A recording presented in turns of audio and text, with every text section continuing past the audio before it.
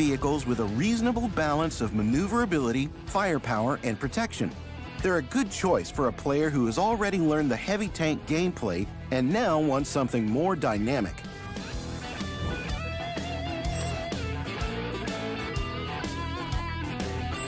All tanks are different, and all of them starting from Tier 6 have roles. Medium tanks are no exception. The versatile medium tank is the most common role. These can do a bit of everything, but it doesn't mean they're mediocre. They can snipe and go on assault when required, so they act according to the situation. Assault medium tanks share some traits with heavy tanks. They excel at close range, while their armor gives some room for error and allows for more aggressive play. This is the best choice for new players and fans of using armor at the front line. Sniper medium tanks have higher firepower and often good maneuverability, but they pay for it with lower survivability. They're usually played at mid and long range. In the hands of a skilled player, they can be successful at close range. Support medium tanks are often equipped with an auto-loader or auto-reloader. This kind of vehicle dishes out a lot of damage in a short time. At the start of battle, a support tank is best to stay behind sturdier allies and then look for opportunities to strike when there is more space to maneuver on the map. Let's say you've chosen the vehicle role. It's time to equip your tank for battle. Besides the classic Brothers in Arms and repair perks, take a look at Smooth Ride and Snapshot for more accurate fire, Concealment and Firefighting for increased survivability, Recon and Situational Awareness for better view range. There are many other useful perks that will help you become more effective. Train them and experiment. A turbocharger will make you faster. Put it into a special mobility slot. If you can use a gun rammer, just do it. A vertical stabilizer is desirable for most medium tanks. It's not fitted for low-tier machines, but the following two pieces of equipment can be used. Coated optics will boost your view range. They're useful to have in the second set of equipment that you can unlock with field modification. Improved ventilation is a timeless classic. It improves a bit of everything. It's preferable to use its bounty or improved version. Improved hardening will suit many assault medium tanks. So, you've equipped your tank and entered a battle. In a sniper medium tank, look for a position with bushes and lines of fire to the enemy. In a versatile medium, find suitable terrain for a hull-down position. In an assault medium tank, use a position for damage blocking on the front line. In a support medium, keep behind your allies and act according to the situation. But this applies to any role. If your team is left without light tanks, a medium tank can sometimes also play the role of a scout. But be careful. Tank safe positions, although not far from the front line. Use bushes, fell trees, and hide your hull using terrain and cover. Survive at the start of the battle to have space for maneuver close to the end. Try to attack reloading enemies and break their tracks by shooting their wheels.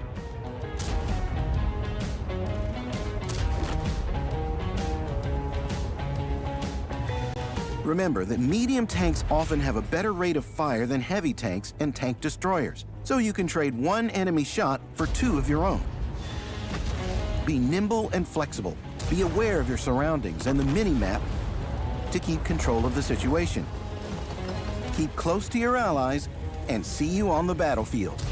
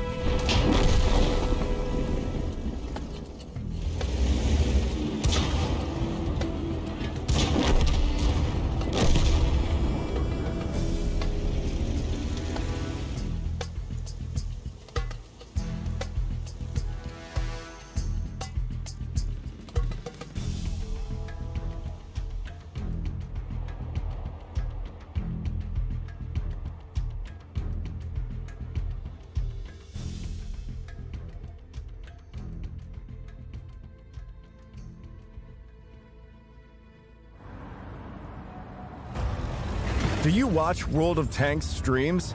Turn your watch time into rewards. These are in-game rewards ranging from missions and personal reserves to 2D and 3D styles, tokens for the token store, and finally, premium vehicles. To do this, simply link your Wargaming and Twitch accounts. Go to your account management page on our portal. On the right, find the Twitch icon and click on it. Log in through the pop-up window and confirm the connection. Done. And if you play through Steam, first link an email address to your account in account management. Now just tune into streams with the Drops tag. Both the official game channels and streamers will work. Just watch the stream to earn progress, but keep the tab active and don't mute the Twitch player itself. Otherwise, your progress may get stuck. Keep in mind, watching multiple channels at once will not speed up your progress. One stream is enough. You can track your progress in your Twitch profile or inventory. Once the bar reaches 100%, click Claim directly in the notification or in your Drops tab. You have 7 days after the Twitch Drops campaign ends to claim them.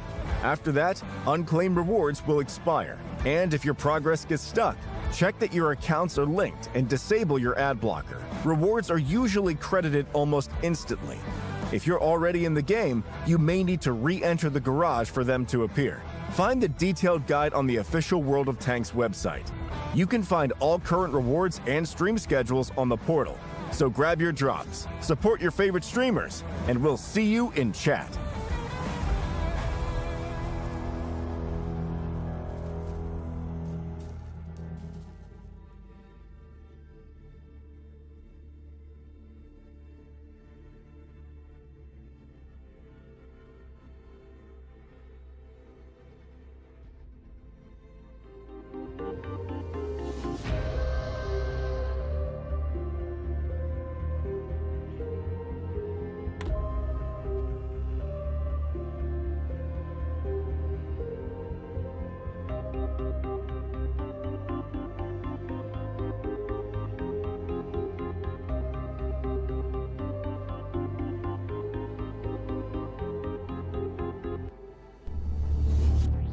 This is the world's most advanced processor. In entertainment, its rendering speeds render other processors obsolete. Powers cloud services for billions. Helps change the course of climate change. And uses AI to accelerate disease detection and cures. We make the world's most advanced processors, but only with your vision can we advance the world. AMD. Together, we advance. Hello everyone and welcome back to the AMD Onslaught Legends Cup. I'm here with Ducky after a very exciting first day, and I mean the second day is definitely going to have some great matches ahead of us as well. Well, you could almost say that the semi-final is more important than the finals in a way, Phil, for these teams. Of course you want to win the finals, right? Let's be honest about it, you want to win the finals, but if you win this, you qualify. I mean, I would even go further and say, like, just based on the strength of the teams that we have seen, I would even say that the first semi-final for me is already the grand final today. I don't want to take anything away from the other teams. Obviously, lots of respect to everyone that made it to this stage, but based on the previous performances, I think W and Cashbacks were just like the best, so I would think that they should be the favorite, or to be considered the favorites for now. Let's take a look at the drops that are available today as well, and already point out that today is best of 11s as well, in case you were wondering. There, of course, the mystery drop with a trans, and winning one of those, what is that, the Bisonte Räumpanzer, right? Yes. Yeah, the shovel. Yeah, I mean, that tank, after the buffs that it received, now with 280 alpha damage, especially in, for instance, Onslaught Light, which is obviously still available today, is great. Don't underestimate it. It was significantly improved. Otherwise, getting some premium time or styles / consumables is also great. With that being said, you mentioned it, 3 best of 11s ahead of us today, and that's definitely not something where we will see any big surprises, immediate stomps. At least I don't think so. 12,000 euros for the remaining 4 teams. Basically, every match that you win doubles your rewards. And yeah, you mentioned it. Getting from the wildcard to a direct and secured spot to China is definitely something that those teams are aiming for. Yesterday, Cashback was the most dominant team in their respective match against Floyd, but also probably the easiest of opponents. If you look at it, Sicarios against W, I think Sicarios is going to be kicking themselves about that one. There was opportunities there, but W did edge themselves ahead. And then Weekend versus Mafia. Weekend taking down the reigning WCI champion. Yeah, I mean, I would say from the start, this was, together with the Sicarios match, one of the ones that I considered to be a closer one. But Hit and Run also struggling quite a lot against Momentum. They met each other during the Swiss stage already, and there it was not as close. Talking about the Swiss stage, we also had encounters of both the semi-finals already. Cashback versus W and Weekend versus Hit and Run. There, Cashback and Hit and Run were the winners, but today is a new day, and yeah, the stakes are higher than ever. Of course, this team of W versus this team of Cashback, they are no strangers to one another. Which team would you favor? I predicted for Cashback today. Just felt like they have been showing quite good stuff. They had this one round on Ghost Town where I felt like they were a bit out of sync maybe, but W had maybe the stronger opponent, so appeared a bit weaker. Still, I would give it to Cashback today. They also won in Swiss stage against W, and there I felt like it was pretty clear who was the better team. Still, W had a great showing nevertheless so far, so I think they can take it. Quickly talk about the maps. So Murvanka being banned by Cashback, Sudzianki being banned by W, gives us the 4th and 5th map, Cliff, Sun River, Ghost Town, Runeberg, Pilsen, in that order. Where do we see this match being decided? I mean, it's a bit of everything. I guess it's always Cliff. Like at the very beginning, Cliff, if you end up with like a 2-0 advantage, this can kind of like snowball and get the ball rolling for you. For all the other maps, I mean, Sand River, Ghost Town and Runeberg as the middle segment, I feel like they are very much like maps that play slower and more controlled.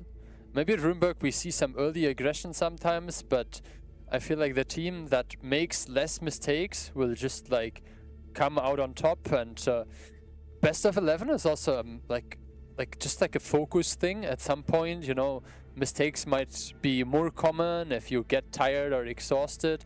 So getting the initial lead on something like Cliff is definitely a great thing. I think both the teams are comfortable on any of the maps that were played there. You can see Muro and Studzianki were the maps that were recently added, and both of those teams basically excluded one of them. If we end up getting there, we'll have a tiebreaker on Himmelsdorf. Cashback, maybe because of the performance of Mentos yesterday, or maybe because they just preferred it less than Himmelsdorf. Excluded Ensk at the end. Mentos had a great showing there in the WZ tank destroyer. But talking about the first maps, I think the first 2 maps will definitely set the tone for today. Yeah, I mean, excited to see Cliff, and even Sun River could be very fast, and then a Ghost Town between these 2 teams, very good at it as well. How that one will play out, cannot tell at this moment in time. The community prediction, 64% for Cashback, actually favoring them against W, which is a surprise if you look back at OLS, right? I think everybody would be almost a W fan, but this time around, Cashback has taken that crushing defeat from OLS and really turned it around since then. Yeah, I mean, maybe it was a like wake-up call for them. I mean, if you get like 3rd place, like Weekend in the OLS, maybe that is like, you know, you're not super happy with getting not into the top 2 or not winning, but still it's a good achievement. Cashback only got 5th, so kind of like the bare minimum of what you could expect from them, not making it to relegation, staying in the league. But then it gave them the extra motivation. They had a great showing during the OSA tournament, and now obviously 3-0 in the Swiss stage, and their win yesterday puts them on a 4-0 right now. That's a good start, and I guess everyone give them credit because, I mean, the caster predictions are fairly one-sided. Yeah, everybody going in for cashback. But everyone giving W the respect needed, I would say. Like 4 to 5 rounds is definitely showing that nobody would be super surprised if W takes this. But we are ready to take a look at the first map. CS banned by cashback. They had a lot of 30U bans yesterday, and W banning the 50B. Very busy, heavy lineup there for cashback. 5 BZs, E50M, and Squeezy in the 140. How do you feel about the 430Us on W's side? I mean, great DPM if they can make it work. Good sync with the 140 as well. Cashback is all about that brawl and that sustain, right? While W has the DPM to potentially negate that, but you know, 430U, lower alpha, if 1 or 2 of them get picked off without doing too much, because it's 5 BZs, that's a lot of alpha potential. Yeah, I mean, the initial salvo and the initial focus fire is definitely very important. Taking a look at the splits, obviously neither team having a light tank, so the information is not there immediately. We have a full commitment towards the middle from Team W. 4 BZs there, positioned by cashback. They could be overpushed, but they're not spotted immediately, so this gives some extra time for the tanks on the donut area to now take some control. Now the jig is up, Cat's spots out Little, and the first damage is flying in. The 140 completely out of the game. He needs to put in at least 1 shot or 2 to get some initial damage, and Little already down. Little is down, Aka's to follow, and W seems to have expected that there will be tanks on 1-2 line as they simply went straight over the middle, and Squeezy still in that 140, moving all this time. Already 2 tanks are down for the side of cashback. I mean, Aka's about to fall. Liberty's is going to follow him rather soon, so -3 tanks. This is a great move from W. Maybe they saw some walls being broken on 1-2 line. Maybe they just predicted the way that cashback wanted to approach this, because right now it's a 4,000-5,000 HP lead for W, and also 2 tank advantage. It's a straight and complete dominance for W on the first round of Cliff. Yeah, I mean, the mistake was that the 140 and the E50M basically ended up towards this one line where the cross just takes a lot of additional time, and then W with a great reactions, over pushing, and there's 7 versus 4 overmatch here. And well, this is a first round, very explosive game, and I guess they will make sure to get out Squeezy as quickly as possible. So not only they will take the first round, but maybe also a quick one that could help potentially with a tiebreaker later. Yeah, it will be like 2 minutes and 10 seconds roughly. Something like that. Yeah, maybe slightly more. So that's a very quick win for W indeed to take that towards a potential tiebreaker later on. But yeah, W comes into this one, they drive straight down the middle. It's like they were pretty aware that, or predicted there would be tanks on 1-2 line. Yeah, and I guess it's not really cashback's fault when it comes to the decision making after it already happened, but they had a big disadvantage from the start with how the tanks were positioned. Then obviously as well, like the 140 from IOS was able to immediately get into the fight.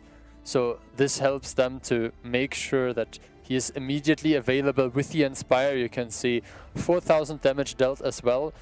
And on the other hand, you can see Squeezy, he was the last one standing, 2.3k damage, but I think it took like 75 seconds until he even fired the first shot. And by then the match was pretty much over.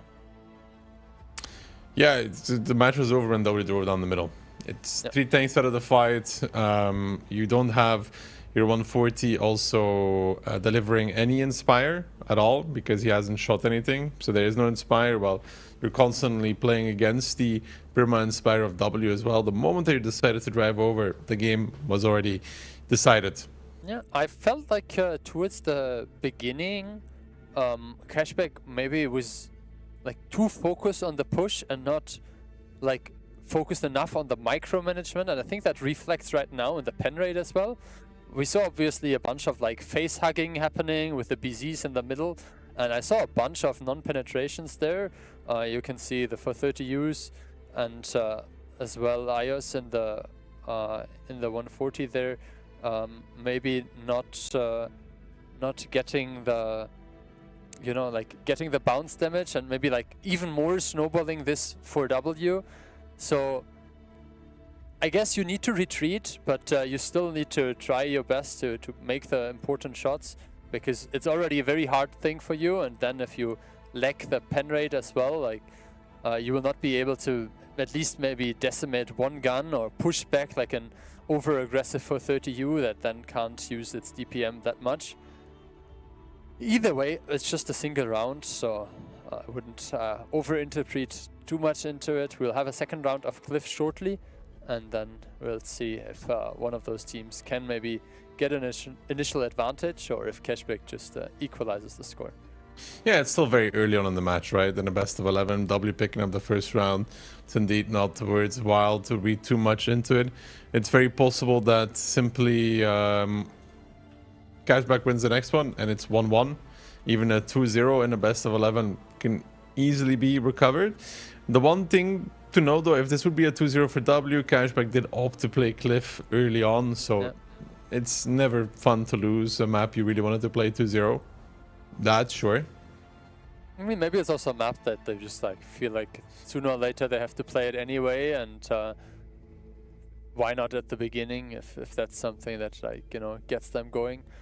Still, I guess there's some slight delay happening right now, so we can take a look at the overall composition that we had. We had no Batchats. Batchats had become a bit more popular again. Like one or two max, no? Yeah, but like I feel like we have seen it like quite regularly on Cliff right now. Obviously the 50B and the CS were banned. No light tanks either. That's an option that we can see. I feel like neither of the team is necessarily a team that plays Griller on this map. I mean, FV was played. We haven't seen Griller or FV or something like this for a long time, no? Yeah, I think on other maps maybe we could see one of those. I think Sudzianki is actually a map where Griller could be something interesting. Maybe even like on Murovanka. I remember W playing it in the past, but I guess there's I remember like W playing, I think, 3 Gorillas at some point on Murovanka. I think the K91 plus Leopard, they're just like so much more flexible that I've seen like some of the players from Weekend having like 5 or 6 games on a single player in the Leopard. So especially on like Ghost Town or something, it can be pretty potent. I mean, the thing is, you can't ban all the strike tanks. If you ban Leopard and CS, you still have K91. So it's impossible to get rid of all of them there. So there's always an option on something what to play. But obviously Cliff is not the map where like the cap or the points of interests are like the main focus. Oh yeah, I mean, maybe one K91 could be played at some point by somebody, but you know. I think we had a K91 both in the northern like small position northern side of the donut and in the southwestern part of the donut where there's this like double push position. But I guess the CS just gets there much faster and much safer. If it's not banned, obviously. Let's see the second Cliff game though. Okay, it seems like we are finally in the game. 50B being banned and BZ being banned. The E50M is a tank that we didn't talk about right now. Definitely a popular one also yesterday. We saw it on Sand River, for instance. Cashback double CS, 4 E50Ms and the 140. And CS 140 and 5 430Us on the side of W. So, similar approach, just a difference in DPM medium. You know, it's the 430Us facing off against the E50Ms. And then, you know, double CS for Cashback. The double CS will give them a lot of control over the map in the beginning. It seems like the double CS is going towards the middle, maybe going up the hill, maybe going left to right, like one towards the hill, one towards the pocket in F2. That's a possibility as well. So it is a split. It's a left-right. Little going up. Aphrodite going towards the cubby. And if the CS63 from Cashback takes the hill, it will be very annoying for W to have to go through that. And Little will take it. Will not take much. One shot. And now W needs to react because they lost entire control over 1-2 line. And I mean, driving through the middle is an option. Little will face off against Klurf. Of course, there will be a strike available. And I think that's something to note is that Klurf cannot really win this, to be honest. Not right now, not against the strike. I mean, in theory, the 430U will sooner or later also pick up one of the strikes. We can see Mentos driving around the corner. It seems like Klurf was able to basically recover this initial HP disadvantage, or like continue keeping it. He had one extra shot of damage that he didn't take. Cashback has overall a slight HP advantage still. Little is winning there. Little is doing a good job, but now Ayos is there, and Little will not have that much fun there anymore. I think he should just try his best to get some damage onto Klurf, but the decap's obviously a bit late, but still there. You mentioned the big RT strike. Cashback is still in the game, but now that they lost the hill, the situation has shifted a bit in W's favor. Yeah, Squeezy maybe a bit late on taking through to punish behind the hill. Ayos getting on there, saving Klurf from that. They do have a mini strike on Aphrodite, but it's only one mini strike, and I think Cashback is going to end up repushing the middle now through the open. That's a long way home. They missed the strike. They missed the strike and they missed the game. The game is over. Cashback, I mean, let's look at it now. Look how much damage they're taking driving across the open. Honestly, I don't think they win it anyways. You know what I mean? Yeah, I mean, they fight against the hull-down tanks from the hill. They have no chance of eliminating the 140 from W, which has the elevated position as well. So, yeah, I mean, great stuff from W, I guess. I mean, this was pretty solid as well. Getting the second tank there up the hill, immediately sending the 430U for the strike. Yeah, the damage numbers, I mean, they will not really tell the story, I guess. 430Us, each with a shot of damage. Mentos grabbing some extra damage with the strike. Same for Aphrodite, who I guess didn't even end up dealing any regular damage. No, just a strike. Yeah, I mean, this is how the cookie crumbles. W 2-0 up now, but aside from obviously this very good cap play from W, I would say this is also a moment where we can praise the Onslaught development team, because like taking a look just at the 2 rounds of Cliff, how different they were just because of the different bans. Like the exclusion of the BZ made this round so different from the previous one, and I think if like the 50B is available, that's also like a very interesting tool for the teams to use. So this like switch up in meta is definitely something nice to see, and I hope that the viewers also like appreciate the different rounds that we can get, even if the same map is being played in multiple matches on the same day. So W pick up Cliff 2-0. Let's be real, even if they didn't cap, I think they end up winning that game either way. I think it's fair to say. Yep. Now going into Sand River, which is a map W wanted to play early on, and you talked about it, you could potentially convert this 2-0 into a longer stretch. You know, if they win this 3rd round in a row, 4th round in a row, then you start getting really worried. For Cashback, they need a good showing on Sand River. No, and I think this, as you said, like the first round of Sand River now will basically be extra important. And it's something we have seen where Sicarius, I think yesterday, was up 2-0. And that is always a great start, right? I mean, nobody would say no starting with this kind of an advantage. But then if you lose the 3rd round, you're basically just 1 round away of being back to 0, back to like a 2-2 equal score. But if you can like either get the 3rd round in a row, or at least, you know, equalize in a 4th round and keep your 2-game lead, then like snowballing into the later stages of the match, you really like continue putting the pressure onto the other team. And so far the pressure right now is on Cashback. Yeah, for sure. And I mean, W has not really had to do, like they didn't have to do a lot, right? Like decision making or rotation, like neither in the first nor in the second game, it was like a very difficult thing to figure out. In the first round they saw, well, we're with all the tanks here, and there are multiple tanks that we can't see right now. Let's just overpush and eliminate the isolated targets.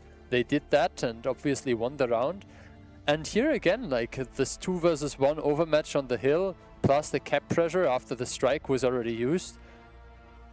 You mentioned it, like even if the second strike hits and they get the decap, it will just give them another 10 seconds. The push was already started, the push was very expensive. So, good stuff by W. Yeah, I think that either way they win that round. So now we're moving into Sand River. This could be a fast game, although I feel like either team might try to slow it down a little bit now.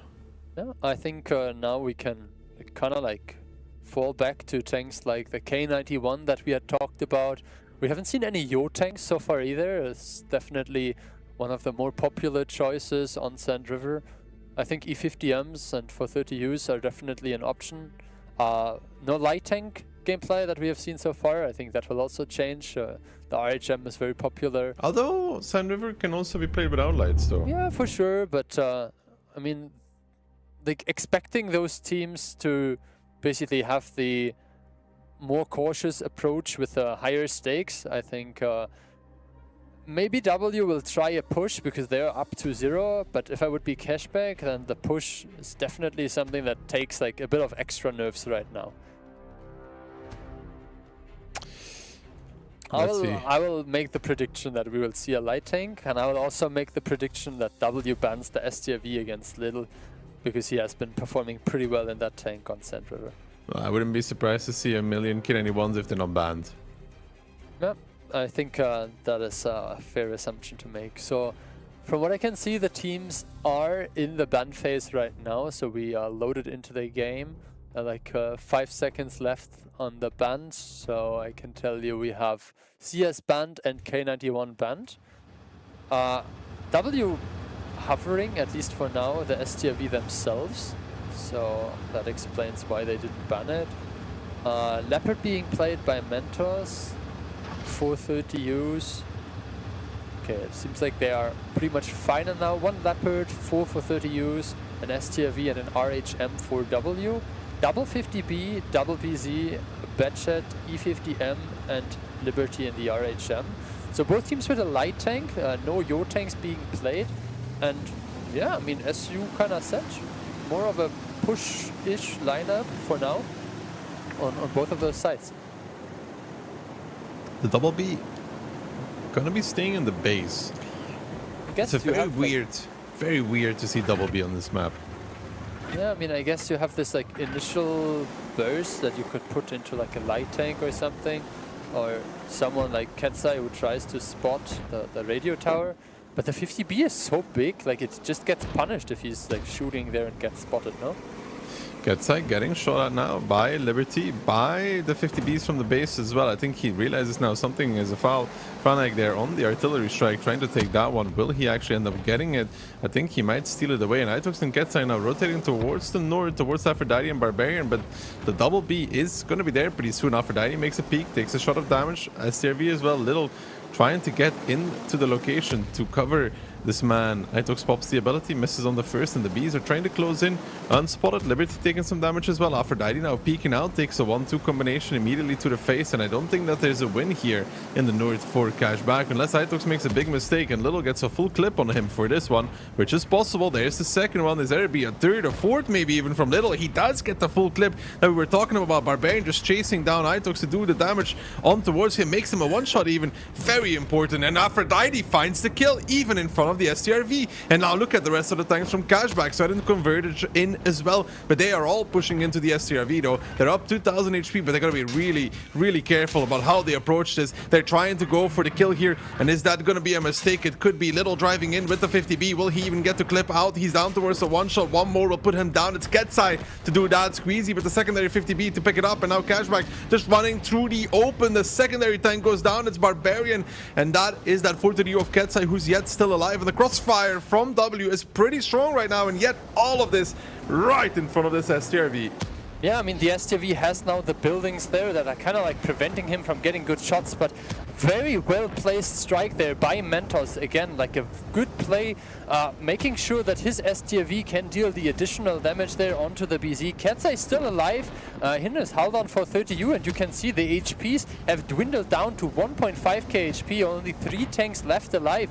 And this STRV 430 combination there on the balcony of W really doing the work. Maybe a bit of over-eagerness here from Little in the 50B. I think he was able to put like 2 or 3 shots in.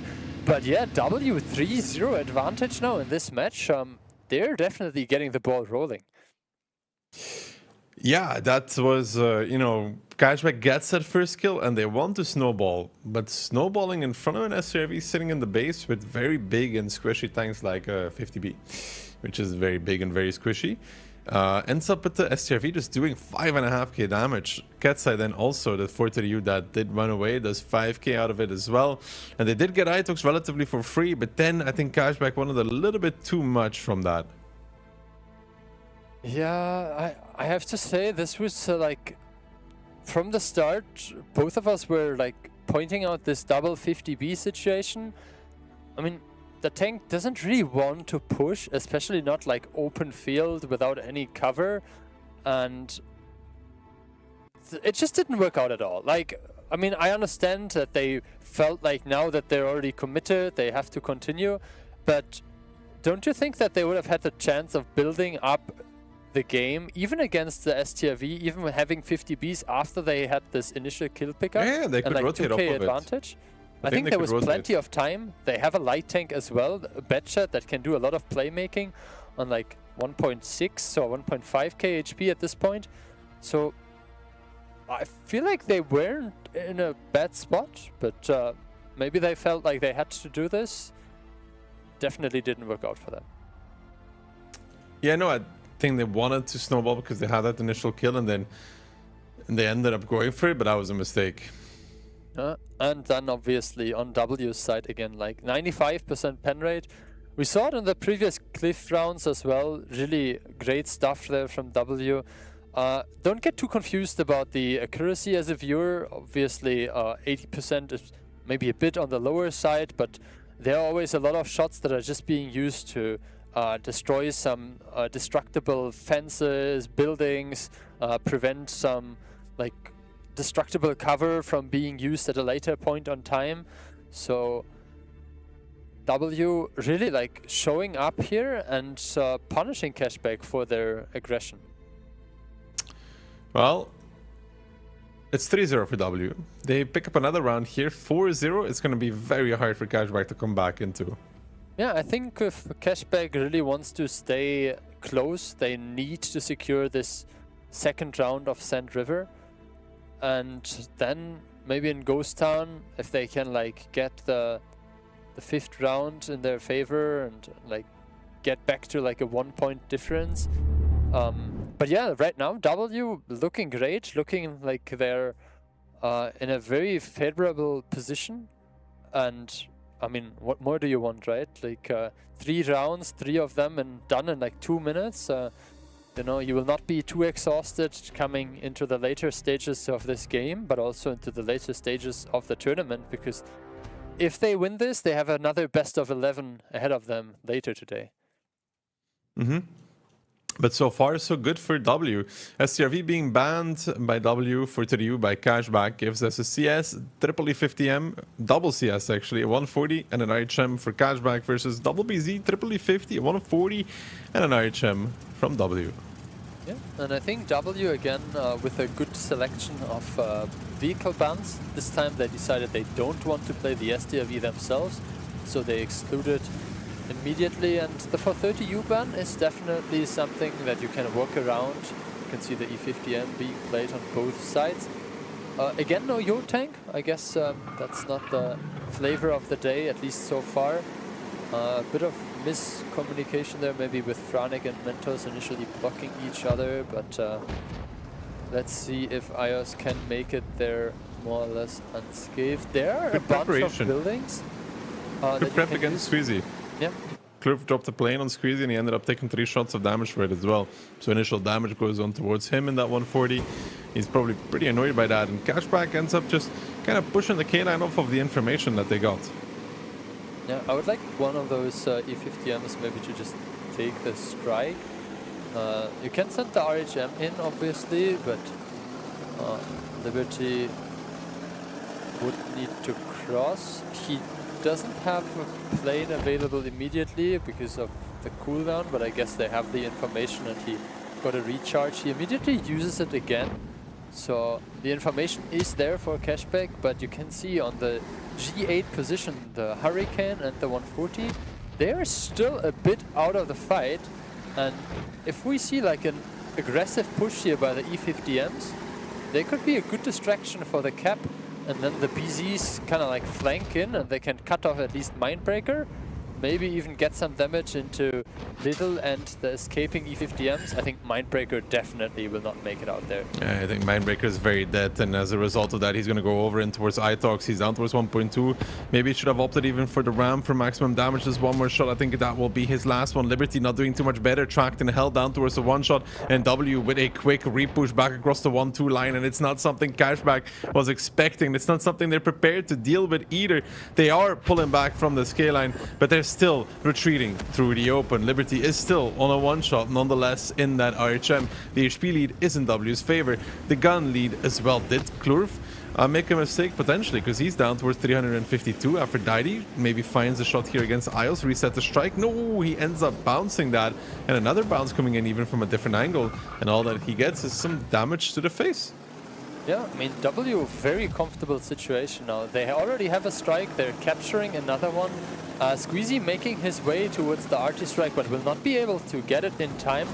There is no strike available for anyone aside from the little one of Aphrodite, and it hits, but 25 seconds still, and this was very expensive. They're down nearly 5,000 HP right now.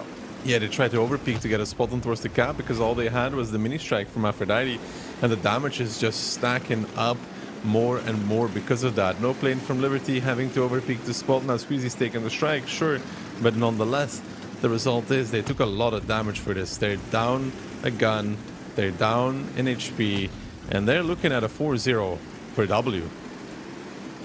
Yeah, I mean, Mentos has the HP to get this hull down spot here. Even if he takes a bit of damage, he will allow his other tanks to kind of like reposition. You can see Cliff deciding to go the outer way, maybe find another angle from like C2, D2 there, the balcony positions that have bushes and cover.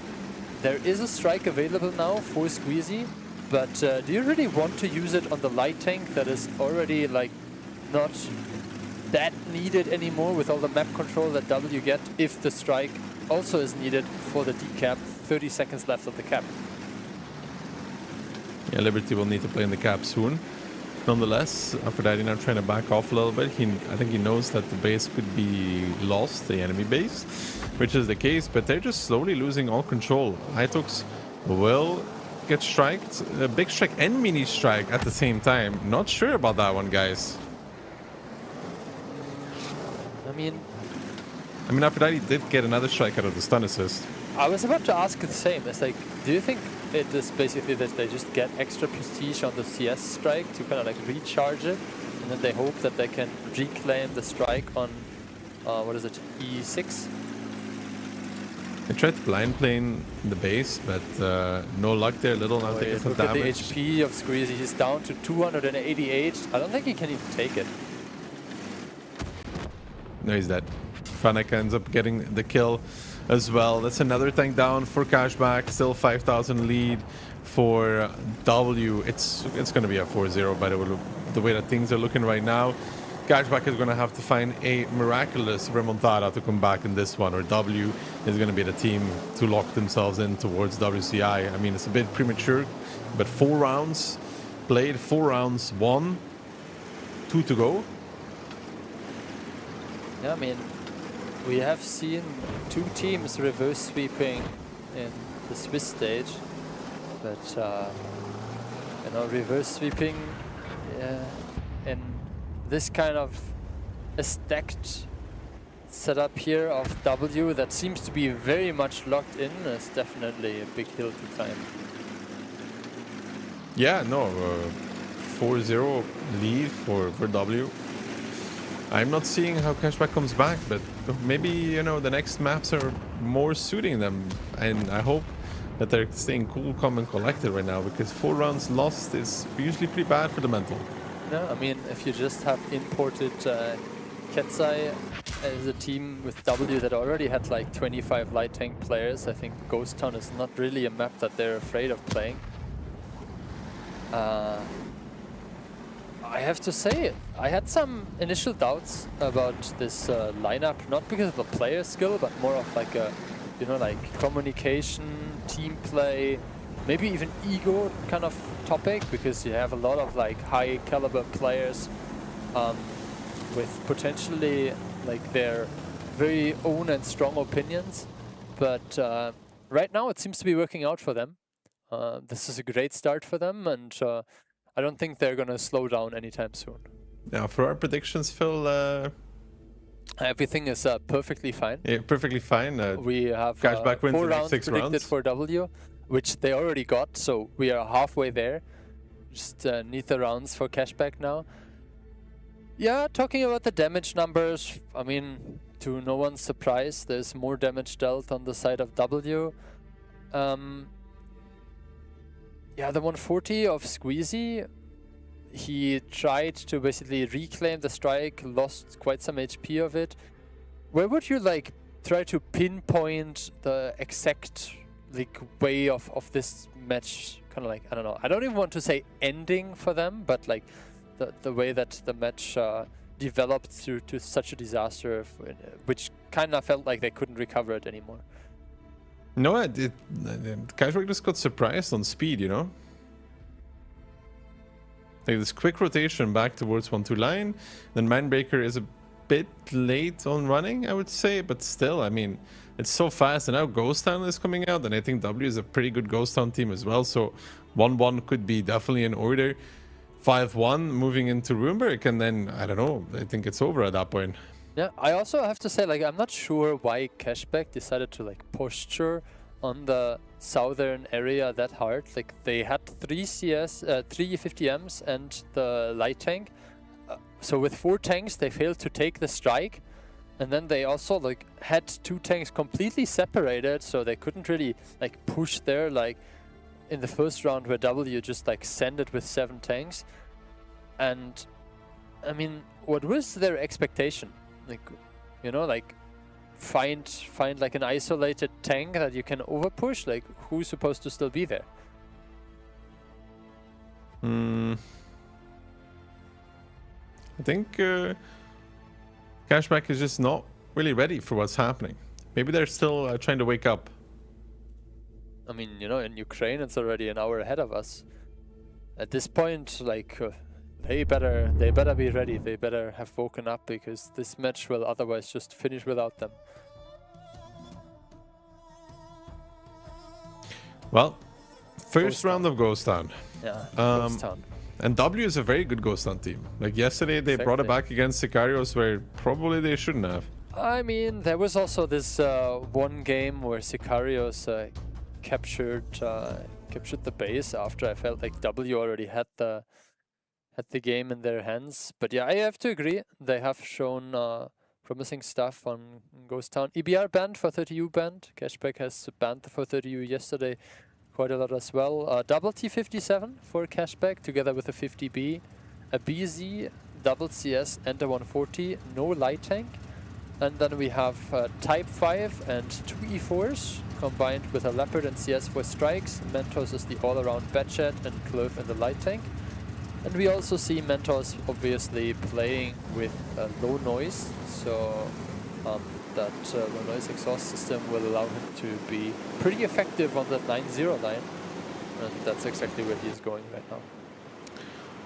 So, bad shot of Mentos in the bush line. I think we've seen this 100 times at this point, but this time around it's going to be double CS 63.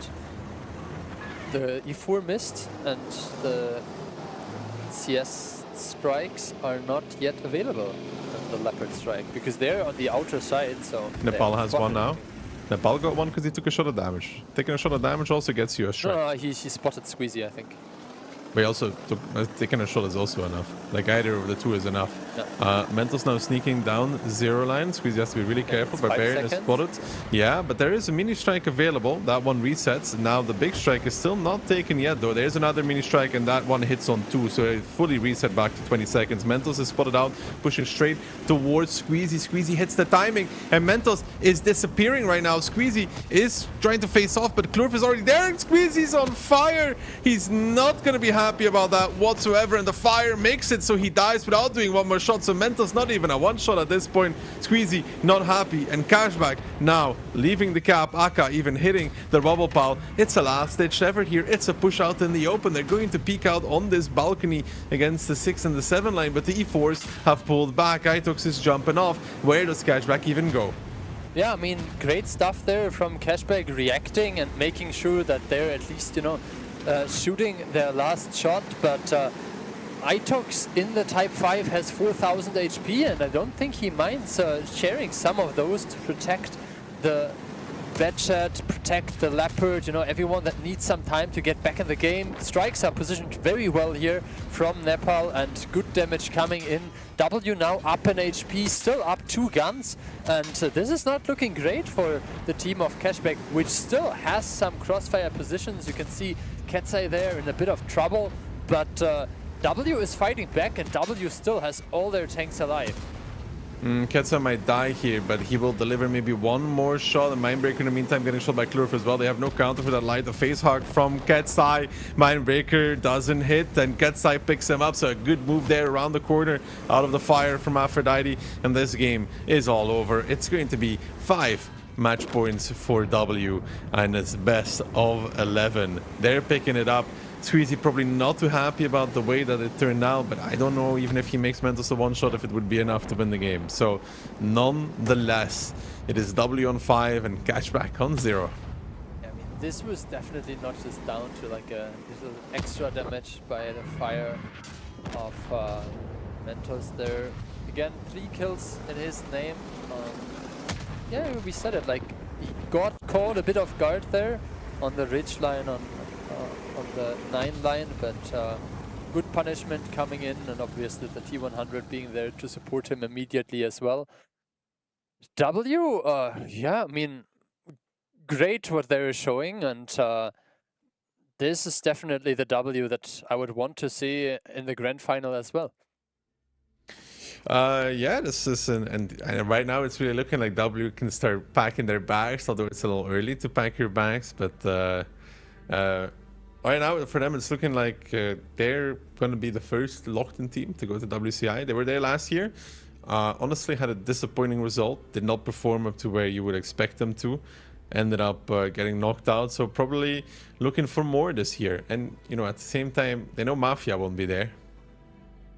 Yeah, I mean, W at least still like beating all the teams that were not from Europe, still getting 3rd place during the WCI. But yeah, they're not aiming for 3rd today. 5-0 is speaking a very clear language, and yeah, even Itox, who was kind of like the sponge who took the brunt of the damage, basically surviving, getting even like a bunch of bounce damage. I mean, if you have 4k HP and then you bounce another 1000 damage, that's basically 5k HP that the other team has to chew through.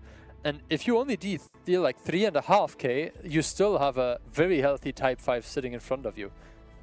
Yeah, once Cashback pushes off the cap, I think this game is over.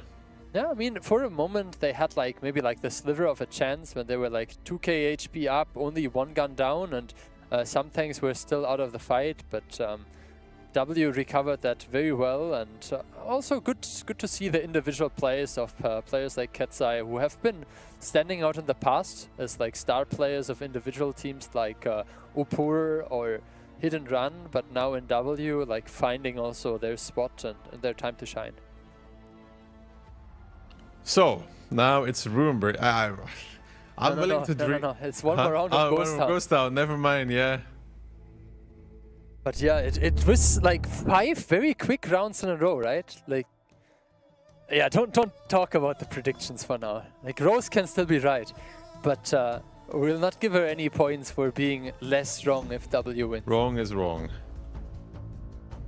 Yeah, no, it's tough for Cashback. Really, really rough match for them. Maybe, you know, W the better preparation yesterday with Sicarios as well. Yeah, I mean, both teams banning the EBR. We can see that there are still some tanks being switched around. Let's start on the side of Cashback. We have an IS-7, a double T-57, a CS, double E-50M, and the light tank. This time they decide on an RHM while Clove stays in the T100 from what it looks like. Double E4, double 430U, a Leopard for IAS, and Ketsai in the IS-7. And then in return, IS-7 for Cashback, double T-57, a CS, double E-50M, and an RHM as well. Okay, it looks like the E4s are using their ability to like get as quickly as they can towards the cap. Interesting choice. I mean, basically just takes like one shot of damage in this high caliber gun to get back, you know, the initial charge, and they were able to maybe avoid a plane if the light tank uses it. On the other hand, Ketsback sending the IS-7 towards the cap. And I feel like Ketsai is very exposed if he gets spotted here and there are 3 E50Ms, or like 2 E50Ms and the CS, but the mediums seem to just be pulling back. Ketsai stays so far unpunished, even unspotted. Gets spotted now. Let's see how much damage there's coming in from the E50Ms. So far, one shot of damage. Maybe we'll take a bit from the T-57. 3 shots of damage for a strike. I think that's still acceptable. Yeah, I don't know. Acceptable as high as I would put it, not more than that. I mean, it's not great. Obviously, Cashback also got a strike, but it's still somewhat okay. How do you feel about the map control? I feel like the T100 of W kind of like failed to take an important position because, you know, like the radio was taken by Cashback, so it's hard to get back into the push line if you lost it once, and G3 feels kind of like a, you know, like consolation prize. But at the same time, though, Cashback did some. Yeah, you got to try strike, but Cashback also got a strike. No, I mean Clove got a strike. Like he went outside and got basically a second strike for W. Oh yeah, for sure. You know, it's all good for either team at this moment in time. Nobody's really ahead. Nobody's really in a bad situation. Ooh, Aka there taking a shot. That's good for the Leopard. Gives him a mini strike as well. Oh. And you gotta be careful though on 1-2 line if you're Cashback, because you know that you can't really take that strike for free. Yeah, plus obviously IOS, if he has now through this additional shot level 2 strike, it's also a bit easier to like prevent caps, like provide a decap or decap yourself if you want to maybe like prevent something like what Squeezy is doing, because you have a bit bigger radius. Ketsai, I mean, we mentioned it, lost some HP at the beginning, now takes one more strike. IS-7 still a pretty chunky and healthy tank with roughly 2k HP up. I mean, is this Kihan's birth year? Could be. No, I think Kihan's older than that. Okay, so what do we expect the teams to do? Both of the teams have now kind of abandoned the 9-0 line. The 2 of the 430Us rotating, Gloves retreating.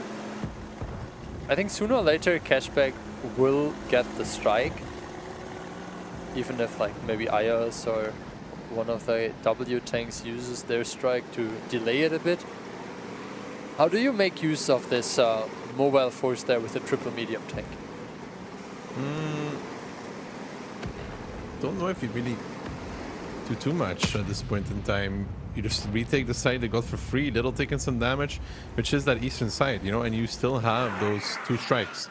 You have Ketsai on 1-2 line that is getting pushed. It's a good timing from Cashback. Gotta say, good timing from Cashback on the push there on towards Ketsai, because normally you would expect cover, but those mediums tanks you were talking about, right? They were taking over the east, so Cashback find a really, really good timing against Ketsai. They will pick him up relatively for free. That's well done. A bit risky, but you know, when you're 5-0 down, I guess that's what you gotta do, right?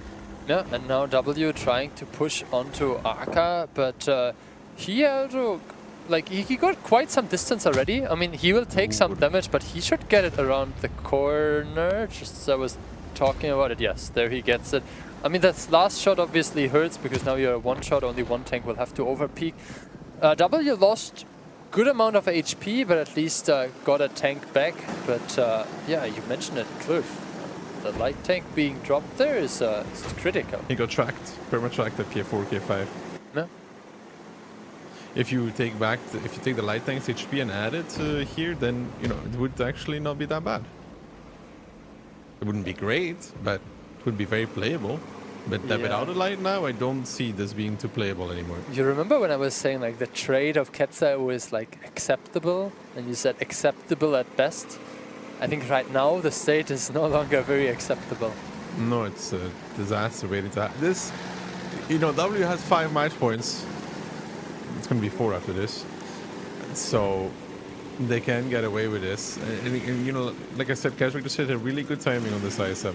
W is still going to try it out because it's not over yet, but you really need the light tank to have a chance back in, because now you're playing against double strike and K-line control for Cashback, because Liberty has it in his RHM, and they're just going to gather those strikes. They have a tank lead, so W has to go. It's all not in their favor, you know? Yeah, and I also feel like, you know, having this like 7-0 line is nice because, you know, like getting some radios and stuff, but like you get the information, but you will not be able to outspot either way. And playing against the light tank, you know, like right now the radio was used, you get good amount of information, but that will not prevent Nepal from like dropping there to Barbarian. Even maybe Barbarian a bit over-eager. I mean, just decided to drive on top of Nepal. The strike will finish him, and that gives back Cashback their one tank advantage. I mean, if I have to agree with this trade, maybe not important, but Cashback a bit sloppy maybe. Still now damage coming in, and Franek gets around the corner. There is a strike available. Will they commit immediately onto Mentos? The T-57 is there, has 4 shots as well available. Liberty still a bit out of the fight. HP is being traded, roughly 2.5k HP difference still. Mentos doing a pretty decent job. Yeah, Mentos in the right tank for that situation, but now the problem occurs is that Little is giving him 4 in the 57 heavy, or at least 3, and then pulling back. So readjusting, actually flicks on towards Franek, picks him up. The round is now kind of going as expected, right? Yeah, I mean, Cashback obviously had a significant advantage, and now they're snowballing that advantage. Liberty has more or less free play. He has full HP, no enemy light tank left, and so much map control in their favor as well. He can basically pick the target he shoots at. There is the last remaining bit of resistance from W, but I guess this was like, you know, the round that W can give away without having to be worried too much. Obviously, it would have been nice for them to just close it out there, but getting some additional rounds here and getting some extra action, giving Cashback the chance to maybe, even if you don't win this match anymore, which they obviously still can, they can like earn some respect back at least. Yeah. 5-1 now. So that was the second round of Ghost Hunt. Now we're going into Ruinberg, and still W has a massive advantage, but you don't get to be worried yet if you're W. You just gotta make sure to stay focused. One more round is all you need. Yeah, I think I would start to get worried if Cashback wins the 4th round. I think even losing a 2nd round is not a major thing. But you mentioned that W on Ghost Town has been a pretty good team. I would say the same can be applied for Ruinberg. They were the team innovating with the 50B. That could be something that immediately forces a ban of Cashback if they decide they don't want to play against that. We have seen a bunch of variations with pushes of Briskavicas, and The T-57 being quite popular as well. But yeah, with things like the 430U being available, Type 5s, even E4s, there's a bunch of things that can happen. Yeah, but you know, if you're W, you could experiment a little bit. Now would be the time. I mean, you still want to, you know, have some strats, have some extra energy left for the final. I would say maybe you don't want to like completely experiment, but if you have some tactic where you say like that's a one-off and we're not so sure about it, you're right, this is probably the time to use them. Yeah, a little bit of, you know, Cashback has to be ready for anything and everything. I mean, I hope we are not gonna see the hit and run Ensk especially with like triple Foch 155 now. But I wouldn't mind, for instance, like an FVTD, just, you know, one, and then if you don't ban the 50B or something, would be something that I could see happening. Like ban the type, maybe play some FVTD. An FVTD. I mean, doesn't look like they're opting for that. Looks like it's still picking, you know. Yeah, it could still happen, yeah. You need to give them some time to find the confidence. Okay, looks like we are more or less locked in now. 50B banned, I guess. Bliska banned for W, so 60 TP played by Franik. 2 T57s, Type, 430U and double E4. Cashback, triple T57, 140 double 430U and a Foch B. So slightly more aggressive, right? Because less of those tanks that can sit back, like a Type 5, even the E4 slow in comparison towards that lineup and going mainly towards the field in the beginning. W has like a roughly 2k HP advantage, and obviously there's some added potential HP with the damage reduction from the E4. Barbarian in the Foch B, that's definitely one of his signature tanks. You can recover a lot of HP with good ability usage, heal up basically a significant chunk of what you've lost with a good timing and like a higher prestige charge ability. Strikes being traded. I think Squeezy was the first one to secure one in favor of Cashback. That means if he gets to place the strike, he should also immediately secure the Inspire. But Ios in the 430U also grabs the strike, and after some initial trades with W losing a shot of damage now, we have a bit of a stalemate. I mean, Cashback is going to take every shot of damage at this point. If it's a, I know it's really early to say that, but if it's a long Runeberg, every shot of damage matters. Yeah, for sure. I mean, Franik, very aggressive with a 60 TP, kind of like taking the forward ridge line. I understand his idea for sure, but that commitments will maybe even allow like a second tank. Do you think like they can like temporarily send like a Type 5 or the T57 to grab a second strike there? I mean, it's a bit easier for Cashback to grab. No, for sure they can send a Type 5 across. Why not? Because otherwise you have to use the 430U strike, and sure, like damage is damage, but if you can stack the strikes and maybe at a later point in time use them onto the same target or onto a group of target, that obviously is nicer. It seems like Mindbreaker took a bit of a beating there. W kind of recovered their initial HP loss. Ketsai being pushed in there now, takes one from Liberty, returns fire, a great shot, also the strike coming in. So W getting control, and W will be able to kind of like force the hand of Cashback with this capture here. And I mean, those are the strike targets that you like to see, you know, T57s that have already lost some HPs.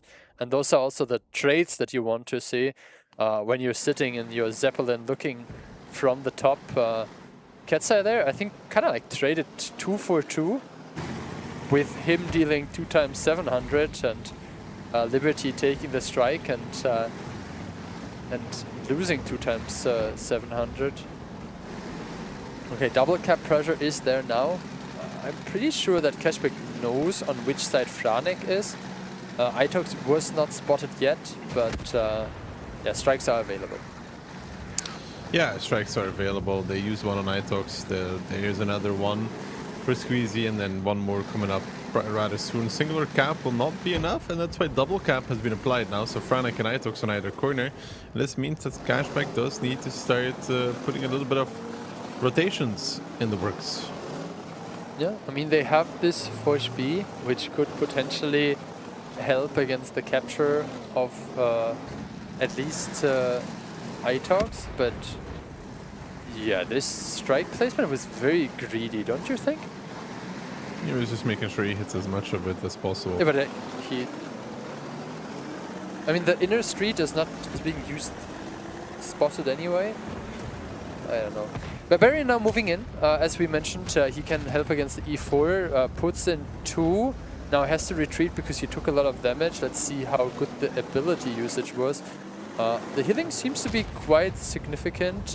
Trades against Itox again. Takes another one, and I think Ketzai will just peek him and finish the shot.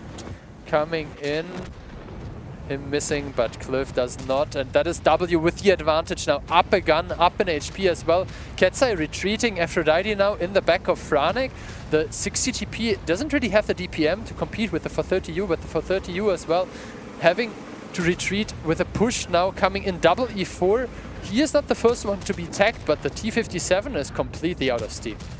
Yeah, Mindbreaker goes down. Liberty trying to make his clip happen at least, but he's getting pushed next. He does have a 57 next to him. One more, I think that's Little, with 3 shells available. So Liberty looking for his last shot, doesn't get it either. Little now missing on the first as well, meaning Itox doesn't even die here against Little if he commits for this. And Franek in the meantime coming in. Little looking for the shots, is just going to deliver them. One on Franek, one on Itox, so a little bit of everything and nothing. But the way that this round is currently going, it is going to be the way that the match has looked for a little while now. It is going to be W securing their finalist slot for today, but also, more importantly, qualifying directly to WCI.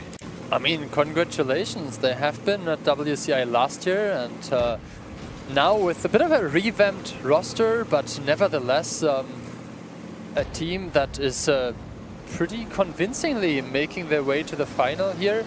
The day is not over for them, but this is definitely how I like my days to start if I'm a W player. Yeah, for sure. I mean, if you're W, you're very happy with the way that that just went, to be honest. Everything is good.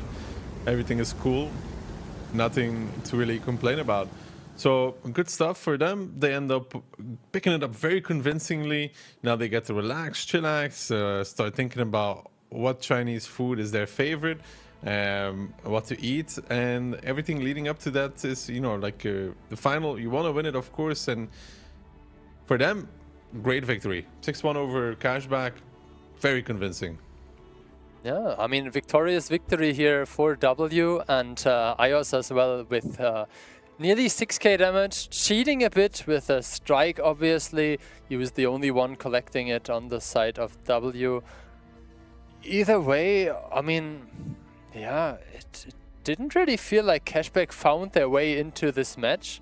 The initial rounds, maybe a bit of bad luck, you could say, with the first round going kind of like a tactical advantage for W, just snowballing.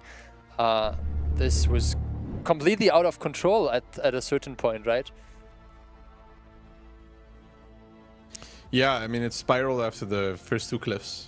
And then you lose the stand. I think, actually, if you want to look at what a ground-breaking moment where you could see the match really turn around, I think the first Sun River. The one where they got Itox for free and then tried to rush the game out from that point and finish it, I think kind of broke them in a way. Because they would lose that one, and it's 3-0 instead of 2-1, and then the next Sun River, W takes them on speed, it's 4-0. I think that is the defining moment. Yeah, if Cashback can maybe get the first round of Sand River, make it a 2-1, then they can find their way back into the game, but that was not the case. Get something going, find their footing in the match, you know, but it's also just the way that they lost. They get a first kill, they get a free kill almost, and then they try to do too much and you end up losing the round, and that's a really tough one. Well, with that being said, I think we are ready for some highlights of this match. Obviously, we had still 7 rounds to watch.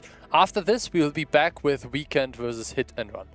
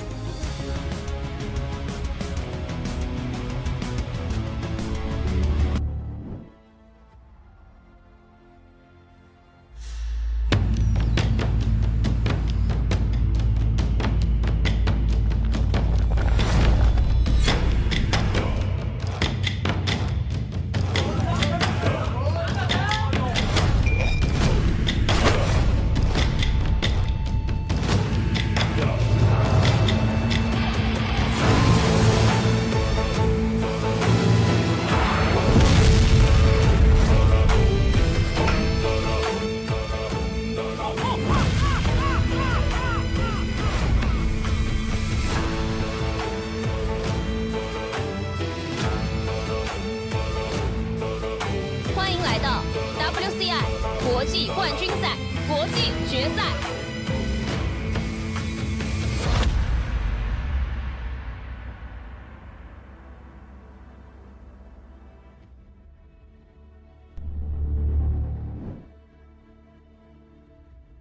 And welcome back to the All-C number 5, and as you just saw in the video, we are very proud on behalf of our Chinese partners at 360 to also announce here that the WCI 2026 is going to be happening in Chongqing, which is rather spicy. The city is actually situated in Sichuan province. If you've ever heard of Sichuan pepper, that's where it comes from.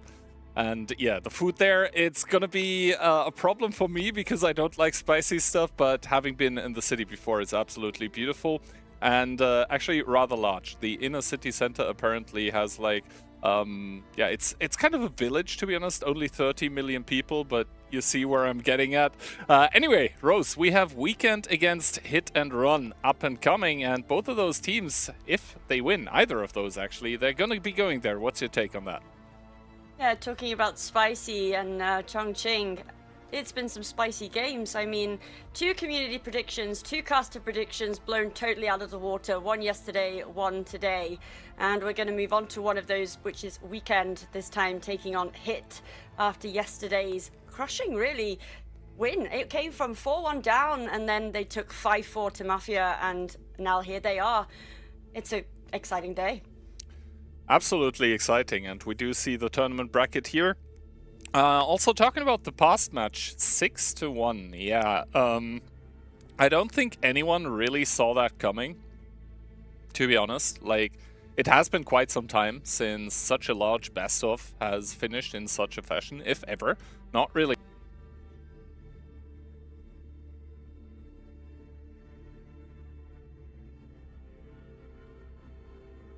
themselves, I suppose, with the fact that they can still make it to China in the wildcard tournament. But of course, for W, it's you know, time to look at the internet, time to look at what the city has to offer, I guess. So good for them, but they'll be able to stock up on their travel money a little bit later today, because they'll be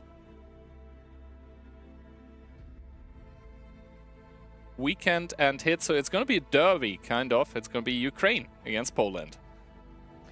Yes, this is going to be quite the game, and as you say, you know, I think I'm going to count it as I lost the least. Obviously, I got my prediction wrong. W taking it 6-1 is quite the storming victory, but one slightly more towards them. I know W don't go down without a fight, and in fact proved that they really don't. And in that case, both of these teams yesterday, Hit and Run not showing up quite as you would expect them to. Kind of gave a few away to momentum, and Weekend, as I said, they really came from the ashes yesterday. Will give them quite a bit of confidence beating Mafia, knowing how strong of a team Mafia is. So Hit and Run today, I really think, have got to get their act together a little bit more and be more cohesive. As we have a little look at these map picks and bans, being banned out first for Hit and Run is Ruinberg, Muravanka for Weekend. First map of the day, Keyhand, Sand River for Hit and Run. Yeah, Sand River into Himmelsdorf then, which is, I wouldn't say the most surprising pick from Weekend. They like those kind of small maps where you can immediately get stuck in. That's also where Ensk is coming in as well. Then Pilsen, a little bit more of a tactical thing, and to be honest, like, Polish teams are, in my opinion, very well known for doing quite well on Pilsen. Mafia not in the competition anymore, but Hit and Run, of course, kind of their brothers. I mean, together both of those 7v7 teams form the Polish juggernaut that is called Inbil in 15v15. And then Cliff to round it off for the regular time, which is once again picked by Weekend, and then Hit and Run. In this kind of format for pick and bans, you basically have the option or the opportunity as Team A to sort of, you know, have the decision between which map you want to play as a potential tiebreaker. Hit and Run there, going with Ghost Town. Yeah, I think this could go either way, really. Yesterday, Weekend storming it on Cliff, and then obviously picking up that tiebreaker victory on Ghost Town as well. So we know that those latter maps were particularly strong yesterday for Weekend. Pilsen, on the other hand, not so much, and that's a Hit and Run pick. So if we get to that point, it's going to be a very interesting final few games. So Sand River, Himmels and Ensk are really important games. I think both teams known to go sort of 1-for-1 on them as well. So I am excited to see what's going to happen and whether we're going to get to those latter games. Yeah, I mean, community prediction coming up here, 68% actually to Weekend and 32 only to Hit, which, let's say 6 months ago, that would have been unthinkable. But especially considering yesterday's performance where Hit, I mean, yes, they did win, but it was a, let's say, iffy 5-3 against Momentum. They didn't inspire confidence, let's say that. And for Weekend to beat out Mafia, to be here, I mean, yeah, they have, I think, beaten the team right now that is, I would say, in the top 2 to 3 at the very least. If Mafia had won, they would have been, in my mind at least, even been a contender for the top 1, together with Cashback, who looked super strong in the OSA, and I mean, W right now, who just rolled over Cashback in a 6-1 fashion. So it is a little bit unpredictable, but we'll try it anyway. Caster predictions. Daki, the only one waving the white and red flag for Poland. Meanwhile, all of us others are going with blue and yellow, I suppose, going with the Weekend pick. 6-4, 6-5s. I see Daki going 6-4, so I don't think anyone is expecting a clean-cut affair. Yeah, I think Daki's hoping that Hit have had a good night of sleep and woken up today and become back to their full form. As we go on to the picks and bans, we see the STRV being banned out by Weekend, K91 by Hit and Run. Weekend choosing those double BZs, IS-7, 140 and triple 430U with a very aggressive lineup. And for Hit and Run, I think they're trying to play a little bit of the longer game with the double IS-7, CS63, E50M, 140, 430U and the RHM.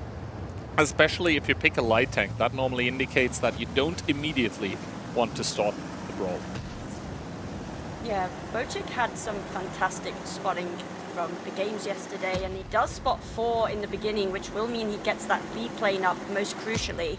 And no light tank from the side of Weekend, so it will be the good old-fashioned way of spotting them out at this point, as Hellrap taking the first shot from Bocic in the middle there. But at the moment, quite an aggressive move from Weekend down this K-line. I think Hit and Run might need to be a little careful with that 140.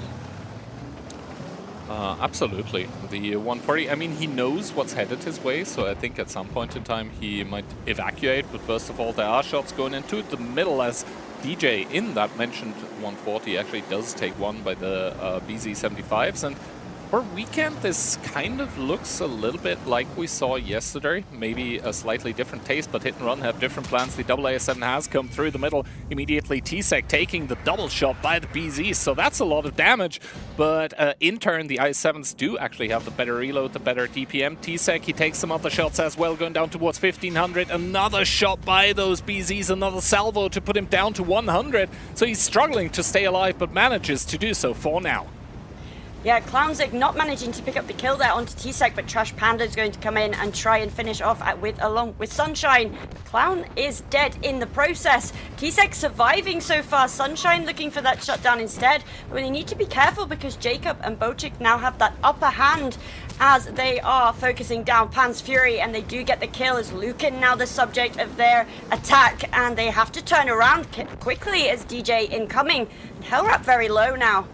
Hellrap indeed down to 11 HP. Let's see if Hit and Run are able to pick it up, and they would need to because they're dwindling in the gun department at the moment. Bocic with that light tank, he cannot sustain the fight. He doesn't have any armor, he doesn't have any HP left. Crystal falls, but Bocic soon to follow to the grave, and this means gun advantage for Weekend, who also do have a comfortable HP lead at this point in time. So Hit and Run, yeah, they do try to make something happen with the double IS-7 through the dried out riverbed, and it looked like for some time that they were going to edge out an advantage, but Weekend really do have the correct responses, and now the tanks that are left for Weekend are the ones that have the DPM required to deal with whatever Hit and Run have remaining. Yes, for sure. I mean, Jackie going down pretty quickly, I would imagine.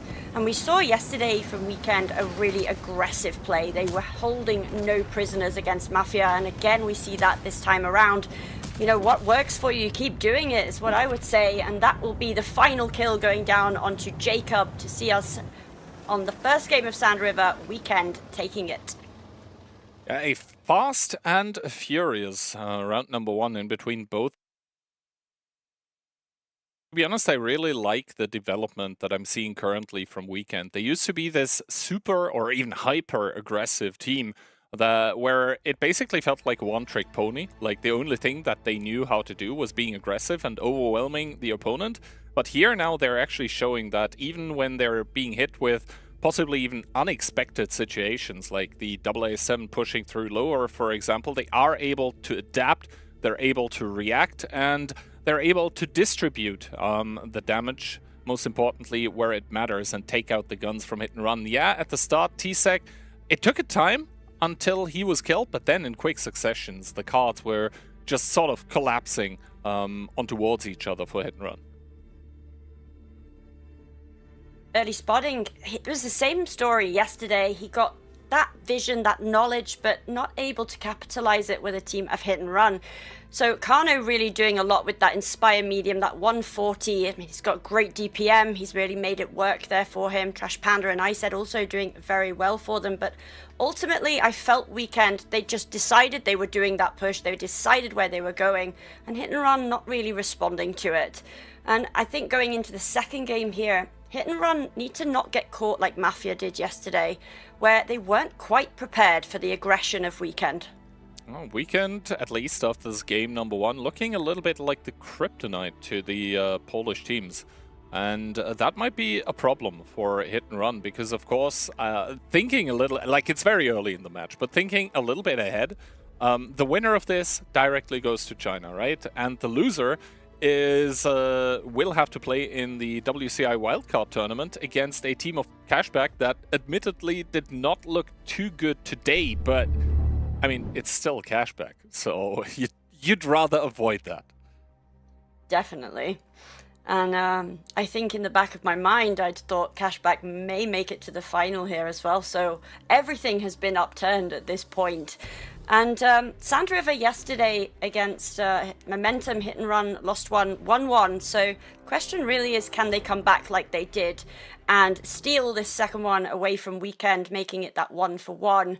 As we look for the K91 being banned this time by Weekend, the 430U banned out by hit and run, and Weekend going with the double IS7 this time, double E50M, Hurricane, STRV, and RHM for Sunshine.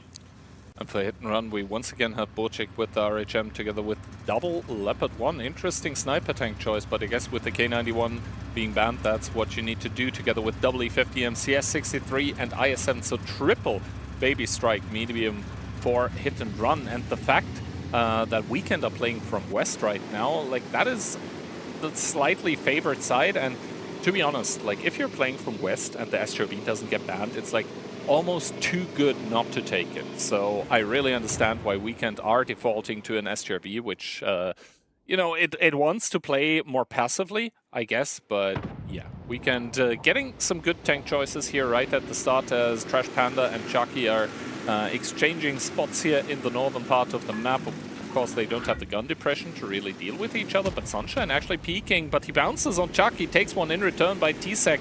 Not the best trade from him. No, it wasn't. That's not quite how Sunshine imagined that going, I would think. And at the moment, though, nobody really taking the POIs apart from Bocek in that RHM, which will put hit and run with that RT strike. They are important on this map. Trash Panda, meanwhile, not having the best time with the trades, but will be okay. Except needing to be quite careful at the moment. Weekend holding quite a northern-dominated position, whereas hit and run more in the south. But oh, that was painful for Bocek. Not how he wanted to spot there. But was very quick on that track repair, does get away from it. At the moment, Kian, some pressure from hit and run on the cap. I'm liking their positioning.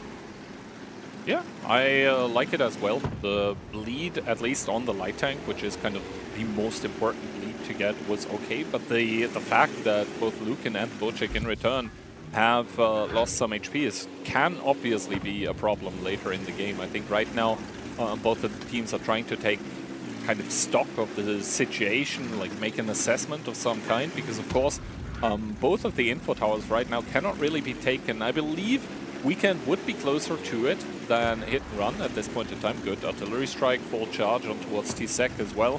But at this point in time, you can really see that both of those teams are realizing, hey, this match, the stakes are quite high, and we need to be kind of careful with what we do. Crystal, with a good Overwatch positioning against T-Sec, is able to kind of push him into a position where he cannot really leave. I mean, obviously the CS63 from Hit and Run is there in B0 as well, but the CS63, 1-for-1, actually cannot contest the E50M.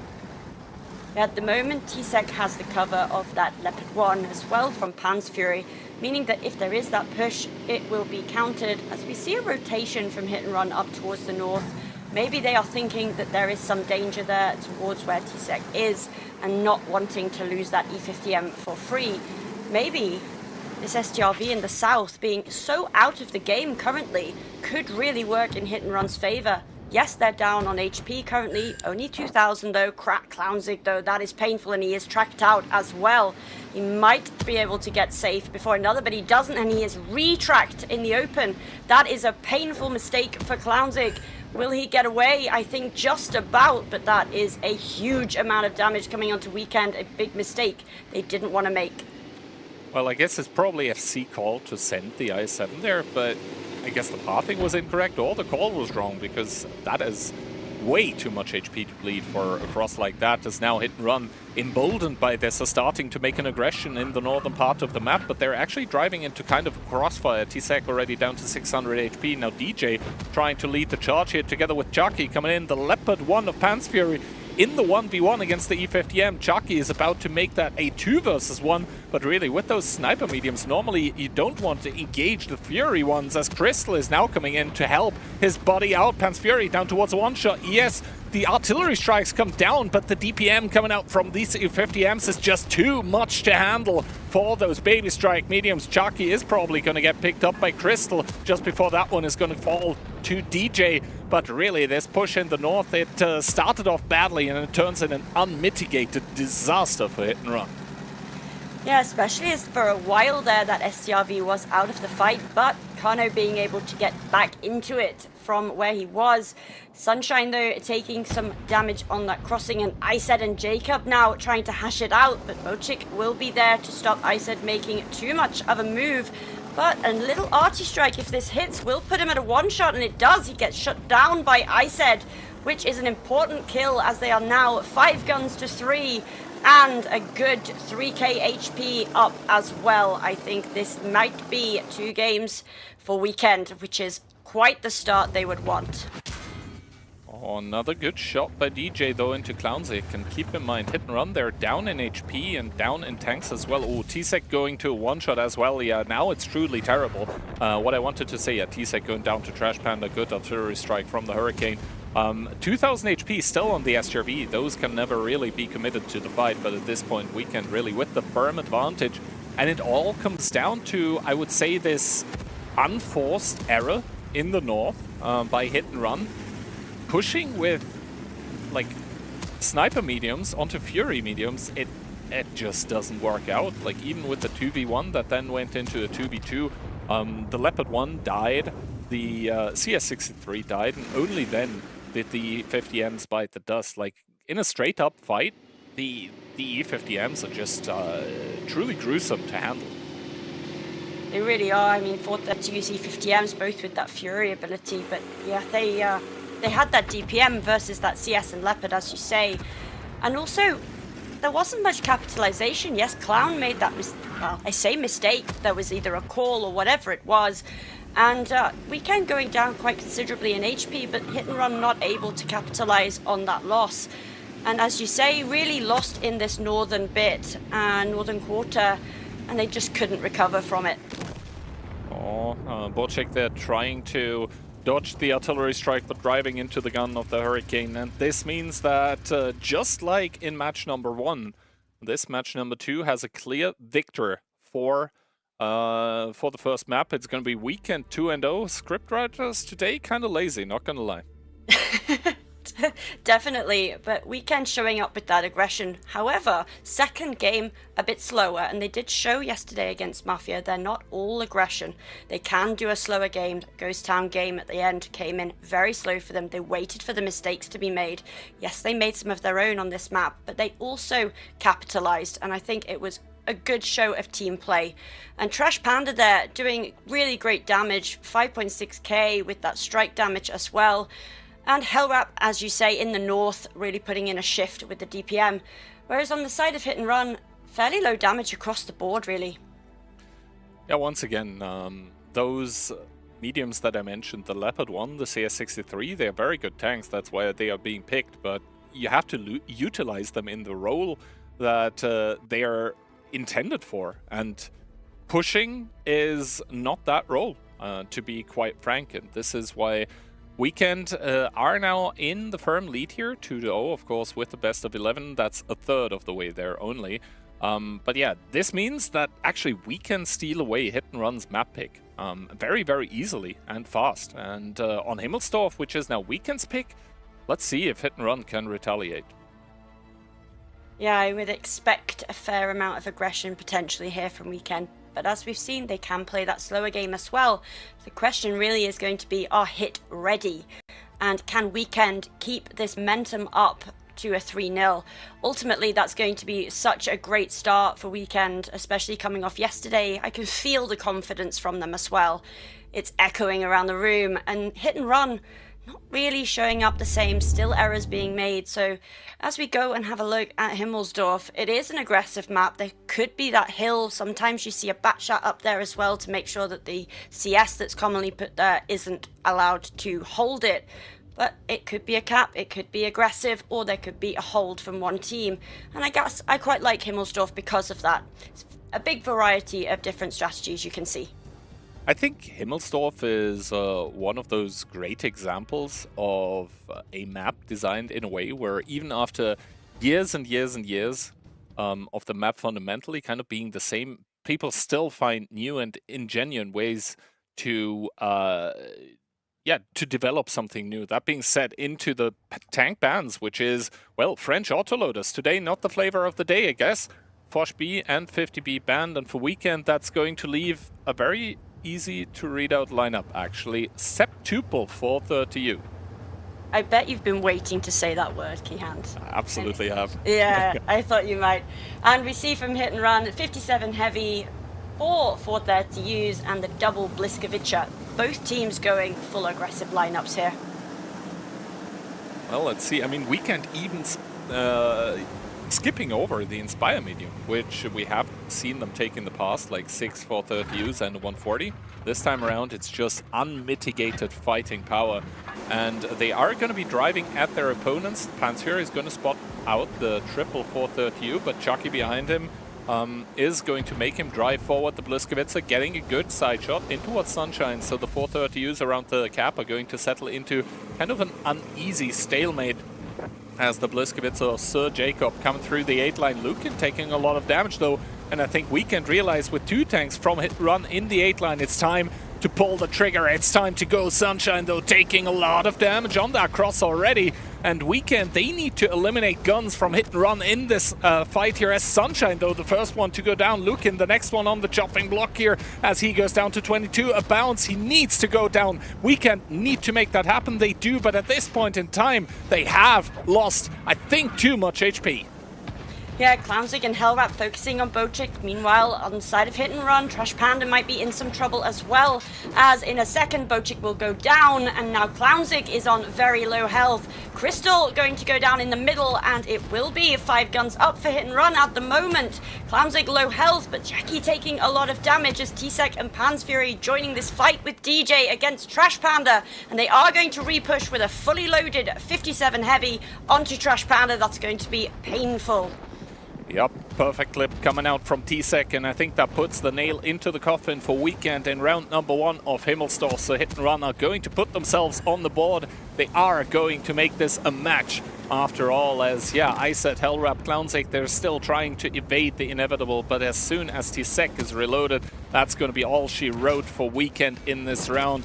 Hellwrap biting the dust, and Clownzig with 14 HP and a dream, but it's going to turn into a nightmare for Weekend here, and a very, very quick round. Hit and Run. I think this is kind of the confidence that they wanted and needed after Sand River. Yes, definitely. I think Hit and Run, they had the perfect preparation. They read Weekend a little bit like a book, and expected the aggression, and I think that's a wise thing to do. They were really set up for it. I was watching the minimap a little at the beginning while you were speaking, and the movement of Hit and Run there, they didn't give Weekend an inch in that map control and didn't allow them to take that aggression all the way forward. And we can really see that. I mean, Clownzig coming in with huge damage for Weekend. That is fantastic considering the game was so quick. But on the side of Hit and Run, a lot more even damage across the board. The 3Ks for all but one. And I think it really showed in the end. I think Weekend, they are fans of the 430U, first of all, it's fair to say, I do believe.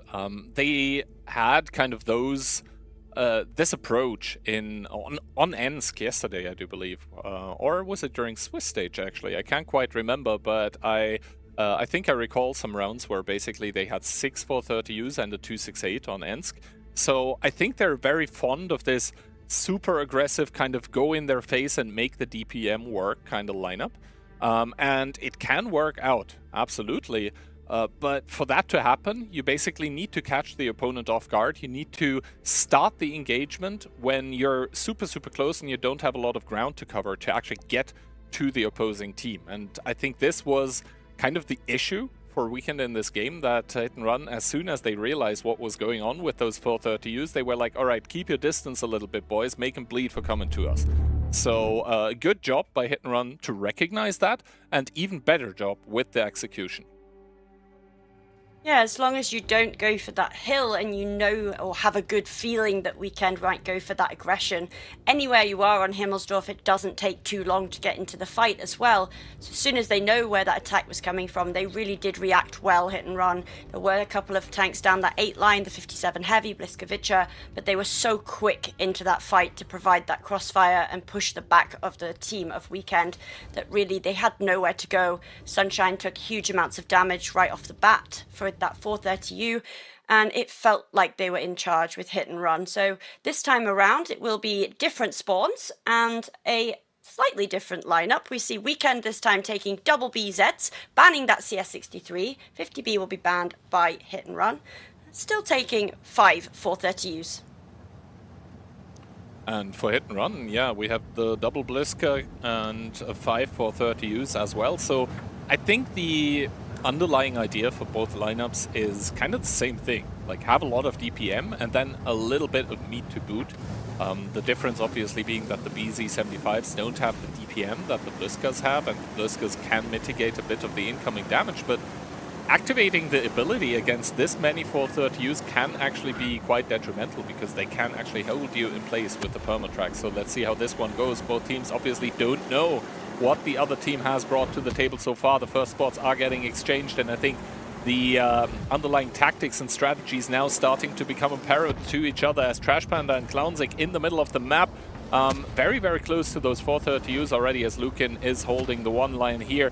And that Bliskovica, Sir Jacob, will be able to put on some nice shots. The BZ75s, though, at the cap, under pressure, starting to drive forward, having to do that. But Pansfear, Borchik, and Chucky, with those 430U, they just have so much DPM to chew through those BZ75s. The first one already about to bite the dust. Yeah, Clown really trying to heal up there, but he's now exposed Trash Panda because of that death. And it will be Lukin being focused out by Crystal and Hellrap. Won't take them long to get this shut down, and they do that indeed, as we go on to see Trash Panda now at the end of the Hit and Run guns and the end of his life. As I said, now going to go down probably to DJ in just a second, and does indeed. They pick up Jackie in return, but Hellrap is dead too, and this is a convincing run for Hit and Run. But at the moment, Weekend, good HP, could pick up some low health, and maybe Bochik at the next casualty. Well, we'll have to wait and see, because the HP right now for Weekend, they're not too bad. Actually, Pansfury going down, 4 guns remaining only for Hit and Run. Make that 3 as Bochik, and now all of a sudden, I mean, the HP a little bit better for Hit and Run, and they do have that DPM advantage with that Bliskovica. He also has a lot of alpha damage. Kano gonna go down to T-Sec, probably. I would assume he gets one more shot. That's very important. T-Sec, though, shuts him down, as Sunshine cannot really peek against the Bliskovica. Good shot, though, into DJ, makes him a one-shot if he doesn't have ability. and all of a sudden it's playable for a Weekend again. They have 2 tanks remaining. Sunshine is going to build a little bit of distance. Oh, Crystal though taking that shot, and DJ with the shutdown on Sunshine. And it really looks like if Hit and Run are not going to do a fumble on the scale of Sicarios yesterday, then it should be Hit and Run to equalize the score. It should, but technically Crystal could one-shot any of these. Jacob slightly above that average DPM, or alpha damage I should say, but it's not an impossible feat. DJ is looking for a very sneaky shot and see if he could shoot through that window. But at the moment, it's going to be a bit of a quiet game, I would imagine. Maybe T-Sec with that arty strike would really make it hard for Crystal to do that 3v1, and it would shut him down as soon as he got spotted. At this point, we see a little bit of head-to-head between Crystal and Jacob. Well, Crystal is going to go around the corner, and he's going to find a wild Bliskowitza in the open, and he's going to get shut down.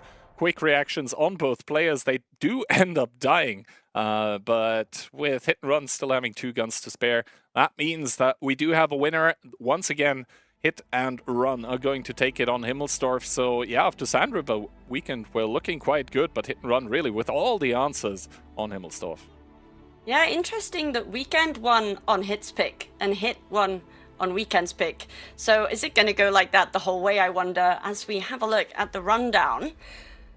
Good damage across the board. I mean, both teams 23,021. That really showed at the end, but I did like what the Bliskoviches of Hit and Run did. They were determined to not give away those positions, and those last 2 forces to use from Weekend, Crystal and I think, but they had nowhere to go. Well played, and it ended in a ramming speed. You can't beat ending a game in ramming speed. Absolutely not. And for Hit and Run, I think after this, I would say almost disastrous Sand River, where really a lot of it seemed off, like the calls, etc. They really find their stride here on Himmelsdorf, with all the good reactions to what Weekend was doing. Like the game plan for Weekend on Himmels was clear: just overwhelm the opponent and hit them so quickly that they don't know what's happening. But yeah, Hit and Run, I mean, they are a super experienced team. You cannot catch them off guard like this. At least it seems like not today so far, but I think Ensk is one of those maps that would lend itself to the same kind of strategies too. Yeah, there's definitely those aggressive plays on Ensk that Weekend do enjoy, and I can totally understand why they've chosen to pick it. Whether they'll play those autoloaders that are known, or whether they just go straight for those 430s again, maybe Hit and Run will decide that they would rather not see that. But it is a map that favours more aggression in the south, I would say. But I think I've seen Weekend doing a field side push very aggressively at one point or another. So, yeah, aggression all the way, I think. I don't know what you think about that one. Well, the fact in general about Onslaught, which I really like, is that aggression actually does get rewarded.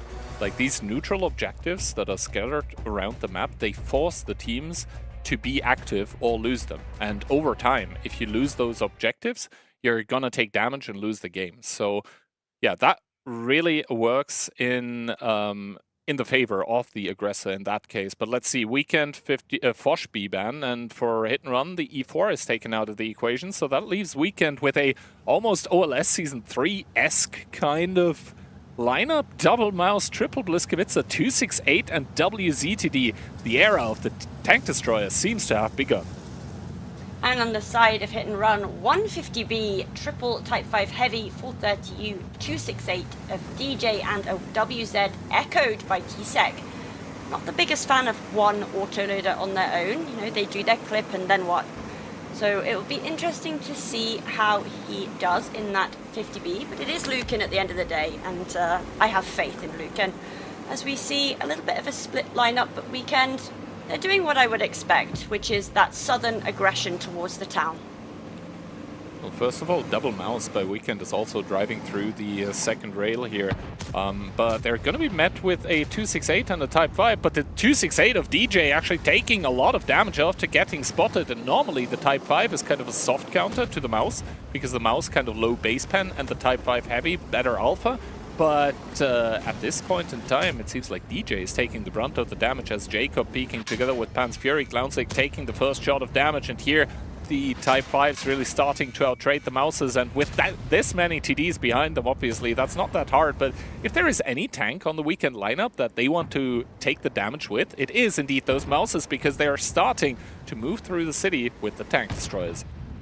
Yeah, those Mouses were doing a great job of angling, though. Bounced a lot of shots, which Hit and Run won't be too happy about. Now, I said putting pressure on, but we'll take shots in return as Pan's Fury now at the end of the guns of Weekend. Jacob trying desperately to block those Mouses and get in the way, and does manage it. And they get an arty strike on them as well, but so much damage done as T-Sec and Jackie pushing ISED to try and get that shutdown onto Weekend. Absolutely, I said going down, but Borchik immediately falling to the grave, as well as Hellrap getting pushed by Chucky in that Blyskowitza. He will need 2 more shots to take out the Polish tank destroyers. T-Sec taking one to go down to less than 1000 HP, though Crystal and Trash Panda with the tank destroyers off their own, repushing. T-Sec going down, followed by Hellrap, and at this point in time, it seems like a completely different game for the super heavy tanks. They're just playing their own game at this point. DJ, though, in the 268 falling. This is detrimental for Hit and Run, who are also trailing in the HP department. Clownsick, though, on a one-shot as well, as Lukin caught out on the long reload with the 50B by the Blyskowitza, who doesn't have quite such a long reload. He gets shut down. 2 tanks remaining for Hit and Run, and Weekend losing 2 on Himmelsdorf, but getting back into Hit and Run's face on Ensk. Yes, definitely. I think Clownzig and Sunshine did fantastic job in those Mouse, especially to come out still alive at the end of the game, as we see the final kill onto Jackie there. Yeah, I don't know. This felt like Weekend said, no. We see what you did on Himmelsdorf. We're not having this again on Ensk. We're going full aggression, and I really liked what they did. Those Mouse took a lot of bounces, and I think we're going to see that in the post-game stats as well, especially on Clown, to survive that till the end as well. Kudos to him. It really went in their favor in this game. It's very interesting to me as well that the tank destroyers, especially 268 and WZTD, are taking such a prominent role in the lineups of either team. And you can see the difference here is that Weekend, they managed to get Kano in the game with the 268. Whereas for a Hit and Run, yeah, DJ still 2.8k damage, but for a tank like the 268, that's actually like the only job that it has is to deal damage. There is nothing else. You're not supposed to tank, you're not supposed to brawl, you're not supposed to do anything else. Your only job is to deal damage. And 2.8k in that kind of role, I'm sorry to say, is just not enough. Yeah, I agree. It took so much damage at the beginning as well. I mean, look at the damage of Sunshine and Clownzig, including the block damage as well. And then you echo that on the Type 5 Heavies, their damage is considerably lower, and 0 blocked for either of them. That's a big central part of the focus of the game, and when those types die, there's that HP kind of gone. I mean, yes, Pan's Fury putting in a shift, but he wasn't one right in the middle against those Mouses. And yeah, as you say, TD's coming to the forefront, and I do like to see it. I'm a bit over heavy meta, so I like the aggression and the high alpha that comes out from those Bliskers in such close range as well. And we will now see the second fight on Ensk and see if the similar tactic is picked or whether it will be something totally different. It is kind of unpredictable at this point in time, because not only do the tank bans feature in hugely into what the teams are going to pick, but it also feels like the teams have adopted a very varied playstyle, depending on who they're playing against and what they want to do. So that is also cool to see. That, for example, Weekend, as I said, they are going through a lot of development at the moment. And whereas they used to be like, hey, we have to be aggressive to win, now they've adopted kind of the different approach of like, okay, we can actually be unpredictable for the opposing team, and that's obviously an ace up their sleeve. I don't think Hit and Run were really predicting for the lineup to kind of get mirrored in the past game, and it also was, I mean, funny to see, for example, Borchik trying to block the double mouse with his Type 5 Heavy, like Gandalf style, you shall not pass. Obviously, it didn't end up working, but I don't think it's through lack of dedication on Hit and Run's side that they lost the past round. It was just that they were caught off guard by what Weekend was doing, because they didn't expect it at all. And I mean, when a tank has to block 2 other tanks like that, something must have gone wrong at some point in the making of the situation. So good on Weekend for creating essentially situations like these. Yeah, definitely. And putting those double mouse as well down the tracks, they took so much of the focus. As we will see this time what is picked. Hit and Run choosing to ban that Bliskovica, E4 being banned for Weekend, Hit and Run going for the double Type 5 Heavy, the E5 for Tsek, the 430U for Lukin, Voshby, 268, and Bocic with the RHM, which is a very interesting pick. Obviously wanting to spot out Weekend. Well, Weekend, I think they brought this lineup yesterday against Mafia as well on Ensk. It is a single 268 and 6 430Us, so they are kind of trying the same approach, the same strategy, but gigantic, ginormous plane for Bocic once again. And in any other kind of scenario, I would kind of say that's almost GG, but whenever Bocic has been hitting those stunning planes, his team didn't end up winning, so let's see. Maybe they have the info that they need now. Clownzik immediately going for the artillery strike on the field. And of course, another 430U Crystal in this at this point in time is going to get sent to the info tower. So Weekend are also going to have the full information. And this in turn means that, well, Weekend actually do have one more fighting tank. They have one more gun that actually has DPM. Yeah, Weekend choosing this time, I think, probably because getting spotted out so early to play the slower game, which is always a risk when you are lower on HP at the beginning. Hellrap taking a particularly nasty shot there from Pan's Fury. But there is that heavy potential from the side of Hit and Run in the slower games could really work in their favor. The moment we see an archer strike on both teams, there is an attempt at a push here though, coming in from Hit and Run. Sunshine going to have to be very careful here.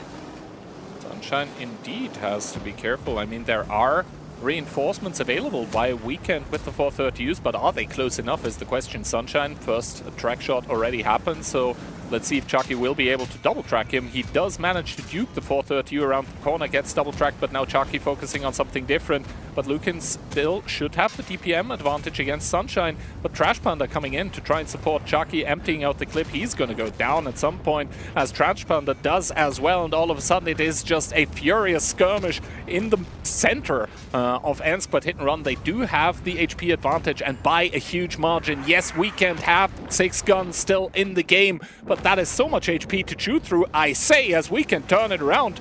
Almost, at least. They still have more guns, make that even though, and I think Hit and Run just about have managed to hold on, but DJ, if he stays double-tracked, that would be a huge problem. Bocic actually not able to finish off Clownzik, and all of a sudden it's starting to look dicey.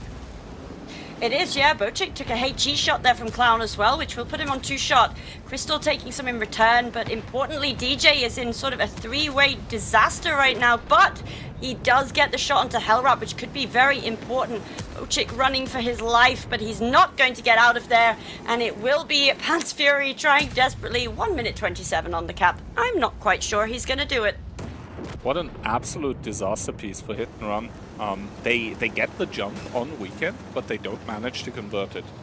If they focus the fire better and get some more guns out, then it actually works out in their favor. But they were like 4,500 HP up at some point, but Weekend still managing to keep those one-shots in the game, and then the 268 getting double-tracked.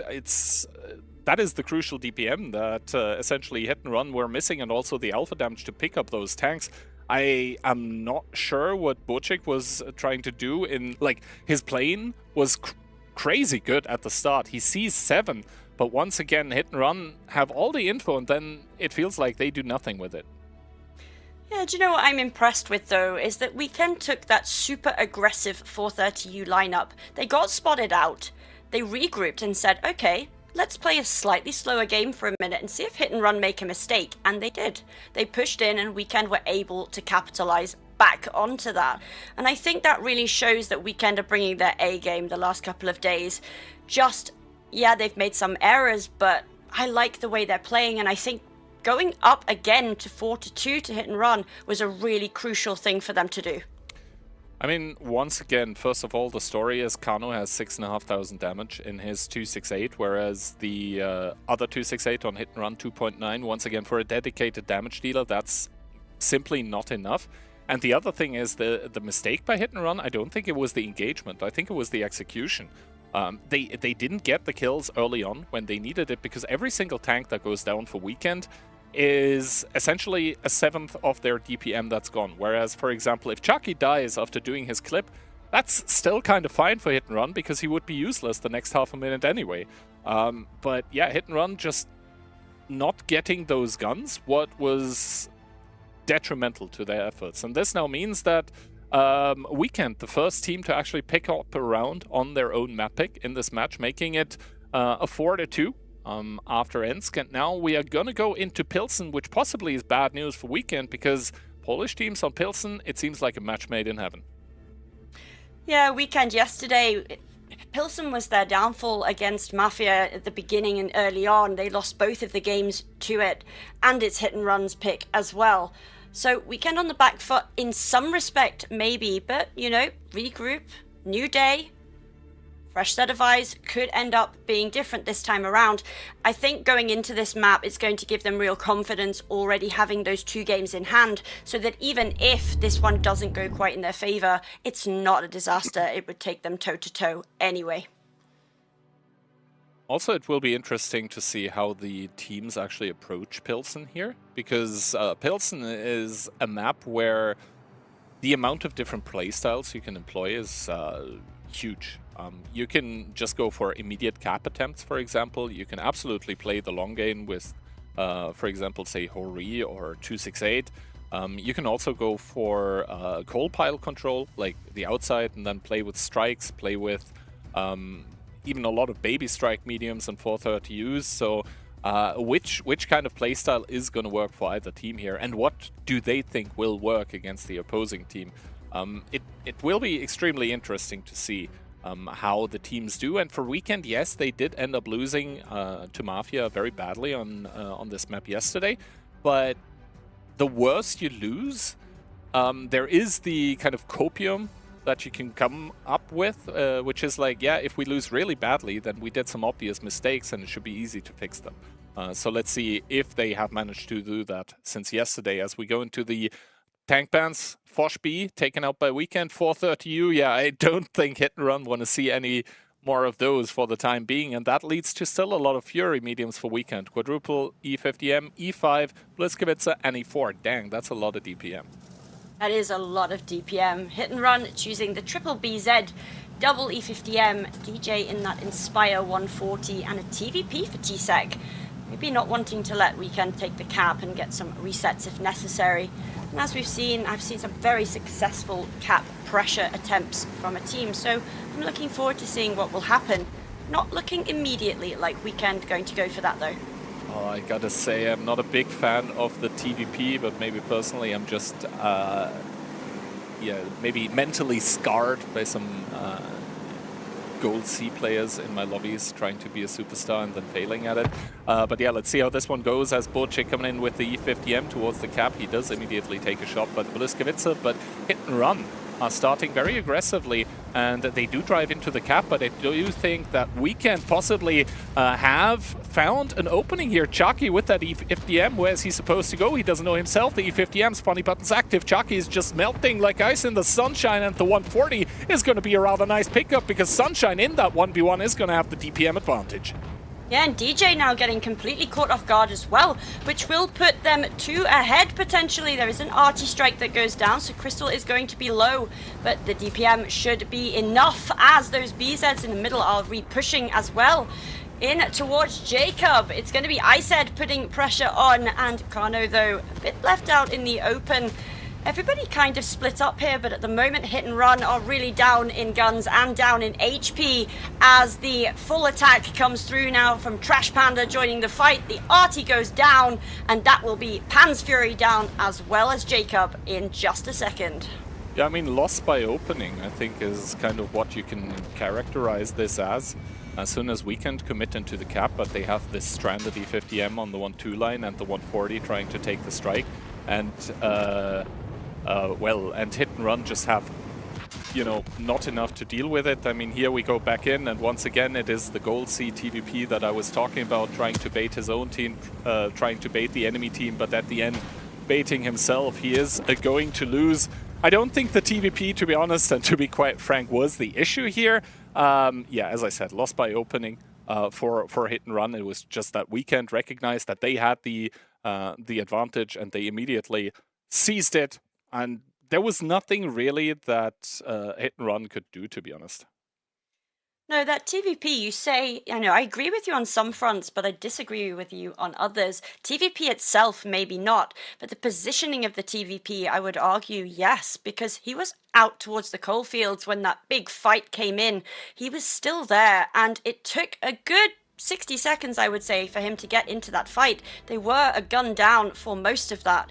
And then DJ and Jackie really getting caught out as well. They were not expecting that straight aggression in this game. And maybe from this positioning and the lines that Weekend chose to take, we really see that DJ and Jackie with the damage, the lowest on the board. I mean, there's nothing more they could have done in that situation. They really were just caught off guard. The TVP, yes, 2.3, but I would imagine at least a clip of that was towards the end of the game. So Weekend commanding it, it was game over. And I'm really pleased to see that from yesterday, they picked themselves up on Pilsen and they gave such a good showing. I mean, Weekend kind of seemed to have the approach that, if it's not too difficult, then let's not overthink it. Like, sometimes the easy solutions can be the best ones, and in this case it's just like, yeah, if they're doing something weird, just go kill them. And that is exactly what Weekend is doing. And to be honest, Kano dying is kind of like, of course it sounds weird to say it, but like the best case scenario, because the E4 is sort of the tank that in that kind of lineup Weekend wanted to take the damage with. Like, he has the ability to reduce it and Hit and Run immediately, losing the Inspire, losing the DPM medium at the start. It's like everything worked out perfectly. And now for Weekend, it is the classic case of just one more, but you know how it goes. Sometimes the last one can be the hardest one. Exactly. And we saw that exact thing for Mafia yesterday against Weekend, where 4-1 up, needed one, and then goes Weekend with 4 in a row and took it 5-4. So it's never over till it's over. Completely agree with you. But I do think Weekend, for the most part, have been very commanding throughout this. Hit and Run, yes, they've shown up well on some games. I just have felt sometimes it's not consistent that they've been today. And we go and look at our community predictions again, really favoring Weekend as well, and I think that's a fair amount, 68%. I know I favored Weekend as well in this fight. I don't know about Yuki Hand. I think he went Weekend too. Especially after the result yesterday, you kind of got to, no? Because whoever right now is able to beat Mafia must be a pretty good team. And here we do see the results of the caster predictions rather. And well, all of our predictions can still come to pass, except for Daki, it's quite Jova. Yeah, I was about to say, I think Daki's going to be sat there going, come on, Hit and Run. Don't let Key win. As we go and have a look at picks and bans, Fosh B banned out for Weekend and for Hit and Run this time. Weekend going M5Y, double Hurricane, K91, double 430U, and Sunshine in the RHM. And for Hit and Run, we have the double B140 and quadruple 430U combination. So I would say Hit and Run's lineup actually very, very aggressive. They want to get stuck into the fight right from the get-go, whereas for Weekend we obviously have the RHN indicating to want to go for a longer game. Only 2 tanks spotted. That is, to be quite honest, not a lot of information, and it also gives the info to Hit and Run that Weekend are playing with a light tank. So really 2 spots for essentially 1, because it's likely on Pilsen to be the RHM, let's be real. As the double 50B is starting to drive into the middle, they do get spotted for it, and the single shot connects on towards them, but they are going to possibly have the control over the artillery strike. But Hit and Run, they really seem like they are going to go with an all-in strategy. They're sending the mediums through the west. There is a stranded MBY from Weekend, and he's going to be saying like, yo boys, I'm hull down, please don't overpush me. Yeah, Trash Panda is going to be in a lot of danger here, and it's going to be a case of whether they can get any back to put Crossfire, but I don't think they can. I think this is going to be a free M5Y pickup here for Hit and Run, and they have definitely come into this game saying if you can't beat them, join them with the aggression, and Jackie putting shots in the back, and that is a free kill going down for Pants Fury, taking it onto Trash Panda as we now see a little regrouping from Hit and Run. Will they carry on, or will they re-rotate?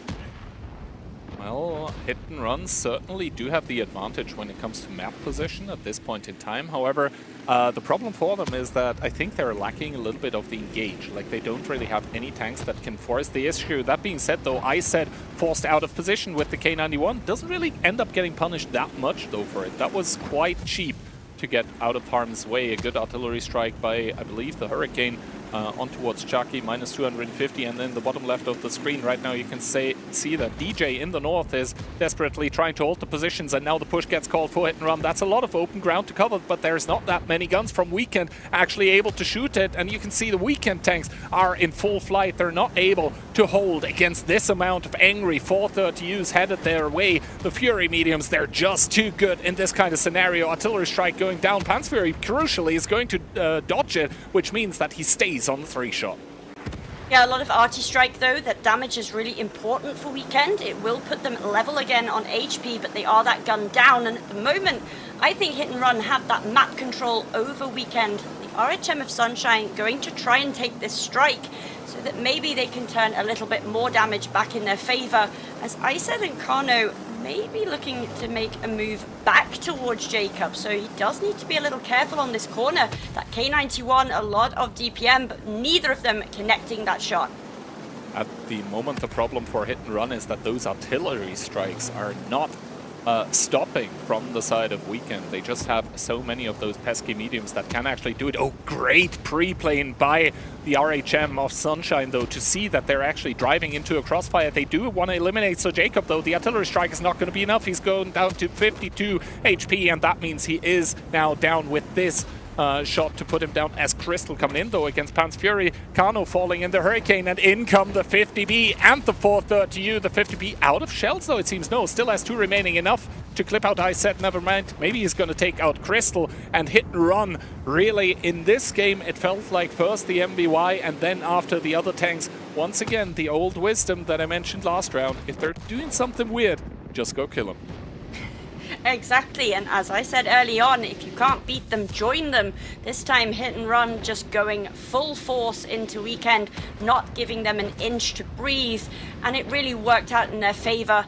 It will just be a case of cleanup now. Sunshine doing a bush line, but he will get spotted for that shot and does go down. This was a beautiful job by Hit and Run. They are on low health, but it doesn't matter. 6 guns still in the fight. They played a great game. Also, shout out to Lucan and T-Sec with those 50Bs. Like, there were a lot of big crosses that they had to make, but both of them being alive at the end of the game, it means that the timings that they took with those crosses were actually really good, because normally the first thing you shoot when you see a lot of tanks crossing, it's going to be the sideways 50B. He has no armor, he's a big target, and he has a clip, so that's what you focus, but they both stayed alive, so great job. Well, the damage maybe not so great. Still, it is something to shout out. And for Weekend, I mean, first match point fumbled. They do have 2 more before we would go into a tiebreaker. But I gotta question the decision-making with the MBY. Like, yeah, okay, understandable that you want to have a tank somewhere in this area to not completely give up the map control, but you could clearly see there was no contingency plan to what would happen if the other team was just going to push there. Yeah, definitely. I mean, Trash Panda, he was in a great spot if he had support, but he just didn't. So map control doesn't really work if that person can get pushed and go 1 gun down immediately for basically no retaliation as well. So we will be going on to Cliff now. What's your thoughts on Cliff? I know it's your favorite map to watch. To be honest, like, Cliff for me is always a 1-1 map, and if that holds true, Weekend is going to be the victor after it. Hit and Run, of course, they have actually picked into Cliff quite a lot in this tournament and in previous ones. So there are no slouches on it, quite certainly. But Weekend just need this one lucky opening, this one lucky timing here. And they've demonstrated throughout this match that if they see an opening and a good timing, they will definitely seize the opportunity. So Hit and Run up against the ropes at the moment, with their backs against the wall. So can they handle the pressure? I mean, most certainly. They've demonstrated that multiple times, over and over, basically, throughout the years. But can they do it right now? That remains to be seen. Yeah, I mean, yesterday Hit and Run had a draw on Cliff, whereas Weekend picked up both wins on Cliff. But as we've seen on Pilsen, just because a team loses in one round doesn't mean they can't come back and take a victory in the next. I mean, at the moment, it's not looking great for Ducky at all. I mean, obviously, I know he can't get the prediction quite right anymore, but you never know. Hit and Run could come back all the way and do something unexpected. And Cliff, if it's going to be aggression for any team, it's going to be on this map. I'm gonna tell you something about predictions. If something is not quite right, then it's wrong. So all of us might be just that if Weekend immediately picks up this next round. But of course, Hit and Run, they want to stay in this competition. They want to make it to WCI directly again. As CS ban coming through for Weekend, Hit and Run with the 50B taken out of the equation. And so Weekend are going to go with triple BZ75, E50M, and triple 430U to deliver the killing blow. And from the side of Hit and Run, triple BZ, that bat shot of Lucan, E50M, 140, and that RHM. Interesting to see if Lucan, he does. He's playing optics on that bat shot, which I think is an interesting pick for, changed it at the last second into turbo. Maybe going north side then, looking for that special little alcove at D4 to get some side shots. But I have seen Monster in the past get caught there, and it really made the game hard. So good spawn is crucial. Well, once again, a great plane by Bocic. He sees 6 tanks, but those great planes by Bocic, they've not translated into towards a lot of success for Hit and Run in the past. Maybe now it's time for them, or now it definitely is time for them to break the curse. Lucan already with the side shots coming from the alcove, already with the second shot of damage, so he's going to have good reload ability. Bocic has made it past the cross, though, with RHM starting to deliver damage in towards the middle of the map as well. Clownzik taking 2 on the cross, and because the Weekend tanks are driving away, this is why Hit and Run are now starting to call the overpush, and they are going to go on towards IZ, those BZ75s with a lot of alpha. They want to try to take those Fury mediums out of the game. T-Sec even a little bit slow on the approach, but Chucky taking so much damage for the cross. Finally, IZ goes down, but Chucky to follow, and Hellrap has actually done a good job of peeling away.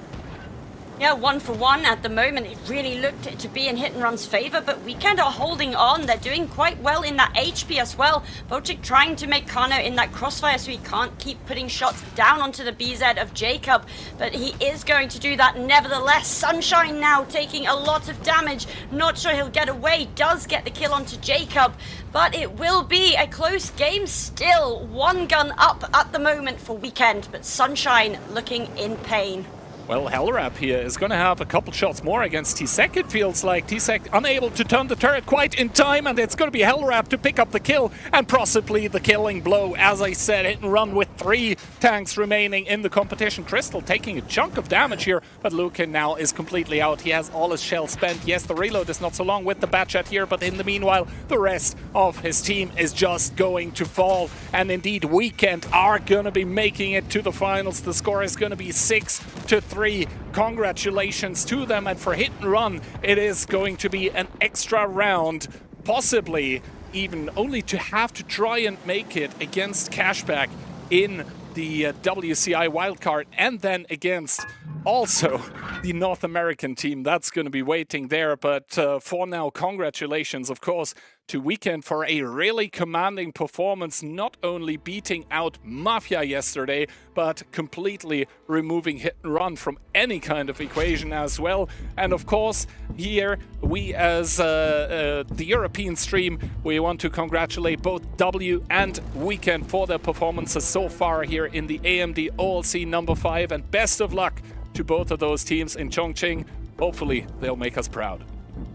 Yeah, I imagine there'll be quite some celebrations this evening as well, because they were both picks that the community and casters didn't quite believe in at one point or another throughout this OLC, and yet here they are, and they've made it, and quite convincingly both ways, neither going to that tiebreaker, and all of them exciting games as well. So it will be W and Weekend making their way through to Chongqing.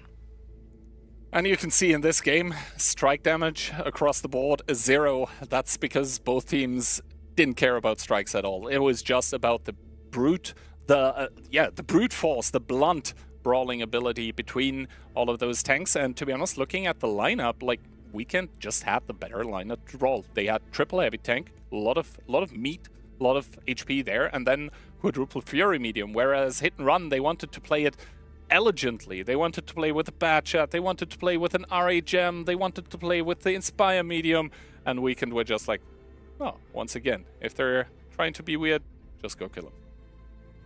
Yeah, I felt for just a split second that Hit and Run were in command of that game. Just for like 5 seconds of it, that over push, they did so much damage onto Weekend, but Weekend just able and were ready to say, no, we're not letting another game go in your favor. We are going to take this and run with it. And they did. And I'm quite proud of Weekend. That's 2 games that they've absolutely smashed through yesterday and today. So W versus Weekend is going to be such an interesting fight, I believe.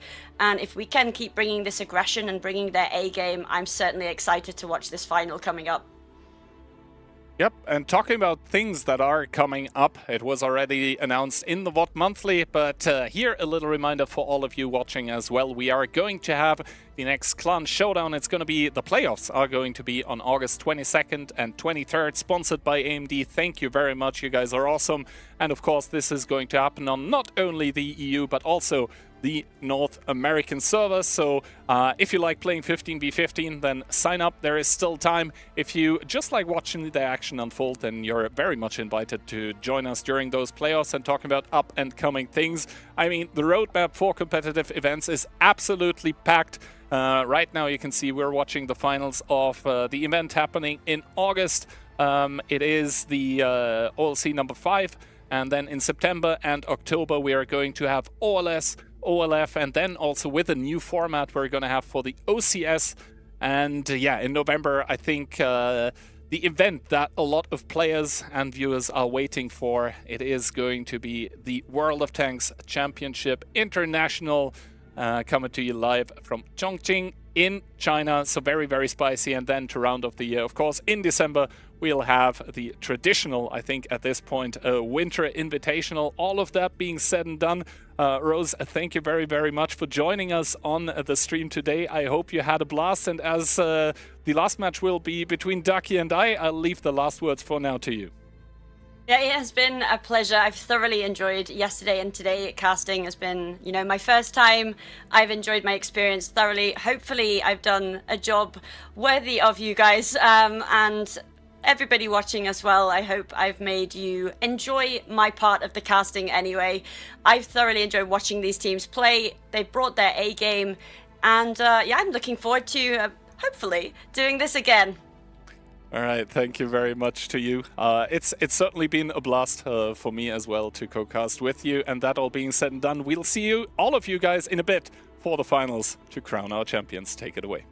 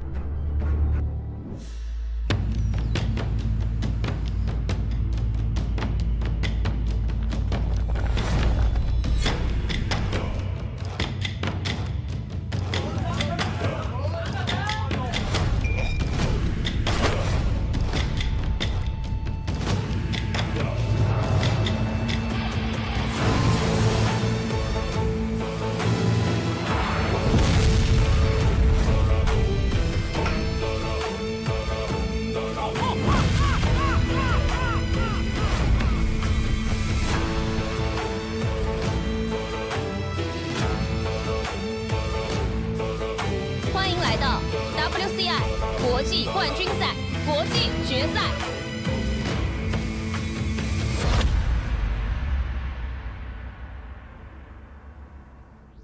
This is the world's most advanced processor. In entertainment, its rendering speeds render other processors obsolete. Powers cloud services for billions. Helps change the course of climate change. And uses AI to accelerate disease detection and cures. We make the world's most advanced processors, but only with your vision can we advance the world. AMD. Together, we advance. Well, hello there, and welcome back to the finals of the AMD OLC number 5. It's 2 teams remaining, but I think both of them are already very happy with the results of the day, because they will be definitely representing the European region in Chongqing. However, between both of them, the score needs to be settled. Who will be traveling to China with more travel money? And this will be what we will find out now in these best of 11 grand finals between W and Weekend. Yeah, of course, the winning the semi was the most important aspect about it, right? Let's start with that. Winning that is just very, very important, simply because it qualifies you into WCI. Now, of course, both of those teams just want to win this finals because, you know, winning is good. It gets you extra rewards as well. And yeah, I mean, they've completed that first step. Now let's see who's better. From what I've seen, I put my money on W. The same thing. I mean, beating Cashback 6-1 is kind of crazy. And I think the other thing that could be important for the teams here, although they possibly aren't even that aware of it yet, I don't know how it's going to work exactly in China. But, I mean, nominally, the team winning here now would be considered the European first seed. So depending on how the matches and seeding is being done there, it could play as well a role in possibly avoiding teams that are strong from the Chinese server, from the North American server, well, maybe from the Apex server as well. But, you know, thinking about potential opponents like JWL that have looked pretty strong over in China, albeit not during the OSA, might be an incentive to win for either team, like putting apart the money that they'll win with that as well. Now, it's the best of 11 again, which means that it is first to 6. And yeah, W, I mean, it's funny that so far their closest match they've gotten was against Sicarios, you know? Yeah. Weekend, however, yeah, they've had a rough time from the Swiss stage. They barely made it to the tournament.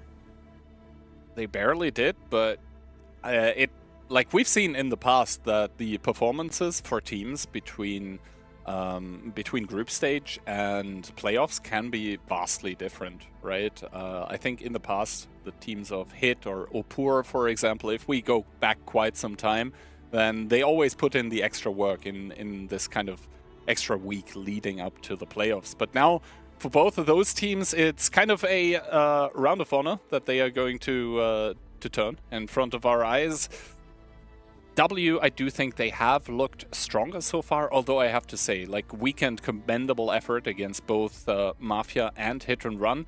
And this also, like, leads into the possibility now, like, Hit will have to play against Cashback in the WCI wildcard tournament. We could have a WCI potentially without either of them, which is absolutely crazy to think about. Yeah, but they're still kind of there in like spirit, you know? At least the Hit and Run will be there in spirit. If you look at this lineup from W, I mean, Piotr, Franek, Mentos, Ketsai, starting to like you pull off the hat and same person appears. Well, anyway, though, pick and bans have been done. Himmelsdorf, which I'm kind of sad to see go, and Muravanka have been banned out. So we are going to once again start on Sand River.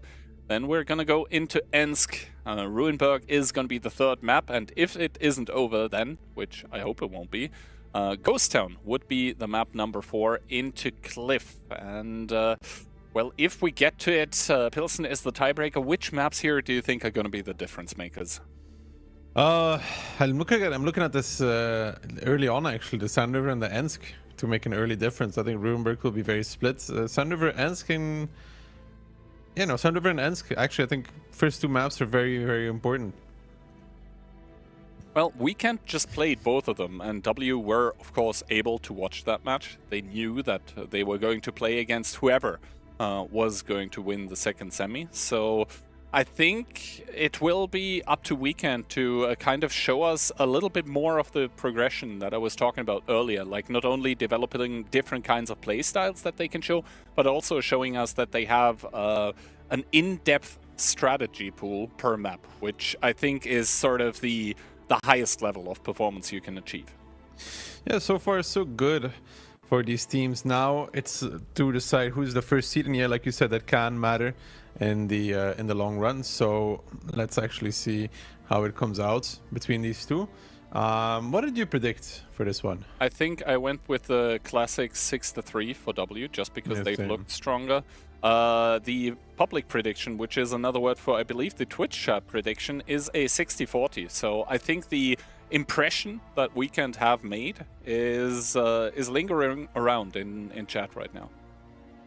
Yeah, 60-40. Are you closer than I think this will be? You think as well, and I think Phil also. I think he also went with 6-3. I'm guessing when he said welcome to the team means that you went with 6-3, I went with 6-3, and he went with 6-3. Yep, I think so as well. Like he was asking me, and I was like, yeah, well, 6-3 seems like kind of a fair scoreline, to be honest. Only because we don't have best of 13, so it can be 6-7. Oh God! At this time, it was you, not me, doing it. But I mean, it's closer to my age category than yours, Boomer. Okay, bro. Okay, Zoomer. Anyway, though, the only question mark that was to be resolved was Rose's prediction, and she's going with the 6-4. I think it could also happen, to be honest, but I think there's also the possibility of Weekend just winning this straight up. Like, for a long time, they've had strong appearances and pretty good tournament runs. I believe the best ones that they had were sort of the OLS, the two OLS seasons. I believe it was 4 and 6. Where they ended up being third. But now they're in the finals here, so second place already guaranteed, but when you're in the finals, you obviously want to win. Yep. That's indeed the case. But like I said, I think these first two maps are very, very important. I somehow feel like W running away with it. The style that Weekend plays, or wants to play, is one that W likes playing as well, and likes playing against, and I feel like W is just a bit better at it. Definitely. Weekend, since they have adopted this playstyle of we don't have to push every round, but we can also receive the push and deal with it very well, they've become extremely, extremely dangerous to play against. But W, I think, with all of that experience that they, of course, have as well, and with all of the individual player skill that they not only inherently had in the team, but also have recently picked up, they have the tools to deal with it. Quite literally. I mean, both these teams are riding high anyways, you know? They're did what they're supposed to do. Now, of course, you want to win this as well, but it's like a big relief when you end up qualifying, you know? So let's see how the teams play when the pressure is a little bit off, at least. Both of them agreeing that the SGRV is not to be played on Sand River this round, and we can triple K91, triple 430U, T100 LT. W in return, T100, triple 430U, 140 and double Mivi. So the core is the same, but then you have the big differences, right? Those triple strike mediums for Weekend. Something you see W quite often do on this map as well. First of all, big difference between how the light tank players approach it, and Clerf getting plane out. Spotting 4, spotting the T100 as well, and immediate punishment into Sunshine, but he still goes to take the info tower. Clerf would have the plane available, doesn't go for it, but Sunshine now getting heavily punished by the normal spot coming out from Clerf here. So not the best opening for Sunshine, and Clerf might even transition this into an artillery strike. So far, Clerf completely outplaying Sunshine. Yeah, and Sunshine low, the Mivi's now starting to take over the K-line in return, but there's only Trash Panda there very far away. Clerf does get the knight from the strike, and Katsai will get a spot out on these 2 out of the 3 tanks here. Only Hellrap is the unknown factor. at this moment in time. Might even want to peek Ketsai. He's got to be careful. Sunshine will sneak through the A-line. But yeah, the light being so dangerously low, it's something they'll have to watch out for. And W currently covering their angles pretty well. Of course, you have the issue for W side that you have this Mivi, this immobile kind of tank that does not really traverse the map quickly. Ketsai now evacuating the northern dune here because he knows how many tanks are actually close to him. I think that was the correct move to do at that point in time. Trash Panda in the south with the ability active. Not sure what he is currently shooting at. Nepal with the Mivi spots him out, does have the gun depression, but apparently not the aim as the shot goes into the dune. But Nepal should be able to comfortably hold this position for now, and this enables Itox to go into the southern strike. Yeah, so another strike being taken for W, because they're already taking the one in the middle as well. Weekend will respond by taking one of their own, but of course 2 is greater than 1. IOS does not end up getting reset by a mini strike there either, so we'll be able to take it.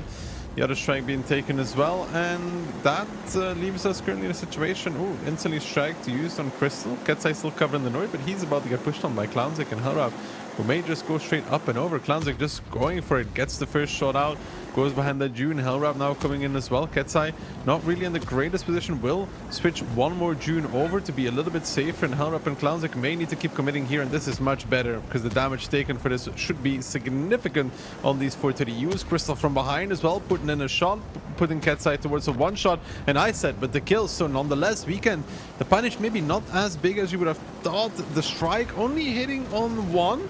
So that's pretty good as well. They are still stuck in these buildings, and of course the tanks from the base are able to get shots on towards them as well. So W wants to make something happen here.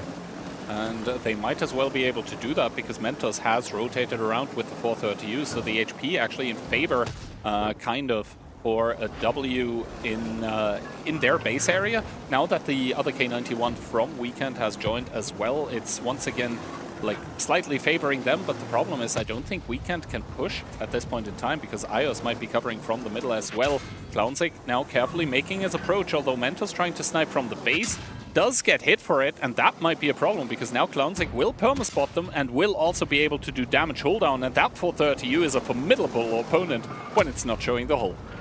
Yeah, and Clownzik not missing a beat right now. Gets tuned towards Franek when he take a one back, and he wants to continue peeking this. He's not afraid. He does take a good shot there from Mentos as well, but Clownzik yet still peeking. Franek down towards the 2-shot, and so far so good for Weekend. They take that north control now. There's a K91 and another 430U joining in, and they're looking for the kill here against Franek and Mentos. And to be honest, looking at the current situation, they may even be able to do it. Good shot coming out from the backlines from ISET as well. Mentos has to burn through his medkit, and that means his gunner is actually going to stay dead for quite a while, as Clownzik has a lot of bushes to play with. The 430U obviously with great camo as well, should be able to utilize that. Crystal from the middle of the map is able to punish Itox, who tries to kind of salvage the situation here for W, but it's looking increasingly dire at their own spawn. Plane coming out as well, back on towards them. But yeah, they have nothing to do here in the base. It's not something that's going to work out. Crystal spots out IOS, doesn't connect the shot, so has to give up that strike at least. But nonetheless, I mean, W not in a great position. Clownzik might get double strike though. There's the first, there's the second. Say goodbye to Clownzik. Well, kick by to Clownzik. He goes down, and that's going to equalize the score in the kill department. However, the problem, I think, persists for W. Those tanks in the base are kind of stuck, and now ISET is just going to play the same position. Clownzik just got striked in, and guess what? There are no strikes remaining. Of course, the K91 turret not as strong as the 430U, so he can't play it as liberally as the player before him, but like those 3 tanks, Mentos, Franek, Itox, they're stuck. They're not going to be leaving. No, and that's currently fine for Weekend as well. The way that the tanks are sitting, it's not really a problem. Clorf uses the plane on ISET. ISET not connecting onto the side, but slowly but surely ISET will find a few shots into that Mivi though. I mean, the fact that the plane was used and there was no damage onto ISET is actually a problem for W as well, because this means that Plurf, oh, he does get a replane from this blind shot though, so good for them. But Crystal now lording over the tanks that are in the lower side, and Plurf kind of stuck. IOS cannot leave as well. Weekend is doing a very good job of locking down W, at this point, and the info tower is going to reveal the entirety of the team. Crystal once again getting 3 shots, and Trash Panda now just coming in to seal the deal together with Kano. There is just too much HP, too much DPM against whatever W has in the dried out riverbed, and Weekend are going to reward themselves with, well, not an easy, but a very controlled round number 1. Yeah, it looked a bit dicey for them in the beginning with Sunshine taking all that damage, but he's still on the same HP as he was then. Nothing really changing. And outside of that, they found great success taking the base and putting the pressure on, killing Ketsai. I mean, it wasn't free, but I don't think the punish from W was quite enough either. I expected a little bit more on towards that. The fact that the double 430U from Weekend was able to get so close to Ketsai without getting spotted, I think was the biggest issue. Because if he sees them coming, he can kind of run earlier. And he already had to abandon the northern dune before that. So I think he just ended up not running far enough because he thought that the cover fire that was gonna come in from the middle of the map as well as their own spawn was gonna be enough. But we both saw that wasn't the case, and crucially, I think one of the K91s from Weekend going to the middle and providing the crossfire as well, that saved so much HP on the 430Us that were pressuring on towards Ketsai.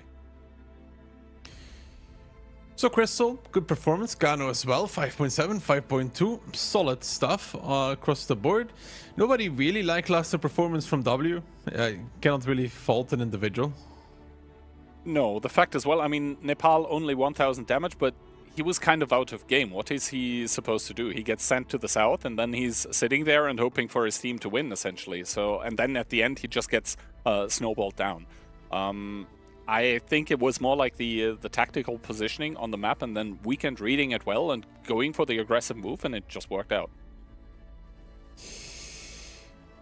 Good start for Weekend. Exactly what they need as well against W.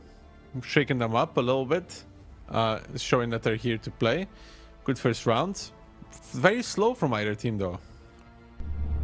Very slow, and I think this might be actually a problem for W, because normally I would have favored them when it goes into the longer kind of games where it's about individual decisions, individual player skill, and then also the calls that are being made. I thought that W would be a lot more mature, but Weekend, well, styling on W is maybe too much to say, but it definitely felt like they had the advantage and they were never letting go of it. Still early on though in this best of 11, but it's good for Weekend to come out of their match, you know, still rolling, getting the ball rolling again. Good stuff for them picking up this first one. If they could pick up 2-0 on Sun River, would be very important. It would be definitely a good start. I mean, 2-0, 1/3 of the way there. But we'll see if W will let that come to pass. K91 banned out by Weekend, STRV once again by W, and that leaves a Weekend with a BZ, never mind, double IS-7, triple E50M, a CS63, and an RHM. In return, W, IS-7, 140, quad for 3U, and an RHM. So W, I think, with the more aggressive lineup. Weekend with those IS-7 picks, like double IS-7 picks, that looks more a little bit like holding position and then waiting what's going to happen. They do also have the Baby Strike medium, which W do not. So there is that. Once again, Plurf using the plane at the start of the game sees nothing, whereas Sunshine sees 4. So a good initial plane from Sunshine, getting some information out, getting a replane as well. You can see we can initially setting up to deny the communications tower, just like W did, but Plurf can go in for that. You see that often done by the T100, not really the RHM. Also, interesting fact, last game we had double RHM, sorry, double T100 without RHM being banned, and now it's double RHM with no light tank being banned, so maybe the team's knowing something that we don't, but Weekend immediately grabbing the initial advantage. They get the full spot via the info tower and an artillery strike to boot, and this means that for ISET, I mean, either holding if there is enough guns to shoot his way, or he needs to run, and I think the latter is the case. Yeah, and you can see him backing off as well. In that solo IS-7, he's going to be running away. Ketsai taking a shot there, good shooting.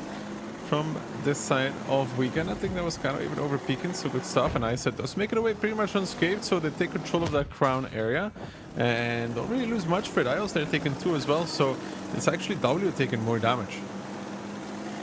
They are also the team with a little bit less map control. Yes, they have the south, but not much else. And this means that 2 info towers together with an artillery strike are definitely in Weekend's possession. Whereas W, yes, they can contest the middle artillery strike. They can maybe even take it, but it's gonna be difficult. Kano, once again, overpeaking, doesn't get the connection though, gets punished for it even. Lucky to only take 1 shot of damage there.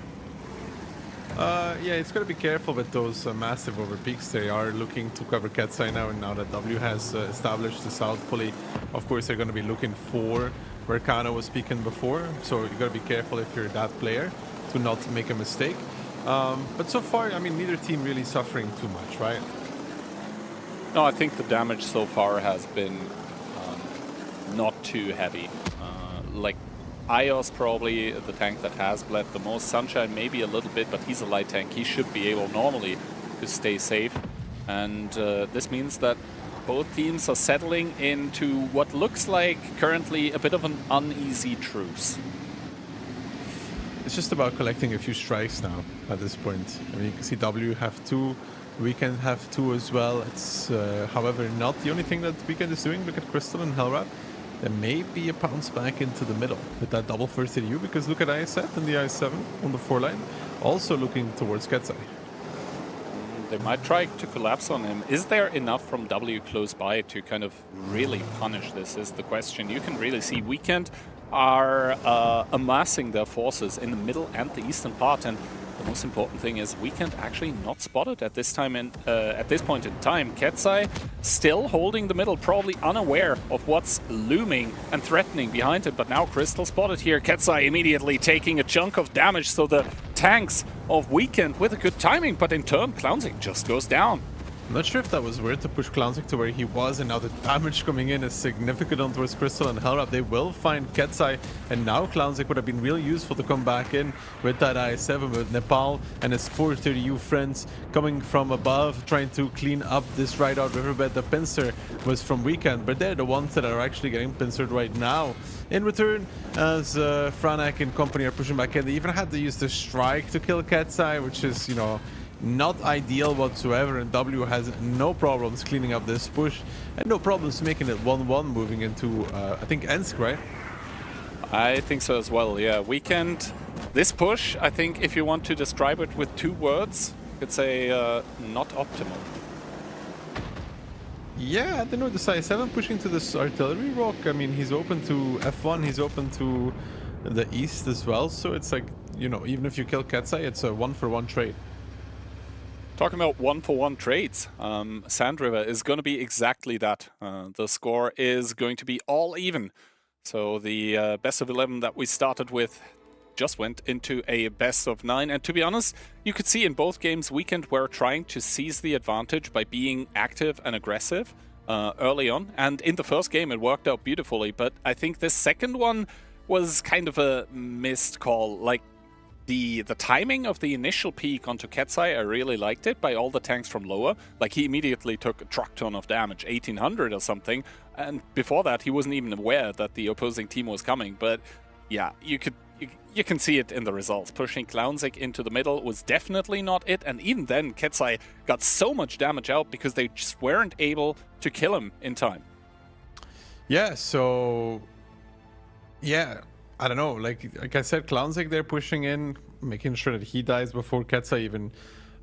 It's like, first of all, you should pincer Ketsai, and when then W start repushing, you push back in once more, you know, you repush the repush. But like this, it was not too difficult for W. Not only one tank dead on their lineup, and it cost Weekend essentially everything to do that.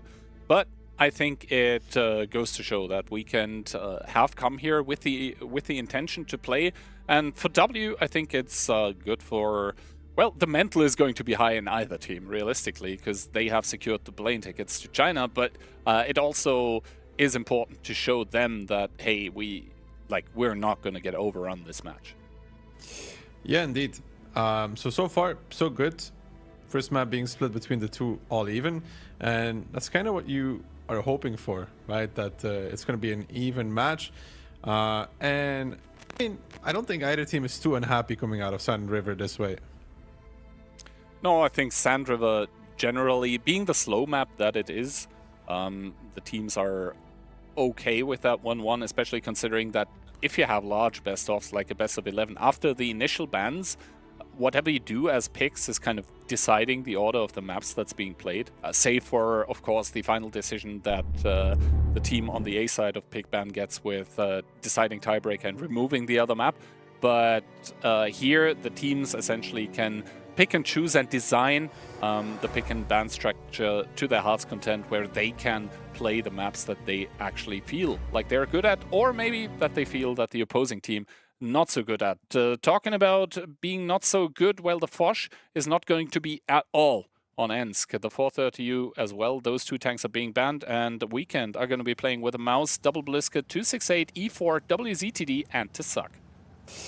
In return, W playing with the IS-4, the 140, Bliska, double E4 and double WZTD. Once again, the age of the super heavy has ended. The era of the tank destroyer has begun. That is 10 tank destroyers total. It's pretty decent for the Tisak though. Yup, it's all Juggernaut TDs. So he's going to be doing a whole lot of tracking as Ios. With bounce onto Clownzik, he's not going to be generating the Inspire from the get-go. Itox, I think that's the first IS-4 cross like that I see that actually doesn't end up getting punished.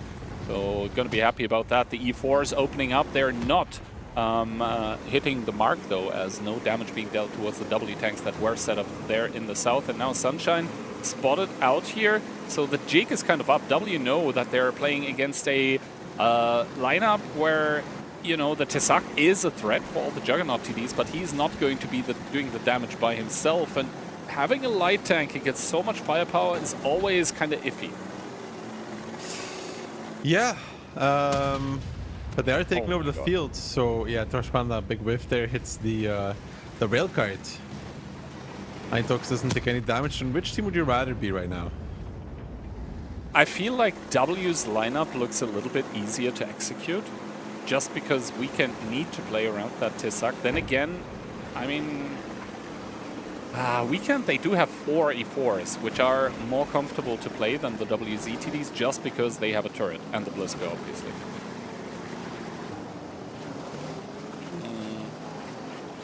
Sunshine starts to destroy some buildings. I mean, sure, why not? That makes sense. If they're planning to take positions there at any point in time, then having the buildings destroyed, so supporting tanks from the northwestern part of the map can deal damage more easily. And obviously he removes some buildings, and that removes the possibility for the opposing team to hide there. So if you have time, good thing to do. It's going to ruin their accuracy rating after the game. Not that they care about that, but yeah, that one's gone. Not their accuracy rating, Kihan. Yeah, it's horrible, I know.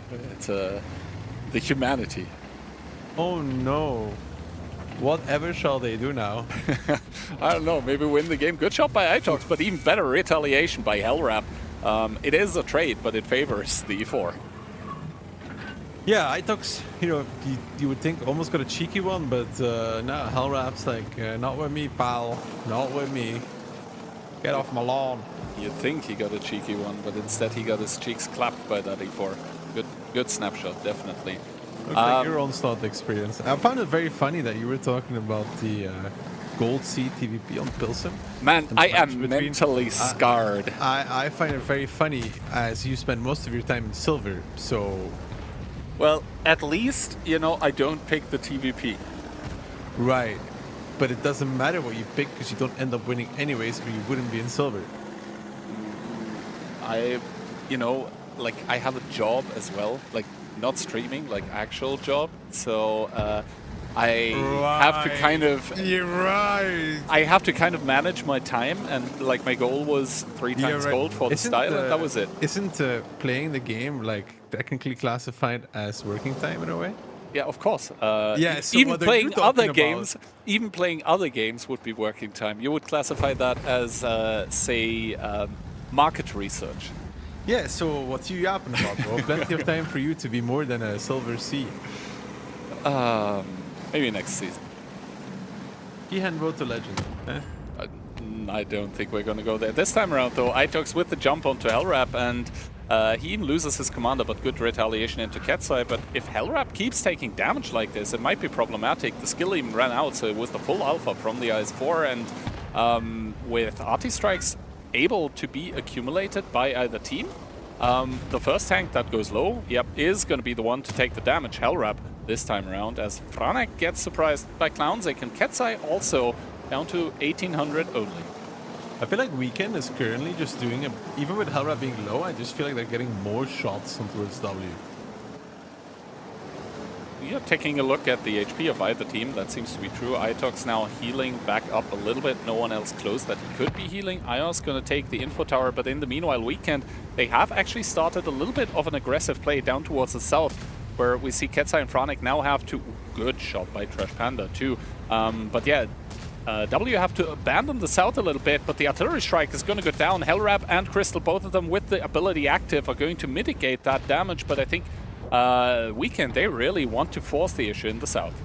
Yeah, Weekend, I feel like they're just hitting everything. You know, there was a while where I just saw every single shot hit, no misses, and now W is, however, making some good trades back, because of course Weekend needs to peek out if they want to get some shots out, and now Ketsai finds good position against Clownzik. Honestly, going blow for blow here would be pretty good for Ketsai. I mean, he's delivering 750 every time, and now he has the ability as well, so next time he peaks, it's no longer 490. The strike comes out on towards Franek, will drop him towards a one-shot, and there's a secondary strike, even he's dead.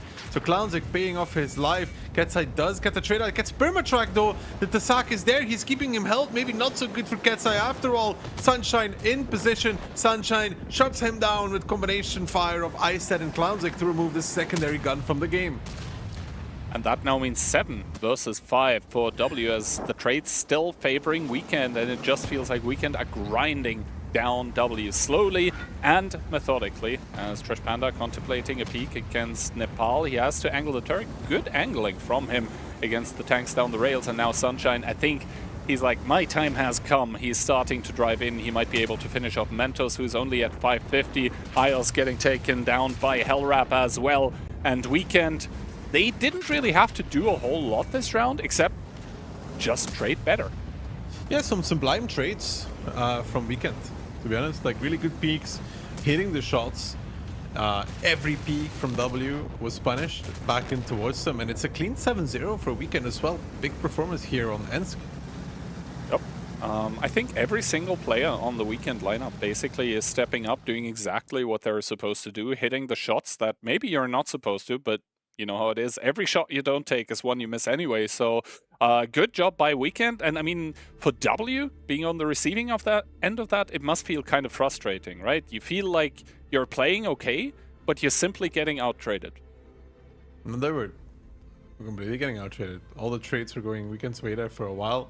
And then you think, you know, Ketsai has a good position, but that the sack kind of ruins it.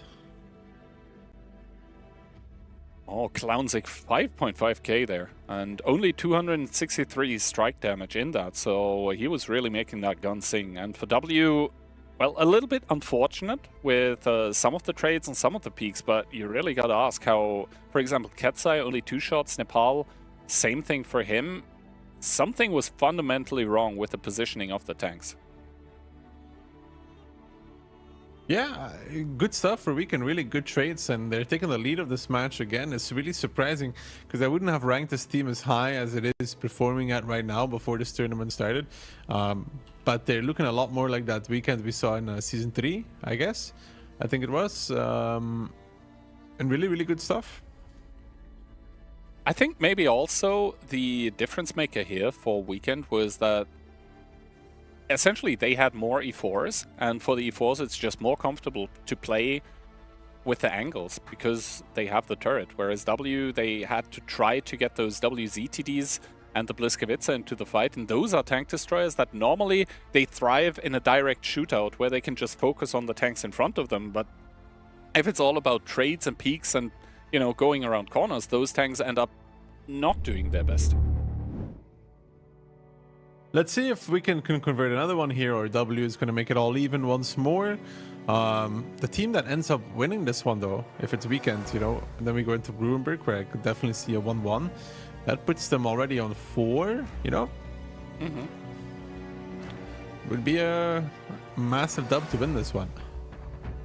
Well, W might have something to say about that, though, because clearly the approach in round number 1 wasn't going to work out, so I suppose we'll see some kind of an adjustment. Though if you're W, are you contemplating that Weekend could once again be playing a lot of 430Us? They've shown this in the past a lot, but Weekend for now, not wanting to really change things up so much. Double mouse though, triple E4, a WZTD and a Tesak, and we shouldn't forget the banned tanks, Forsh B and 430U.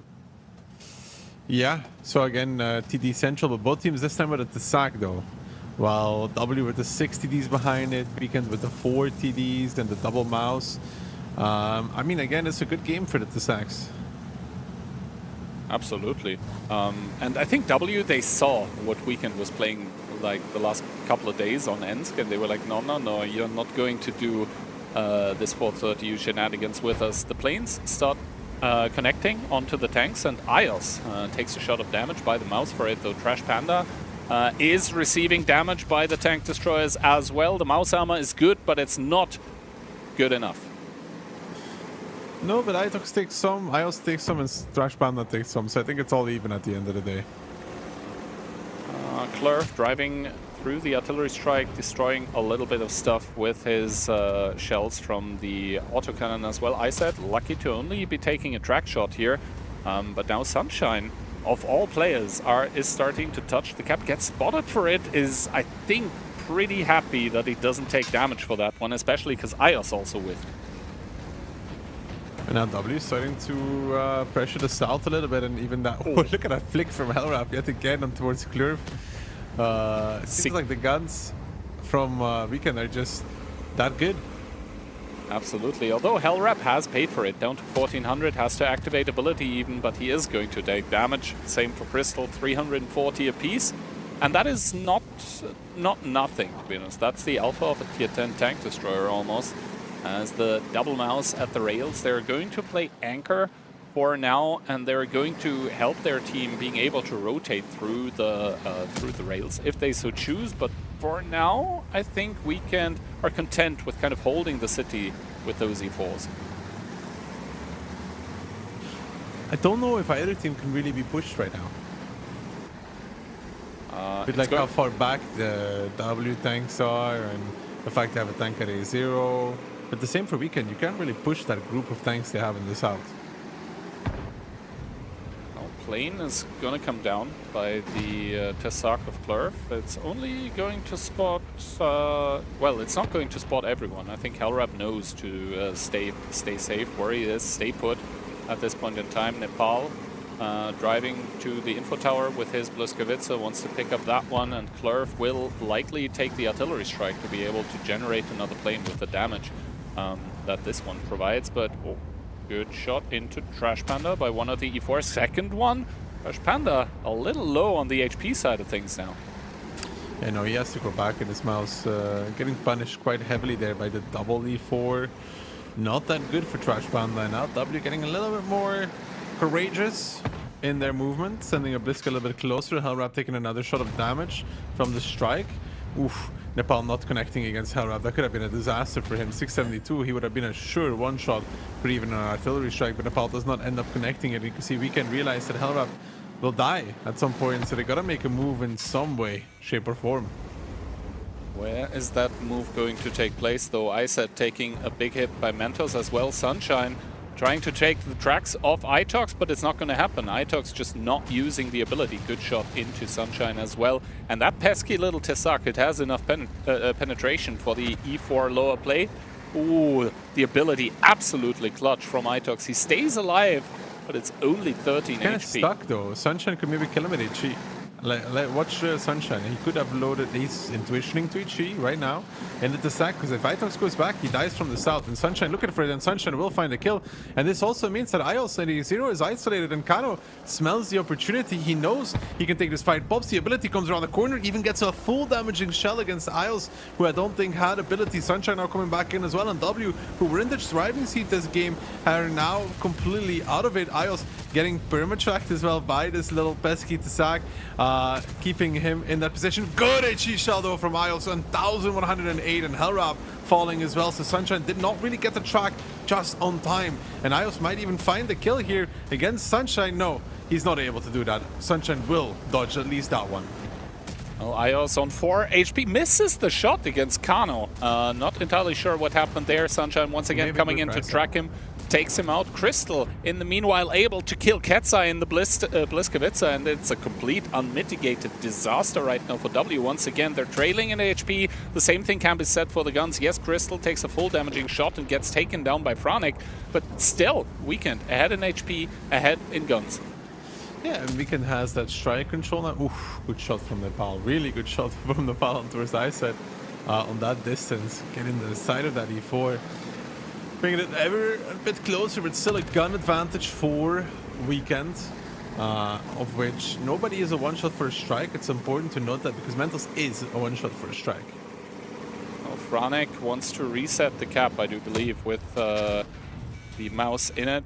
Good shot into the mouse, but Mentos dies to Kano, so all of a sudden it's only 3 W players left against 5 of Weekend. Oh, Trash Panda taking another big hit by Nepal here. The Bliskovica not guaranteed to always penetrate the mouse, but this time around he does. Franek waiting for Clownsy to come around the corner, and I think Clowns is doing exactly what he needs to, which is bring his HP into the fight, as Trash Panda with the other mouse has gone down. Franek using the ability, I think this time not to mitigate the damage, but to actually get the maneuverability. I said with a good shot, past the screen, but yeah, Franek turning around now. Will he get that one into Clownzik? No, he does end up bouncing. Now the ability has run out, and Kano shuts him down. It's 2 versus 3.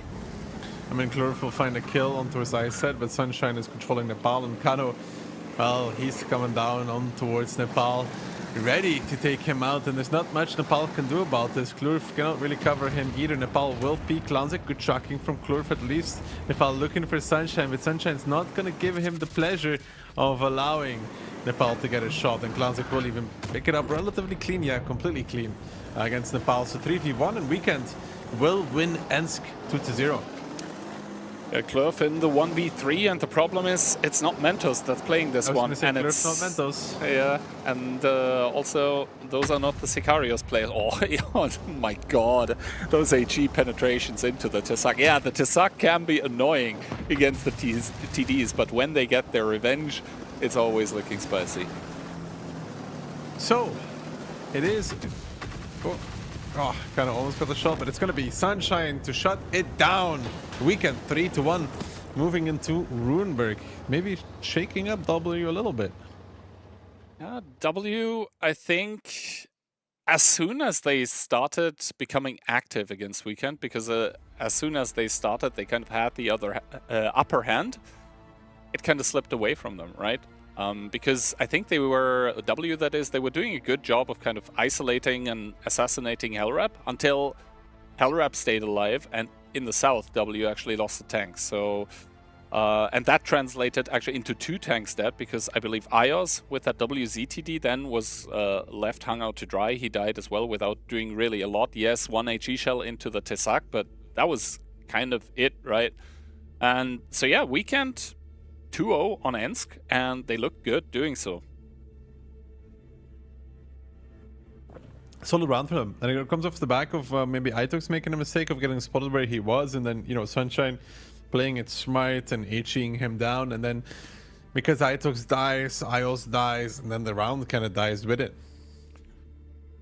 So now it will be up to W to find a response to this little, I guess, hype train that Weekend are currently riding on. Ruinberg, it is a map on which W have shown some super cool strategies, but for Weekend there is an easy way to get out of that scenario, and that's by banning the 50B. So we have Rubenberg, and then I think Rubenberg will be 1-1 and Ghost Town. You know what? I see Rubenberg 1-1, Ghost Town, W brings it back. Are you in contact with the script writers? Maybe. Well, let's see. I mean, Rubenberg, the fact as well that W, they had to ban the 430U, or they felt like they had to ban the 430U against Weekend on Ensk. And I think as soon as a team is able to force out bans like these from opposing teams, then you take a lot of opportunities away from the opposing team. If you already know that they will have to ban that, because otherwise you come at them with like 6 to 7 430Us. I didn't even want to say it like that, but whatever. Then you kind of are free to play whatever else you want. Let's see what Rubenberg brings us, though. Maybe Weekend, you know, now we're like, oh, Rubenberg, we're up 3-1, let's take a fight. Why not? And thinking back to the previous match from Weekend, they've looked good in brawls and fights against Hit. Like, Hit also known to be a very good brawling team, but Weekend better there. And both teams actually taking out the 50B out of the equation. So instead, Weekend, a very, very in-your-face lineup. Triple BZ75, triple 430U, and an E4. W in return, Forge B, quad 430U, and double D57. So I think for W, the win condition is to get stuck in with the 430Us and be able to DPM down the enemy tanks. While for Weekend, the win condition is kind of to keep trading with those E4s. Then in the long run, I do believe Weekend should win. They did change up a little bit with their lineup. They are also now running a T57 and less BZs. But let's see where this leads us, because W so far driving towards the middle, but are going to divert forces into the city, which is, to be honest, expected. They do see the WE4 immediately.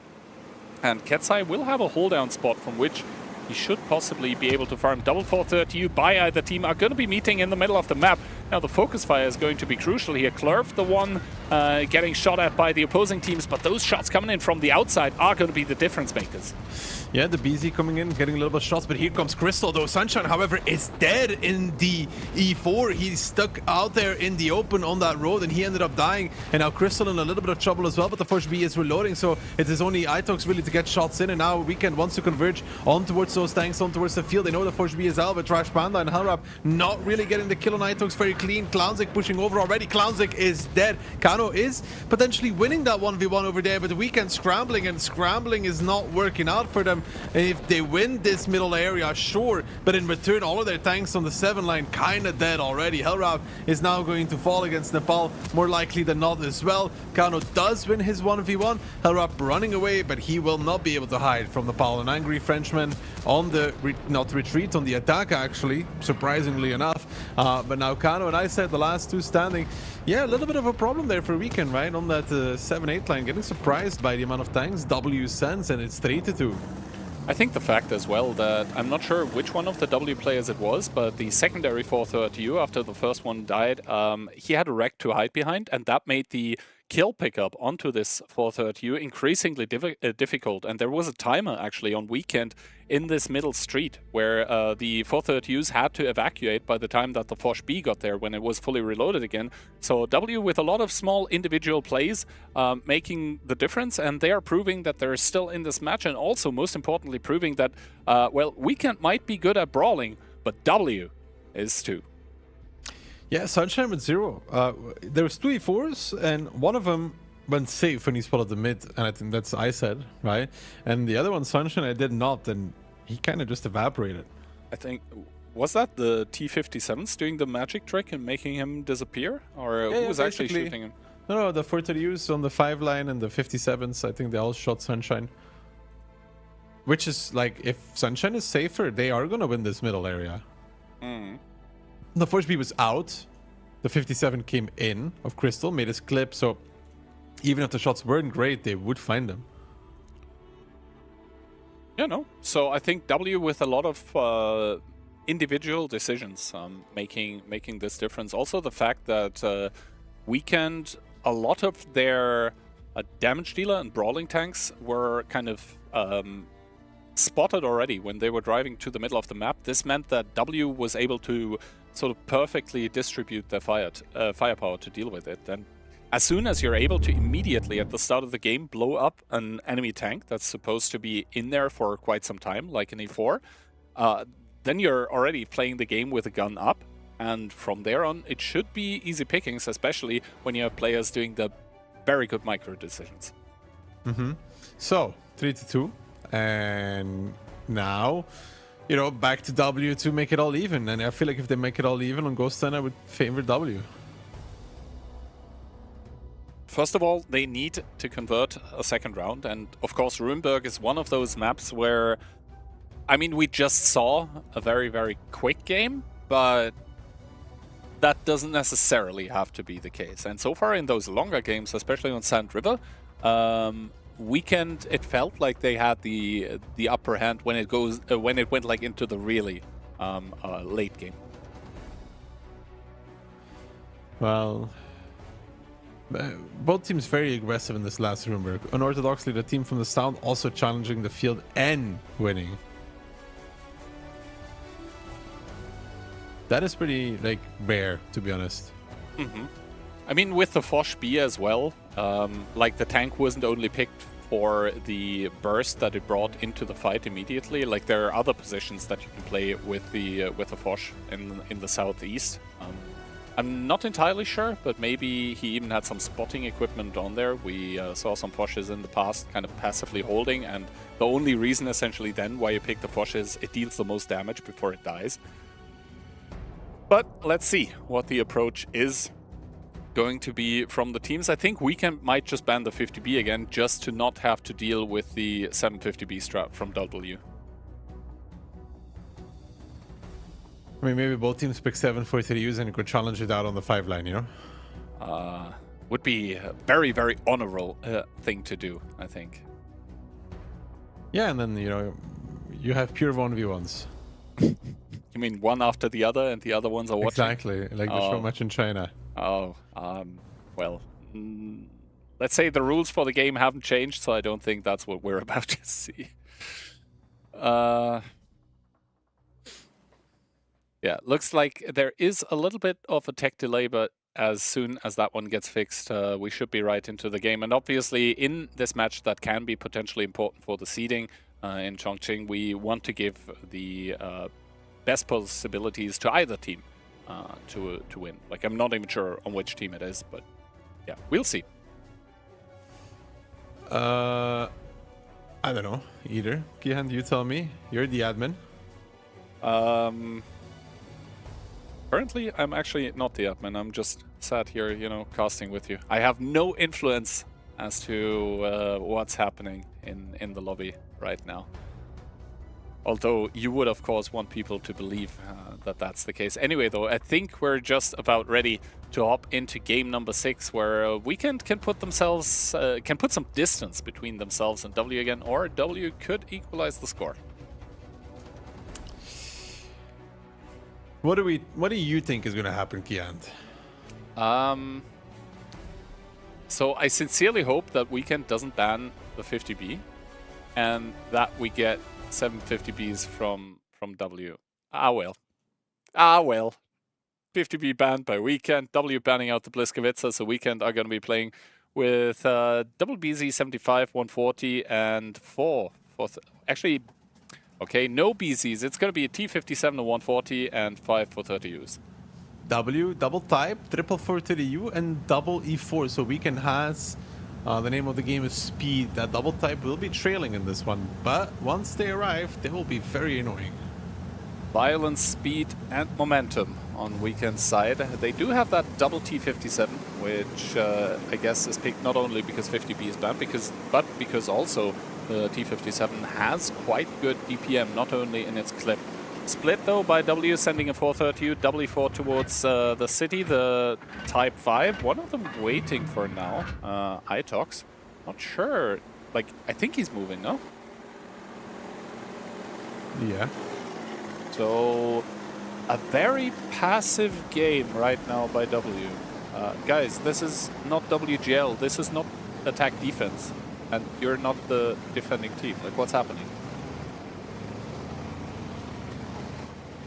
Well, I mean, Weekend takes control of the middle road, and W just sat back in the beginning, waiting to see that maybe Weekend tried to do something really aggressive. Crystal tries to get a shot on Ketsai, isn't able to do so. Ios now moving up, and of course this is a way for Weekend to kind of for W to kind of negate that initial pressure that may come up. But the real problem, I think, right now is this 8-9-0 line commitment from W. If Weekend sniffs out what is happening on 1-2 line, they will pounce on those tanks on the field. Well, for now, Nepal is going to cross over. A shot and a miss against the T-57. He's going to go into the artillery strike. But yeah, I think the big problem for W right now is that if we can take all of those 430Us and maybe the T-57 of Crystal as well, and get the jump onto the tanks on the field, that could be detrimental to W. Look at the E4s though, they're starting to cover this off. Yeah. Nepal getting out for free as well with the 430U. They don't even see him leaving, so he just takes the strike and gets away with it. So that's pretty good. And I think Weekend are kind of unsure what to do because W is not playing standard. W is just kind of waiting for a push. I'm almost hoping that Weekend pushes at this point, but I said that has a really tough trade against Klurf. It's not easy, and if he does overpeak, then Ios has an angle as well, so he has to be really, really careful. But more kind of pushing back across once more.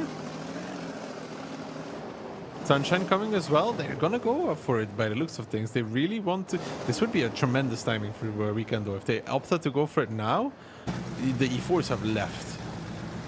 And there is there even a strike available for W? No, they used it to kind of get the timing to reset the artillery strike for Clownzik, but he is going to be able to take a secondary one. They're going. Nepal now looking at the middle of the map what's happening, but yeah, the 430U is starting to push out, and there is not really a lot that can actually cover here the tanks of Weekend. They are going to be able to pick up Klurf and Ios too if they manage to survive. In Kano's case, that is Klurf looking for the pickup. He does get annoyed by Eyesight. Kano gets around the building, and this means that Klurf actually dies. Kano stays alive. That's the Inspire medium. That's very important.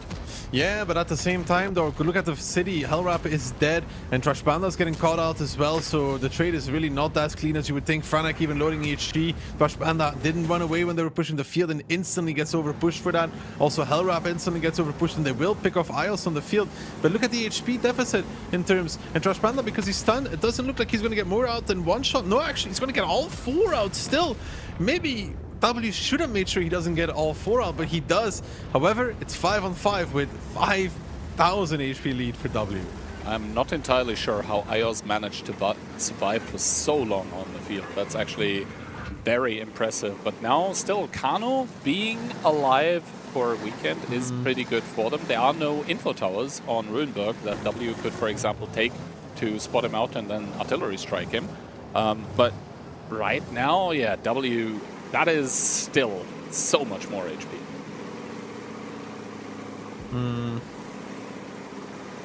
I don't know. I don't see a way back in for weekend, to be honest, looking at it. No, they just don't have enough. Like Crystal they don't also have any HP. They needed to run away with Trash Panda and make sure Hellrap cannot just get pushed. And Trash Panda was still stuck on the 4 lines. He just kind of dies, you know? Yeah. Well, W, I think they don't want to go chasing after medium tanks. Instead, they are capping. There is an artillery strike that should be resetting another shot into Itox as well. But yeah, 10 seconds. Clownzik spotted as well on his southern approach. You might be able to maybe get a reset onto Franek, and there is an artillery strike too, so it's not going to end quite yet. But with Crystal having to come close, taking a shot of damage, and the Type 5 is essentially just shielding here, there's no way out of defeat. W are playing this one down cleanly.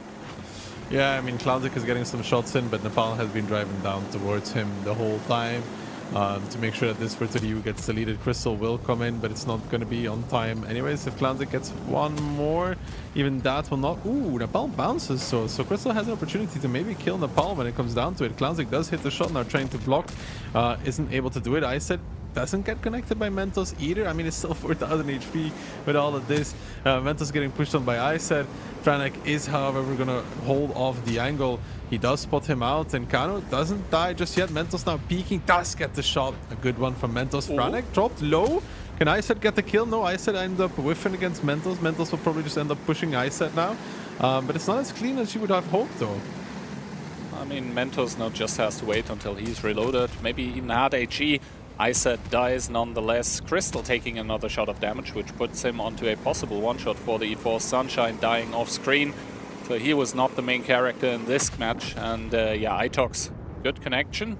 High roller, even. And now Kano in the 1 versus 5. So W, it looked dicey there for a few seconds again, but not if you check the HP while that was happening.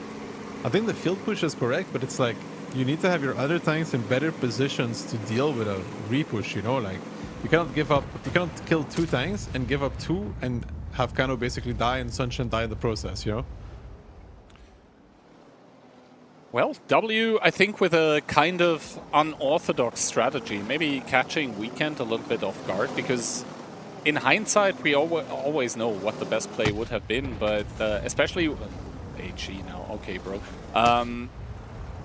But essentially, if as a team, if you've never played against something before, and you're hit with a new strategy like that, then of course, looking at it with the full information, it's easy to say what the best thing would have been. But for Weekend, if that's new for them, it will be probably difficult to for like every player to immediately understand where they should be. 33.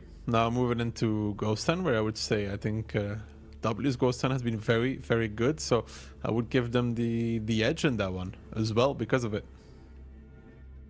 All right. So now 3-3 all even, and W, I think on Ruinberg really finding their stride. On Ensk, they ended up looking kind of but yeah, here on Ruinberg, the first round just straight up better in the brawl, and in the second round with a little bit of a surprise for Weekend, and it was a nasty one. Yeah, no, solid stuff from W, playing very slow, denying the initial push, and then using that heavier lineup to their advantage. So that means what's going to be our 4th map?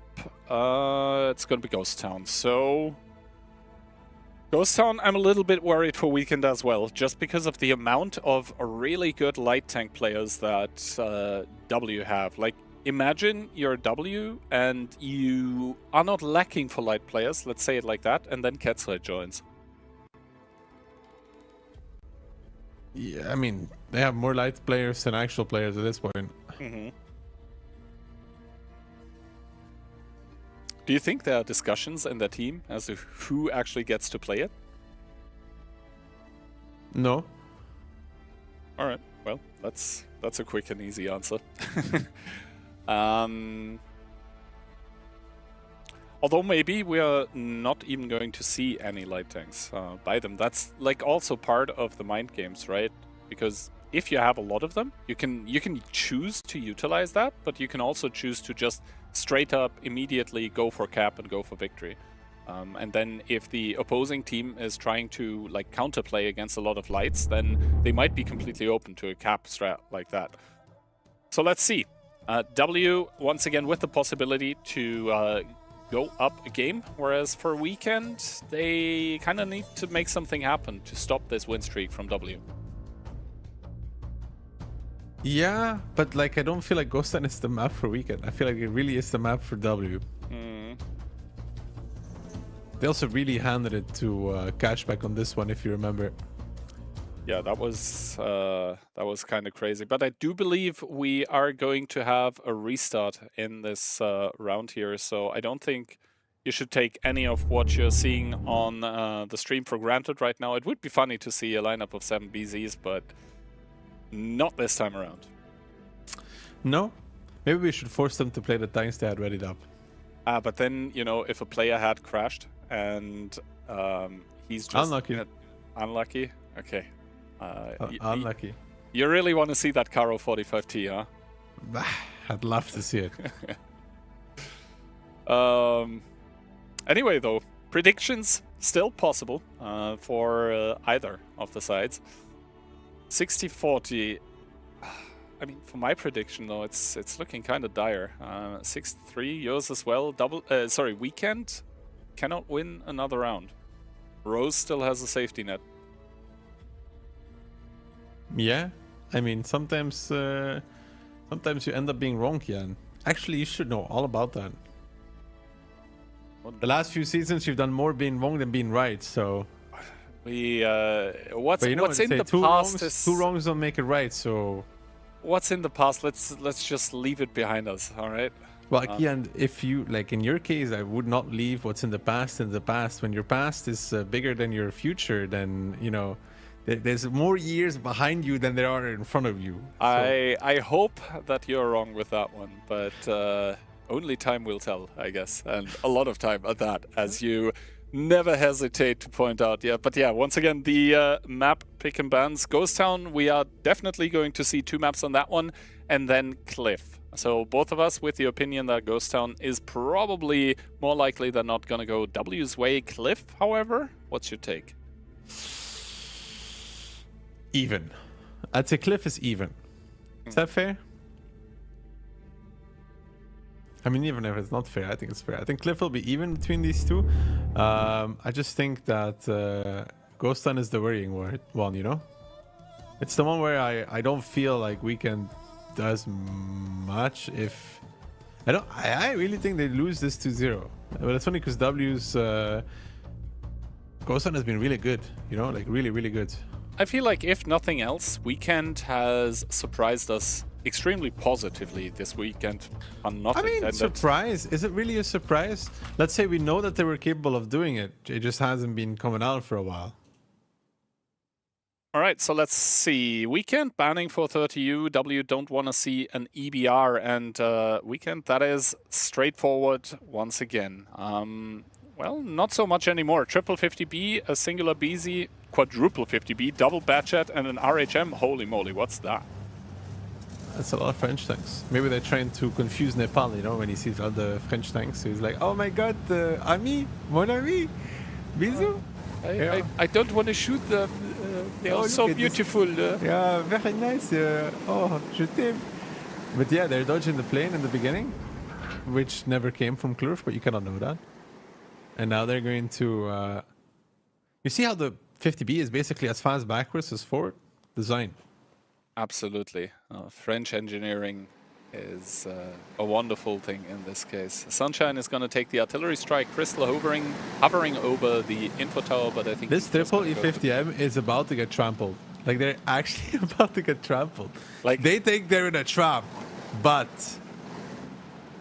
Yeah, they're in a prison of their own design. Oh my god. They're really about to get... Are they going to get the type? Oh my god. Dude, no, they get spotted. Get trampled. The Batchet gets spotted out, but here comes the 50Bs, and now W thinks, oh my god, our trap is working, but here comes the French steal from behind. Mentos disappears. Ios is the next one to follow, and Nemo, you wonder, where did these 50Bs come from? As they lose not one, not two, but probably almost all 3 of those E50Ms. Good HE stuff from Nepal. Gives Itox the opportunity to pick up Trash Panda. So a little bit of a trade, but not the greatest. Not the greatest, no. And now the 50Bs, I don't think they're able to build enough distance here.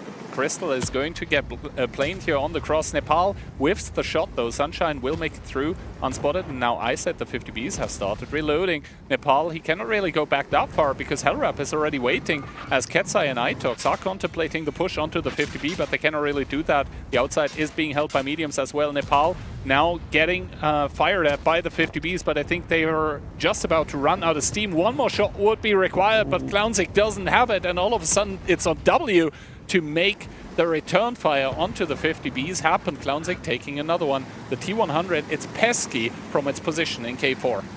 Yeah, so I didn't worry a little bit for Weekend. You know, they make the play there with the Bs and they don't even kill Nepal. I mean, Sunshine relatively safe, but Clownzik and Hellrap can't really get out, and Itox may fancy the peak. Of course, if he loses HE, he will kill Clownzik in one go. And Hellrap looking for this Itox. Does he have HE? Does he have it loaded? Yes, he does! And he finds the kill, getting the shot through those 50Bs. Yeah, the 50B is spendable by high explosive from the front. Those plates left and right of the frontal hull are pennable. Also, the machine gun port pennable with HE. And as a result of that, they end up losing a 50B. But I think Nepal is about to explode as well, as Kano picked up a strike in the meantime. Makes it 4-on-4. 4-on-4, and I think the biggest assets for either team at the moment are those light tanks. Those are the playmakers. They have the most HP, and they also have the best camo. The Sunshine obviously has the better combat light tank. Kano spotting out Franek. He does have the shot. He doesn't get the connection. Franek able to get around the corner, and Franek with the artillery strike as well. Great reaction and not the greatest shooting from that bad shot. Itox is looking for this 50B in the meantime as well, and Ketsai, Hellrap gets spotted out, so Itox knows where he is, but in return Hellrap does not know where Itox is. Crystal is now coming in towards Franek. Will he be the one to pick it up? Itox finds Hellrap in the meantime. Good kill there from Itox, but now Klurf needs to be careful as well in that T100. He's pushing for Crystal, but the thing is that Sunshine is not that far away from this position. There we go, already the first shot coming out from Sunshine. Does he get another one? That is a good question. He does actually get one more out as well in that RHM, and now Sunshine's the playmaker in that RHM, looking for the strike as well. Close one. Close one indeed, and yeah, Weekend are down a tank, but I would say they are arguably up in this game at this point in time. Obviously, W can still put double heavy tank on the cap and just let the T100 hover around wherever, but Crystal, he has a lot of clip potential, and I don't think he's really the proper like one-shot for the Type 5 HE, which he at this point probably firmly has loaded, or probably had loaded as soon as the lineup from W became apparent. Oh, Crystal getting spotted out. So they know where one of the two is, and Klurf had the info tower as well. I think he used that one. That was what spotted the bad shot. So full info at the moment available for the side of W. But the more time passes, the less they can be sure what's actually coming to pass. Ketsai, ooh, he's going to get spotted out by Crystal. They see each other. Ketsai with a good shot, and artillery strike coming down to help. And Ketsai just dies. Yeah, now Itox is going to push off the cap. Klurf going to look for a cheeky shot here against Crystal. He may actually end up getting it. No, he doesn't end up getting it. Now Itox has been spotted out, so Crystal knows where Itox is. Crystal spotted out by Klurf again. Does Crystal really know what's happening? Klurf looking for the shot. Itox coming closer. Crystal seems a little bit confused on where to go right now. I think at this moment in time, he is pretty much dead as Itox pulls around the corner. Crystal not aware where that was coming from, and now it's Sunshine with 2200 HP versus Itox and Klurf on a combined 2200. What a return from W. Yeah, W really making it happen, and oh, I love that from Itox. He waits with the heal until the T100 LT is there. That puts him above a 2-shot as well, and Sunshine is going to take the artillery strike for himself. That's pretty important considering he might need to have to reset, and against a Type 5, if you're an RHM, you do not want to come close, whatever you do. But yeah, Sunshine has, of course, the part where he can collect strikes. If W touch the strike on the east, Sunshine can literally just use it and collect the one on the 3 line. I think that is a choice that he is capable of making. Don't know if he has to be afraid of doing it. He may not actually end up doing it. I feel like if you're Sunshine, you could have gambled for that. Do a little bit of free damage, pick up another strike, why not? And also, doing that would have given him a plane, which currently he does not have. So it's really impossible for him to generate information at this point in time, especially on towards the T100. And I think what... Itox getting spotted by Sunshine. A shot does connect, and that means plane available as well for Sunshine. He doesn't want to... Oh, he actually goes for the repeat, but the shot ends up not connecting. Sunshine needs to be careful though, because they know where he was. He's moving towards the bushes now. Will he stop or will he go? He's spotted out immediately. That's Sunshine spotted now. The Type 5 actually ends up missing, so Sunshine is actually beelining it towards Klurf. He doesn't know, will he hit Klurf with the proxy spot? Close combat is of course a cruise kill as well, and he does! Close combat activated! You may wonder why Sunshine turned around. It's because Klurf was in the area. The plane comes out, the strike, he's gonna put it. Does the strike connect on towards Klurf? No, it doesn't, so Sunshine's gonna have to make the peak. And Itox is overlooking already with the Type 5 as well. He's just off of reload. Klurf doesn't have a replane. Sunshine does, so Sunshine's about to disappear in this scenario. There goes Sunshine, disappears. Now though, what does this man do in that RHM?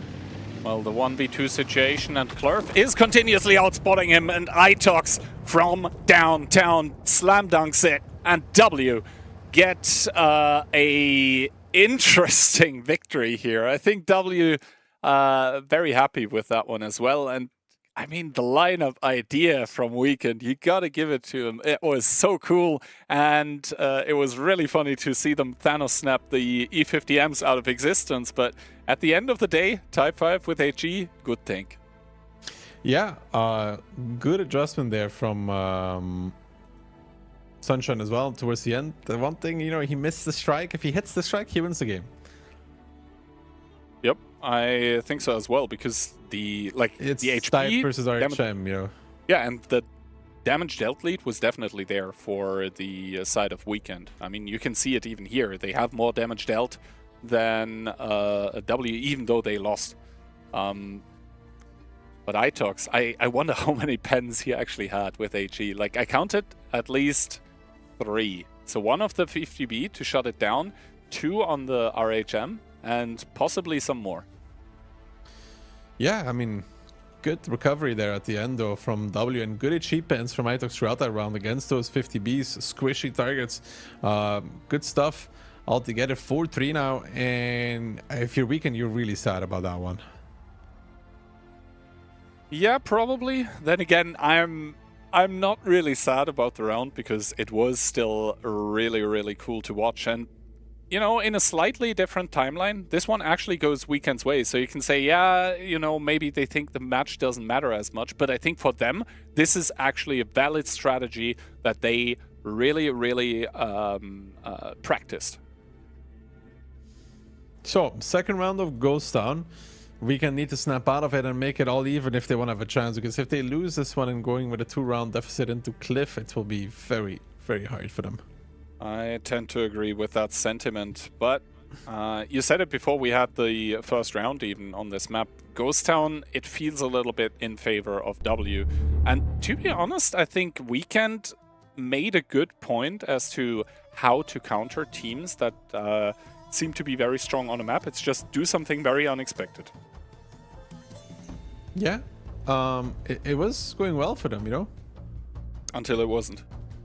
One of the 50Bs getting caught, though, I think that was also avoidable, you know, in the beginning. Yeah, true. I think they just collapse on the 50Ms and then they drive away again. The fact that they tried to linger around, I think that was a problem.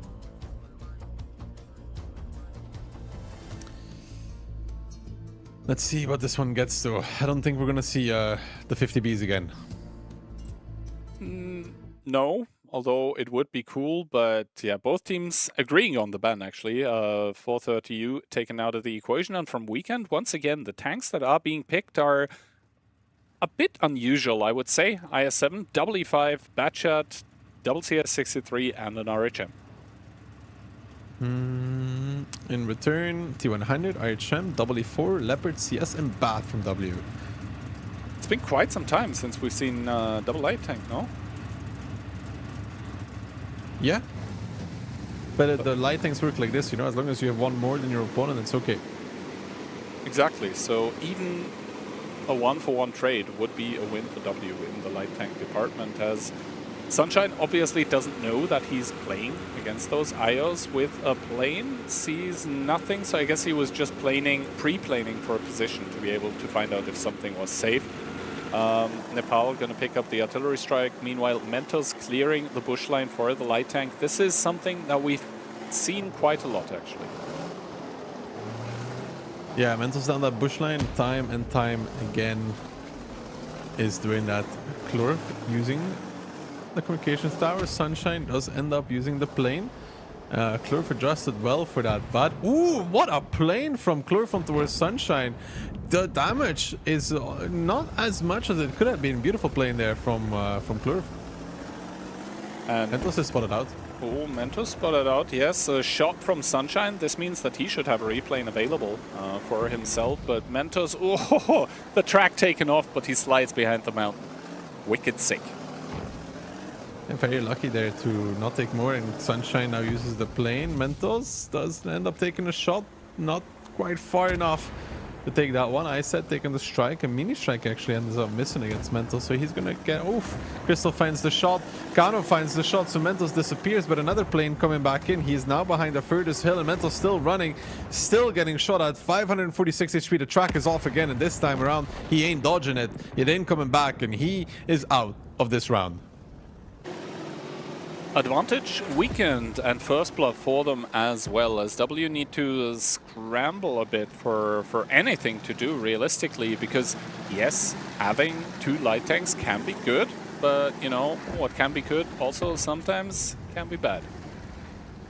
In the meantime, the Weekend taking over 1-2 line. They're also taking another strike, or already took a strike there. Katsai crossing back over, wants to deny the lower strike, will be able to do that.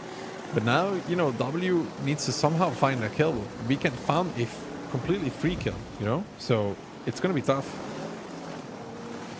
Nepal taking the artillery strike once again, and the T-100 of Plurf hovering around the info tower, but he's of course not sure if he can take it. He now tries to do so. Sunshine playing used, the T-100 spotted, goes off the info tower. Does he take damage for it? The answer is yes. So Sunshine, once again, plane available.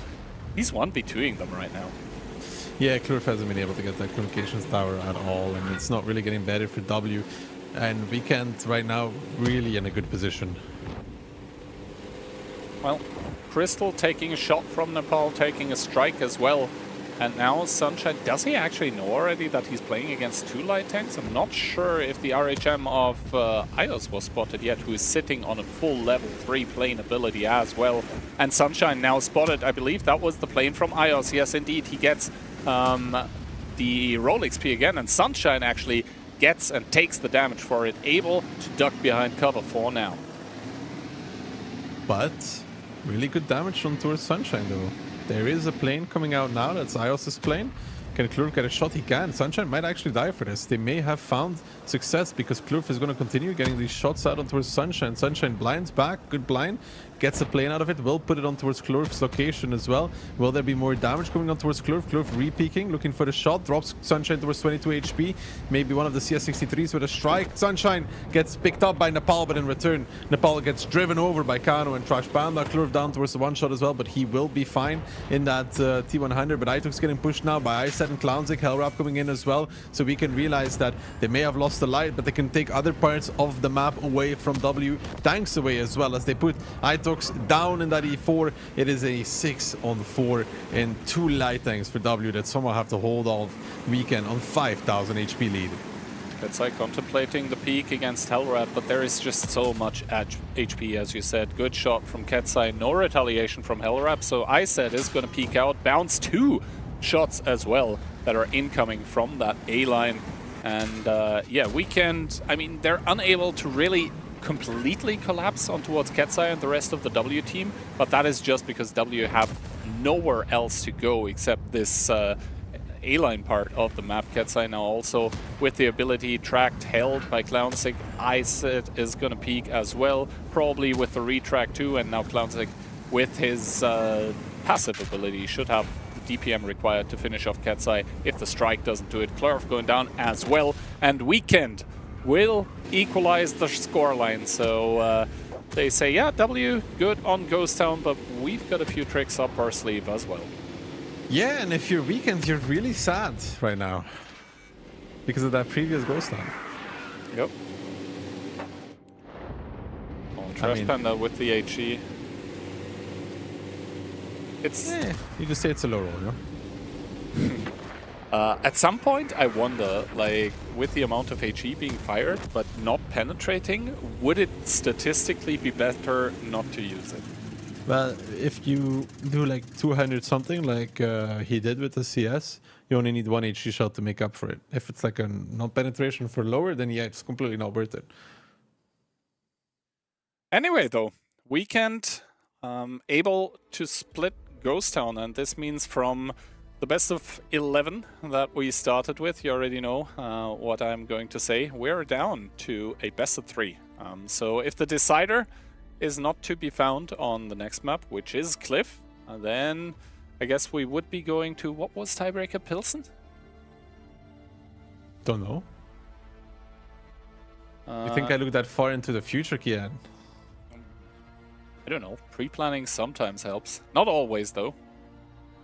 And Sunshine, the only casualty on the weekend lineup in this round that started off, I would say, okay for W, but then it all turned into disaster when Mentos got caught. And to be honest, yeah, Sunshine, the only one that died, but I would say he was the crucial player for weekend to make them win the round. Yeah, but he did get a little overeager still, though, at some point, you know? Well, Ghost Town done, gives us Cliff as next one. Interesting. Cliff, a little bit of a change of pace. I think especially the second Ghost Town round was a slower one. Of course, when teams are picking 1 and 2 light tanks apiece, they're not planning to play a quick game. But Cliff, I think, is one of those maps, if you don't immediately from the get-go try to contest one of the 2 important positions, which is middle or 1-2, then you kind of lose by opening. So I think a quicker next game is all but guaranteed.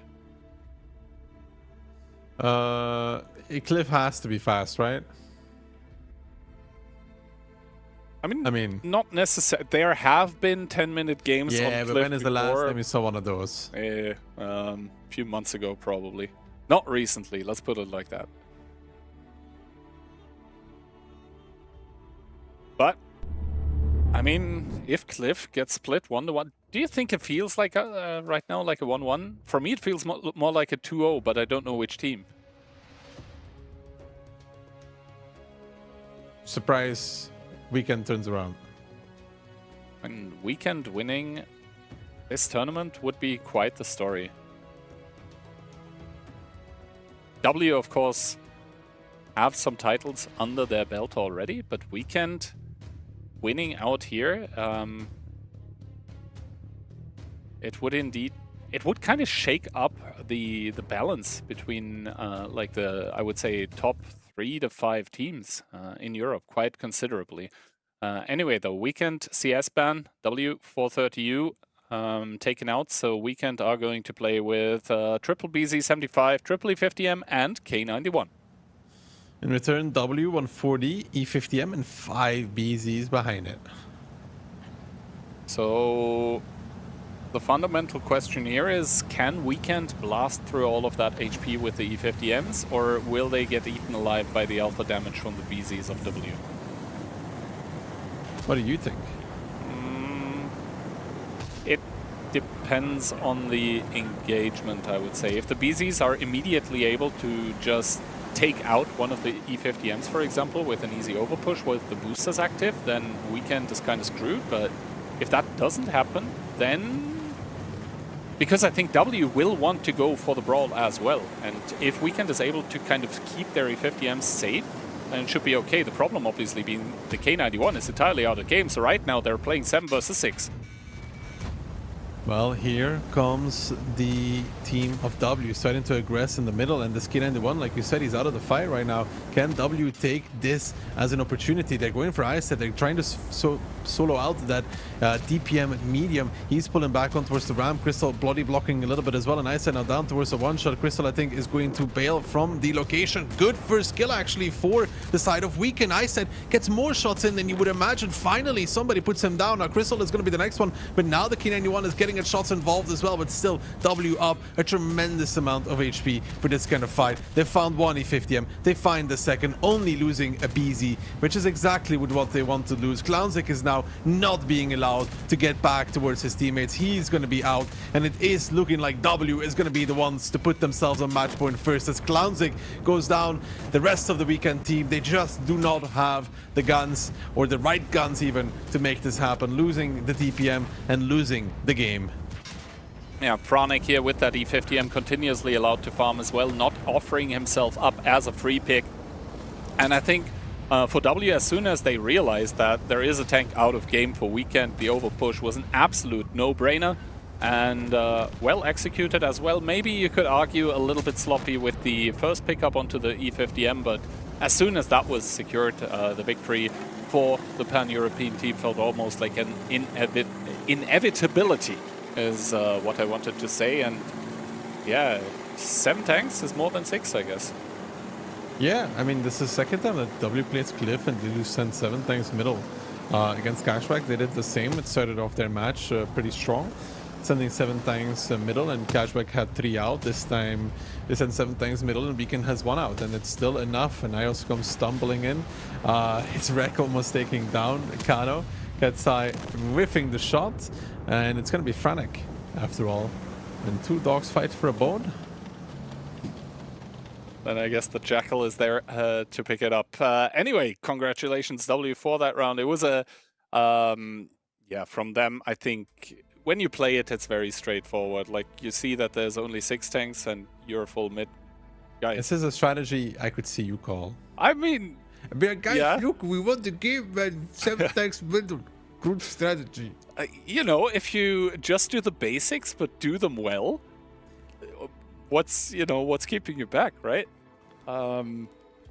Yeah, Frantic top damage, no big surprise there. Mentors, I guess someone just has to bite the bullet when you start the overpush, because of course the team that's going to be overpushing is going to offer themselves up for easier focus fire. But yeah, I said 2000 Crystal as well, 2000, and that just goes to show how well W were focusing down the win condition for Weekend. Yeah, it was, again, W, it seems like an easy round, and that's because they made it easy for themselves, right? The way that they played it was just fantastic. You know, 7 tanks middle, they realized they have an advantage, and then they press their advantage as well. It's like, they're really good at realizing that they are ahead, and they're like, oh, look, guys, where is their last tank? He has to be 1-2. Push, push, push, push. Mm-hmm. So now W with match point and tournament point. And for Weekend, if you lose a round like this on Cliff, do you split again or do you also commit full mid? I think you just gotta take the fight. Just take the fight. W plays a very straightforward style of Cliff, and I think Weekend can play this style as well, so why not just take the fight? Yeah, and we've seen before that Weekend are no strangers to brawling it out. Let's put it like that. So yeah, for W, just 1 more to convert tournament point into the All C5 victory. And meanwhile, for Weekend, I mean, regardless of if they win or lose this match, I think the main thing that they wanted to achieve, they already have in the pocket. But of course, it would be for them and for a lot of their players the first title that they actually get as well. And I think winning tournament titles, just to have the bragging rights in the future, just for your ego, is very important as well. So, 1 more round of Cliff. Tiebreaker, Keyhand, or a W 6-4? I said it before Cliff that I feel like like Cliff is gonna be a 2-0. I just didn't know for whom, so I'm going to stick it and say W will win 6-4. But yeah, with Cliff you can never say, to be honest. If you're Weekend, I think you just have to fight. You play actually for the fight. Let's see, Weekend, CS ban, W 430U ban, so this translates into 5 BZs, 140 and Bliska for the team from Ukraine. W in return, 5 BZs, a 140 and an E50M. So pretty similar, just the one difference is Bliska versus E50M. Actually, who has the higher DPM? The Bliskavitsa or the E50M with Funny Button active?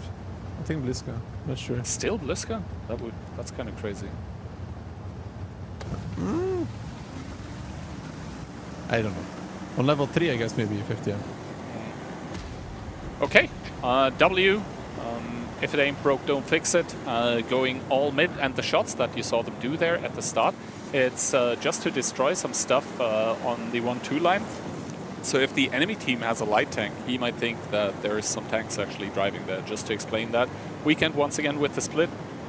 The E50M, though, of Crystal, seeing absolutely no one, deciding to immediately drive towards middle. So he is going to be definitely sooner than the K91 was last round. Is it going to be soon enough? That question remains to be answered as W once again full mid and probably about to overpush. Well, yet again, they realize that they're up a gun. Crystal's still coming out, so he's in about 10 seconds before getting involved. Clownzik seems to be going towards the top ramp, takes 2 shots for that. Once again, Isles does get a shot, and now Weekend is pressuring back in towards the middle. Itox being dropped low, 2 more shots, and a 1 shot from the 50 will bring him out. Ketsai pretty low as well, and Weekend so far has decent crossfire setup this time around, but can they get the kills to convert that as well? Can Itox fall here? Clownzik is actually the one to pick it up from the sidelines. That's from the top ramp even, and now Kano moving back in. The E50M having the crossfire as well. This time he's not that late. Clownzik is keeping his low HP alive, and the Bliskavice is now the one getting focused out. But unlike last time, it's W that have 2 tanks down in the beginning, and the Weekend not afraid to fight E50M very quick into the battle. Clownzik yet still alive. They're not giving up the guns. Finally, Isles gets it, but this time around, Weekend much better. They're gonna make it 5-5, and a tiebreaker will decide who is the #1 seed from Europe. Absolutely, and turns out my intuition about Cliff going 2-0 was completely and utterly wrong. Instead, Weekend going to go with a professional content extension as Ios, the last one alive, but once again, he's not Mentos. Yeah, well, he's delaying the time a little bit though, you know? And, oh my god, the observer spam. You started this. It's all your fault. How is this my fault? Because I said so. I guess fair point. Ios humpity dumpity, trying to move down, trying to disappear. But Iset is going to make his wish come true as Weekend will make it an even Stevens again. 5-5. Tiebreaker map Pilsen. Who do you favor? Neither. Neither. Okay. It's 50-50. I mean, that is, yeah, okay. I can't criticize that statement. Unlucky for me. One of the 2 teams will end up winning. Really? Do you think so? Oh my god. I was thinking, what would Kihan say to sound smart? So you're admitting that I do sound smart, huh? No, I mean, look at what I had to say to dig in the bottom of the barrel. Anyway, though, Weekend this time around not getting fooled by 7 tanks middle. Finding good isolations, finding good first kills here. And yes, Franek once again is able to deal a lot of damage with that. E50M was alive for quite a while. But overall, the focus fire by Weekend just superior, able to take out Mentos and Itox very, very early on. You can see both of them only having 2 shots of damage, maybe with a little bit of ramming as well to boot. So good job by Weekend. With Pilsen now being the tiebreaker, do you think there is a favored side, or do you think it's just team preference what you would choose? I don't know. Who gets to pick the side? W picked South, so I guess that answers the question. Yep, I think maybe the Cliff round's still the fastest, like the Cliff victory from W. But yeah, to be honest, on Pilsen it doesn't really matter. Like on Sand River, of course, for example, you there is a side you want to pick. Maybe on Muro as well, but Pilsen, nah, not really. So, it's 5-5 now, Kian. If you had to pick a team, you're going to stick with W? Yeah, I'm going to stick it. After everything you've seen? I am going to stick it, and I am going to possibly be wrong. What about you? Are you changing teams? No,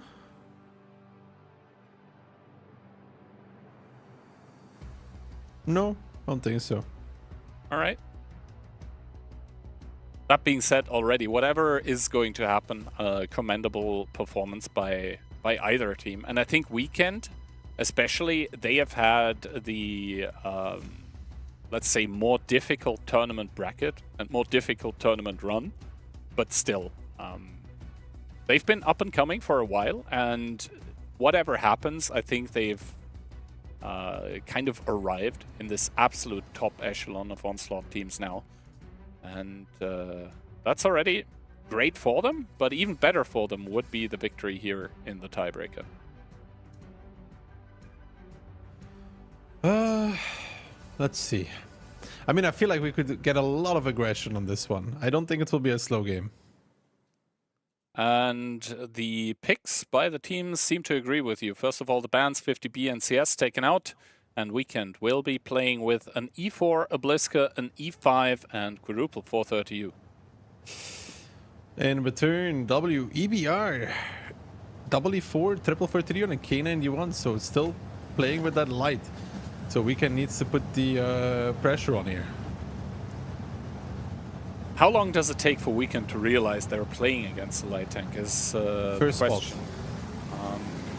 Yeah, until the first spot happens, but Weekend, I thought they were going to orient themselves very much towards the 1 to 4 line, like around the cap, because they look like they want to brawl, but instead they're sending that little hit squad of 430Us towards the field just to turn around. And iOS, with that EBR, he's just going to generate so much early info and map control. Like, even the fact that he sees nothing is still quite revealing. Yeah, now they know. Like, right now, Weekend knows. Yep. There's no thing that would get to that so fast. So they're either guessing... No, there's nothing that gets it on this timing. It has to be an EBR. Even a CS going straight would not be that fast. Communication tower being taken by Mentals because I also didn't spot anybody crossing over. Would have seen it. Sees everything. And now big rotation across the K line.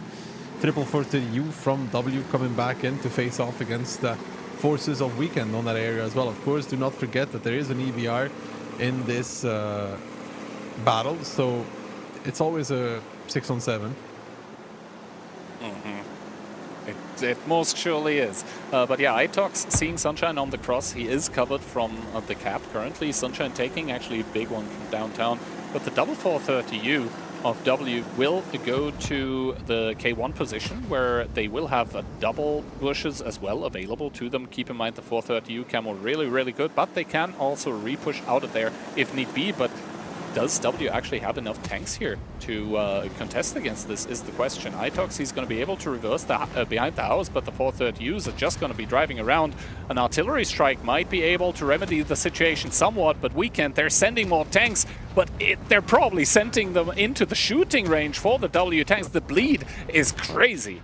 Yeah, the double 430U from W is just sitting there and farming away. That's Klurf and Franek getting the shots. Rush Panda is now getting peaked as well, but Klurf and Franek now got to be careful in return because everybody's going to be shooting back towards them because the first kill has been made on towards the E4, and Klurf can feel that now. Crystal and Hellwrap coming back in as well. Another strike coming out, but it's not going to be enough just yet. Hellwrap down towards the one-shot, and there is a shield made for Franek, but the angles are still there. I think Clownzik is the one together with Kano to find the kill. 3 down from W. There's 4 left, of which 1 is yet still the EBR on 2000 HP, who's not really contributing to this one. And no, the answer is W did not have enough tanks to watch over for this. And now Weekend, realizing they're playing against an EBR, want to continue on towards Getsai as well.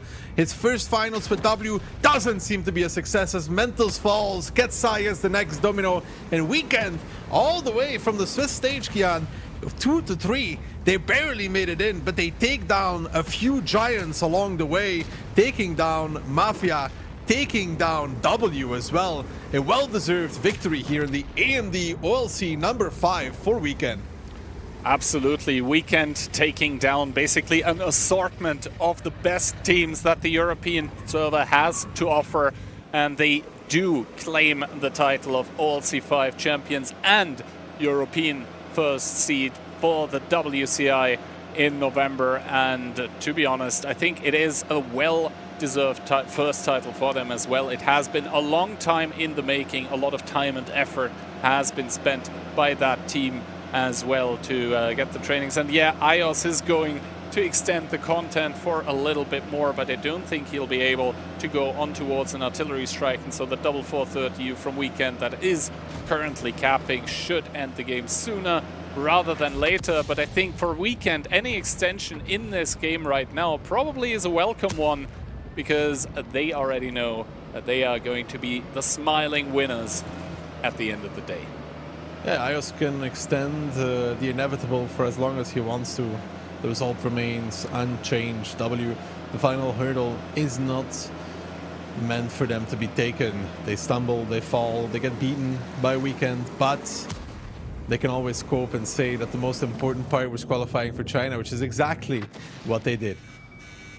A little bit of a victory celebration by Crystal and Trash Panda, and I think those have rewarded themselves with just about everything that this tournament really had to offer for any of the players. So congratulations, Weekend. I would say deserved winners of the AMD OLC number 5. Yeah, tremendous match from them altogether. Like, they really took down some big teams on the way, especially their Mafia win, you know. The closest games, I guess, they played, and they actually end up winning it as well. Surprise, a big surprise. I mean, let's go back to their Swiss stage, right? In the Swiss stage, they beat Trigger, lost against Hit and Run, beat CTR, lost against Sicarios, and beat Collapse 5-3. Like, that, it was not even very convincing, you know? Let's be real, not very convincing whatsoever. And then in the finals, 5-4 against Mafia, 6-3 against Hit and Run, which again is closer than... and then here, another tiebreaker. So, you know, a lot of rounds. A lot of rounds played, but the reward has been earned. And to be honest, if you think about it, in the playoff stage, Weekend have basically beaten everyone that there is to beat. Like, they take out Mafia, then they take out Hit and Run, and then they beat W, who before that have taken out Cashback 6-1. Oh, they had the hardest road if you look at it in terms of teams to play.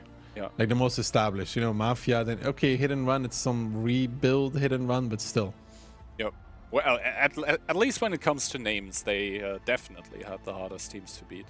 But yeah, looking forward now. I mean, W and Weekend directly with the WCI invite, and now for Cashback and Hit, I think it's still preparation time and preparation in the making, because they are going to be on August 30th. I think they will play against each other first, and then they will be playing against the second place of the North American server, which will be determined later tonight.